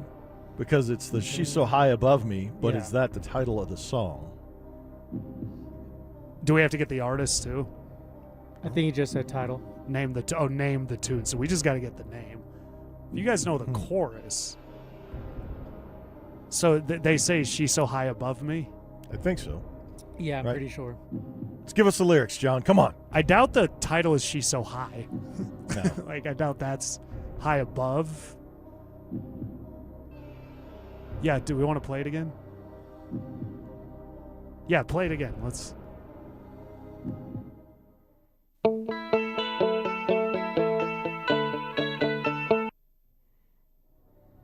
It's like the quintessential song from that style and era of like that, and I can't. That would have been what, like late 90s? Yeah, that I would say early. Okay, it's 90s. I don't think it's late 90s. Early 2000s. I think it's earlier than that. Maybe Really? you're right though. I have no idea. If you guys know part of the chorus, we should definitely pick from that. Name that too. Well, that's how it begins. She's so high. Come on, Ty. Is it a pull a rabbit out of the hat? Is it kind of like a whiny voice singing, or is it kind of? Yeah, a little bit. Yeah. What if the singer's listening right now? He's getting so mad. He's like, "You're calling me whiny. You don't know my song." This makes me feel like you should give rap lyrics to what is the name of the song. Dude, they would have played a rap beat. It'd have been but you know they're not giving the morning show. Yeah, let's give Stoke, Mike, and Mark. You should give it to the afternoon show. Oh, I should give it to Zach's pretty good. Zach's low Zach's key. good. Zach low key knows. He knows some lyrics. rap. Yeah. But would he know song titles? Oh, that's a good We're one. way off track. Yeah. I got nothing, fellas. Yeah. Sorry. Do we want to go with like I'm high useless above? here. High above? High above me? High above me? I don't know. Either that or like "She's So High" is the best I got. Yeah, let's do that. Which one? Yeah, you guys can She's So pick. High. You guys can pick. She's So High. Yeah, we you can do haven't that. had one yet. Yeah, you're the incumbents. We'll do that. She's Yeah. So High. The correct answer is "She's So High" by Tall Back. Yeah! Should have gone with you. I said I didn't think that would be the answer. That's why I only listen to rap. Ty and the guys behind the glass, victory lap. So, Chad, we went 3 of 4. And we missed the Nuggets question. We missed the Nuggets question. Wow. Which you and I are both always like, I love the Nuggets. Good job, fellas. Good job. That is some trivia experience right there behind the glass. Who's the Johnny Fever and Ty getting it done. You know, much listeners probably got mad when I was like, I doubt the name is She So High. They're like, that's the name, you moron. Who's the artist? Who does that song? Do we know? Oh, they said it in the answer. Oh, who did he say? I'll replay it real Yeah, quick. play it again. She's So High by Tal Bachman. Okay. So the song, okay. So that was a good one. That was because it was recognizable. So that's what made it tricky. But Chad, 3 of 4. We got respectable performance. But beforehand today, we were like, if there's a baseball question, we're going to screw that up. We got that. We missed the Nuggets question. Is our trivia percentage higher or lower than Mason Plumlee's field goal percentage? Oh, yeah. What is Mason Plumlee? Did we outdo that one today? That surprised me. Who's the most, now that we've got a few minutes, the trivia, again, Ty, Johnny Fever, Joey behind the glass. We did great there. We were talking, no, I don't want to do that because it'll give away my trivia question. Who's one of those Nuggets players that you can think of in your time covering that just played really well that nobody even talks about? Is there a guy that you always feels like an unsung, I don't know if unsung hero, but just doesn't get the credit they deserve? Well, there were guys that played really hard and played well when they were super bad, when they had awful teams, right? But you could rely on them every night, right? Like, you know, Gary Harris was kind of the original Mr. Nugget of the modern era, but the team wasn't any good, right, until they started to develop. When they were really, really awful, like pre-Carmelo, like James Posey was a solid player, two-way player, you know, night in and night out. He knocked me over one night when we used to sit courtside. He went flying for a loose ball and hit me in like right square in the chest, flat on my back, hit my head on the floor. It was a nightmare. That's scary. Yeah. My brother, like, he started like working full time, like as an adult out of college when Posey was a rookie and eBay had just started. And he decided to just invest in every James Posey card that was there. He like the game jerseys, the auto. My brother has this James Posey Nuggets card collection that will blow your mind. You will not be able to handle it. You know who I loved? It was with the Nuggets. It was between the just burn it all down, McDyess, Van Exel, that era, in between Carmelo. Juwan Howard playing for the Nuggets was just he showed up, he played. They had a game where the bench came in and they just beat the Jazz, Stockton and Malone, so bad. It was me and my brother were sitting like close for like $20. One of the most exciting, most fun games I ever had. Scottie Pippen one night, the Nuggets were up down like 10 with like a minute left, and Pippen told the crowd to be quiet. And Tim Hardaway hits a 3. They came back and won in overtime, and Pippen was just hearing it. So when the Nuggets are bad, there was a lot of fun times to be had there. And there were fun players. You know, another Fab Fiver, Jalen Rose, was super fun as a Nugget, you know, going way, way back. Do you remember Ryan Bowen just frustrating the hell out of all the stars on the other team? Chris Webber, like, I think shoved him down because he was so annoyed with the Shout out Ryan Bowen. defense. He has done a lot with us at this station over the years, you know, going way, way back. Ryan Bowen is an all-time great dude. Still talk to him every time I go down to a Nuggets game. He's awesome. Really, he played so hard out there. It was, and he would guard whoever they asked him to guard. He would just be out there. Eduardo Nahara. That's a fan good one. favorite. That is a good one. God, they've had a lot of fun players kind of come through, and I think that's what got frustrating. A name that's not so much obscure. I really, really liked Antonio McDyess, and I wish it wouldn't have ended the way it did because he actually came back in the Iverson-Chauncey trade, and they immediately got rid of him. But, you know, he got on the Olympics, and again, those lean years where they just couldn't win. It's weird. They had Van Exel, they had Chauncey, they had and McDyess and Raef LaFrentz. They beat the Jazz or the Jazz and the Lakers in that shortened season, and then Rafe got hurt, and it kind of ruined everything. And that was the group shortly after the Kroenke purchase that they decided this ain't it. And we're going to blow it up, and we're going to tank for 2003 until then for the LeBron-Carmelo draft. A lot of people got mad that they drafted I don't want to. How do you say his name? Nicholas Skeetishvili. Skeetishvili. I was going to say that, and then I got worried I got it wrong. Amare Stoudemire was there, but if they draft Amare, maybe they don't suck and get Carmelo. Well, they could have, I think, drafted Amari instead of Nene. Yeah, because Nene was there too, because they did the McDice for Camby. And there was a push for that at the time within the Nuggets. And they said, oh, well, then we wouldn't have been positioned to get Carmelo the next year. And they're like, no, we would have won 3 more games and we would have got Dwayne Wade. And we would have had Amari Stoudemire and Dwayne Wade. Oh, so that would have been That good. would have been terrible. We're getting some good ones here. Oh, yeah, somebody wrote in Skeetish-Villi and LaFrance. Oof, yeah. Don't leave out Tony Battie, my friend. El Busto. Robert Pack, all-time fun nugget. Super exciting burst, right? Yeah. Robert Pack going to the hoop. Those dunks on bigger players were awesome. He took second in the dunk contest to J.R. Ryder. The year Ryder went through. We are getting a lot of Robert Packs in here, like really exciting player. But yeah, part of being a Nuggets fan too is looking back at drafts and going, oh, when we drafted Rafe LaFrance, we could have had Vince Carter, Antoine Jameson, Dirk Nowitzki, Larry Hughes, or Paul Pierce. Yeah. So But that was great. So Chad, but that was fun with trivia. 3 or 4. We're happy we could hold it down for the guys. Chad and I go over the big headlines with the Broncos and everything else going on in the sports, and we'll do that next. ESPN polled NFL execs, coaches, and scouts to rank the best players at every position, and the Broncos skill guys got dismissed. Bo Nix led 7 game-winning drives, took Denver to the AFC Championship game, and didn't crack the top 17 quarterbacks. Meanwhile, Courtland Sutton just made the NFL Top 100 for the first time. The team added Jalen Waddle, and nobody outside of Colorado seemed to notice.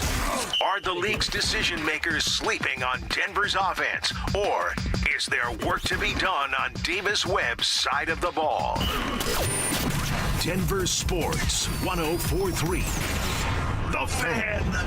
Men, erectile dysfunction can affect much more than just your sex life. It can create stress in relationships, leading to feelings of anxiety or embarrassment, and impact your overall confidence and well-being. This is Jeff for the Rocky Mountain Men's Clinic, and we specialize in treating men's sexual health issues to help men find solutions that fit their individual needs. ED is a frustrating condition, and many men suffer for years without seeking treatment. But the good news is that if you're like most men, we have the answer. Our licensed medical providers will evaluate your specific medical situation and recommend a plan designed for you. And these advanced medical therapies work, with treatments having success rates of well over 90%, which means you and the one you love can have great sex again without the fear and worry of ED. You can even last up to an hour or more, and you may just find you're performing like you haven't in years. So call us. Your initial visit is just $99 and includes blood work, a medical consult, and if medically advised, a test dose. And if that test dose doesn't work in the office, your visit is free. Call 720-440-7900 or go to RockyMountainMen'sClinic.com.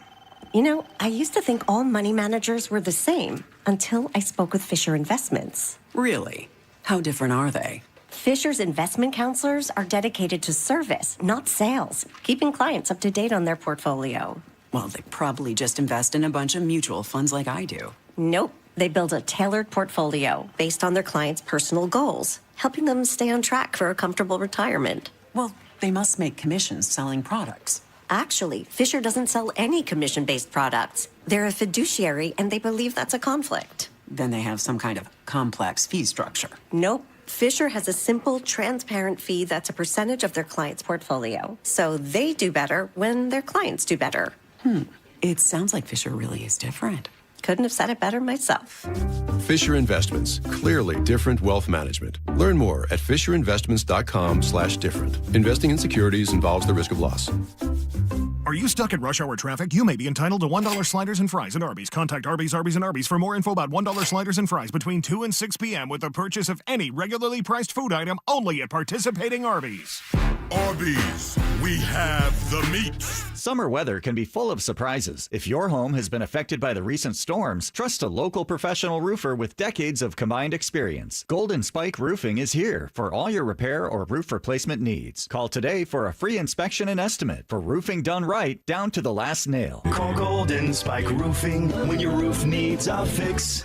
303-942-1386. Golden Spike Roofing.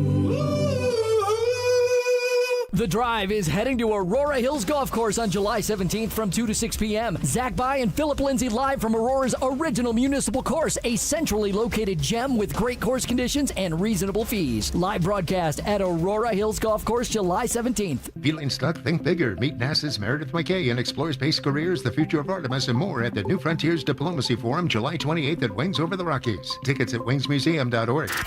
Stream Stokley and Evans with Mark Schlereth, Dover and Cecil, The Drive, and all your favorite shows on the Denver Sports 104.3 The Fan app. Powered by Advanced Tax Solutions. Denver Sports 104.3 The Fan. Forced surrender. I tried. We tried. Didn't work. You have my permission.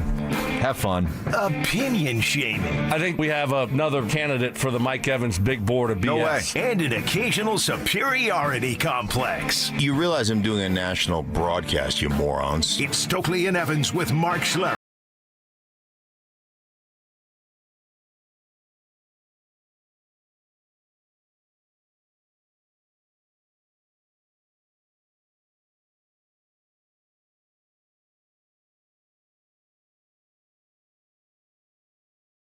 Good news, you'll have other opportunities. And your next opportunity to get the Training Camp 2026 t-shirt will be Monday.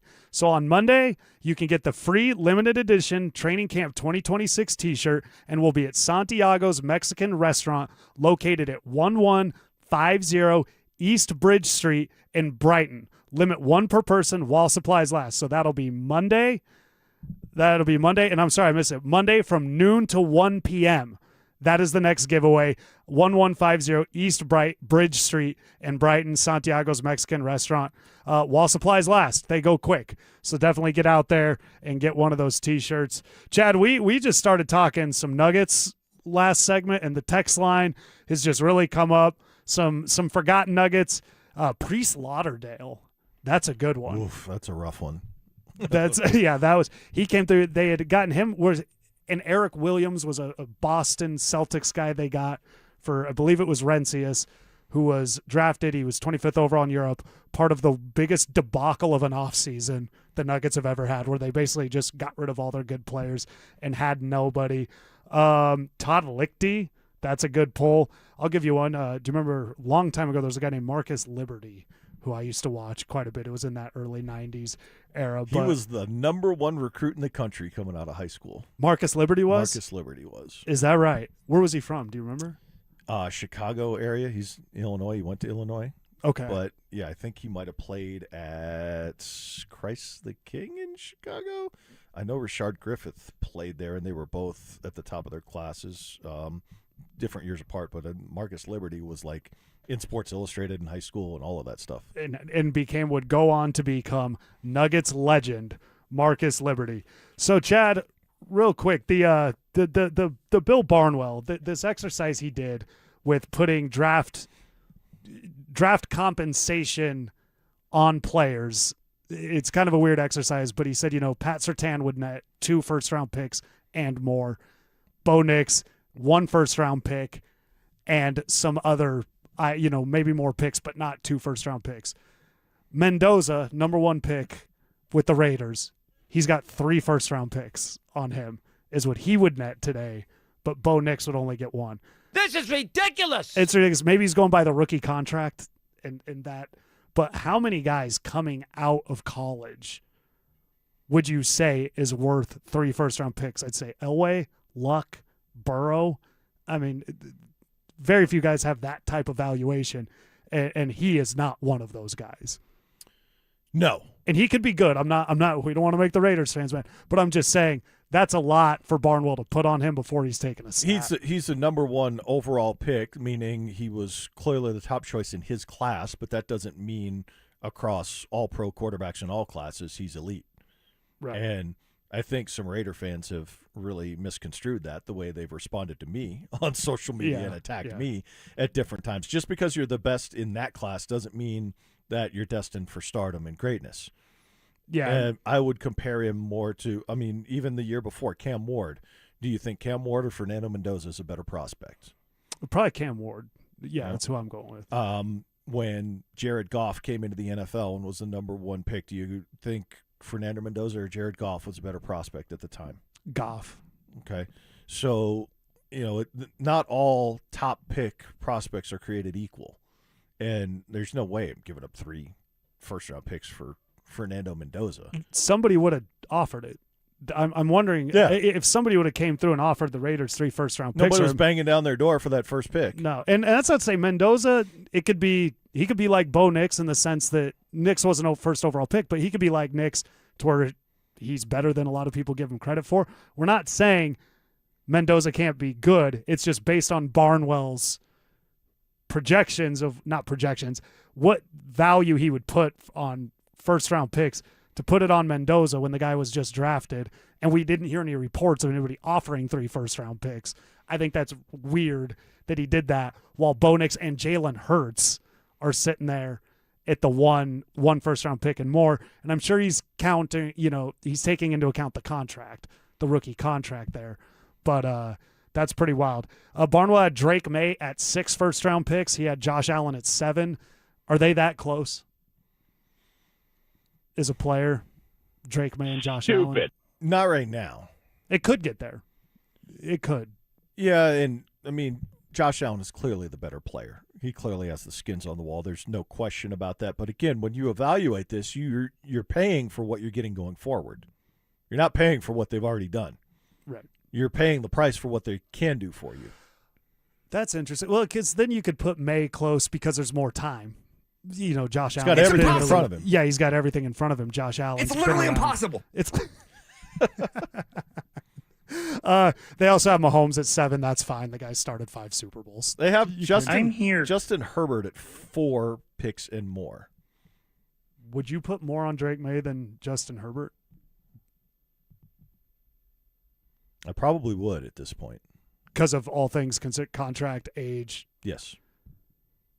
And the thing that Drake May has going for him is, yes, he was bad in the playoffs last year, but that is the only evidence you have. Justin Herbert, you have more evidence of failure. You have blowing a 24-point lead in a playoff game. You have just getting absolutely annihilated by Drake May's team. Boy, yeah, Drake May and Justin Herbert, that was a regular Manning-Brady duel last year, wasn't it? That was some good TV. Yeah, the Drake May, Herbert, Justin Herbert, and Herbert's a guy, Chad, you and I have been ultimately pretty complimentary of, when we do our pre-games and things like that. We both see Justin Herbert can be a real problem. That touchdown he threw against the Broncos last year that put the Chargers ahead, that's kind of one of those, there was nothing the Broncos could do to stop that play. But he is getting to a point to where they're starting to turn on him, the narrative around him, because the postseason is so bad with it. It's very visually stunning how the postseason hits, and he just really kind of, falls down. So, yeah, Drake May, I think right now I'd be interested. I would put ahead of Justin Herbert. I just am really, really interested to see how Drake May bounces back, getting all the way to the Super Bowl and having it go that wrong. To think that can't have an effect on somebody, I think is naive. I'm not saying it will, but we saw what happened to Cam Newton. So I'm very interested to see how this happens with Drake May. He's a fascinating case study for me because I don't think he should have been as close to winning the MVP as he was last year, but I also do think his potential going forward is extremely high. So I think he's overvalued for what he's produced already, but I get the projection of what he could produce going forward. Yeah, he's 23. He's 23. He's looked really good. Last thing, the guys on the drive the other day had an interesting discussion. Who's the better offensive play caller, Josh McDaniels or Sean Payton? Play caller, is there a difference between play caller and coordinator? We'll call it offensive, because Sean's the offensive coordinator. We'll do that. We'll say coordinator. Who's the better? Josh McDaniels. Why? He's got a better track record of success. With Tom Brady. Okay. Sean Payton had Drew Brees. Right. But I just don't think it's as foregone of a conclusion. It's hard to compare because one's only coordinating. Because when they've held the same position, Sean's clearly the better guy. when they've both been head coaches, Josh McDaniels' track record is probably one of the worst. So they had the argument. It's kind of a weird conversation because they've never really occupied the same actual position. Like if Sean Payton would have just been an OC, what would that have been like? But he had Drew Brees and only won once. So, but if he would have just been an OC, would his quarterback have been Tony Romo? Who like what? Right. So that's an interest. That's a hard one to compare because Belichick was ultimately running everything, and Josh only focused on the offense, where Sean did have to focus on other things. Is Josh McDaniels the best offensive coordinator of all time? The answer is no. He traded a first-round pick for a second-round pick. That's not an offensive coordinator. He was calling the plays. That if we're going to hold Sean to the standard, look, you trade a first-round pick for a second-round pick, you're off of every list that can happen. Chad, it was fun today. Yeah, absolutely. Good time. Great job, Ty, John. Appreciate you guys. Thank you, guys. Who do we got next? Dover and James coming up next. 3 and 9. That was Coach Prime's reality last season, and it forced a total reset.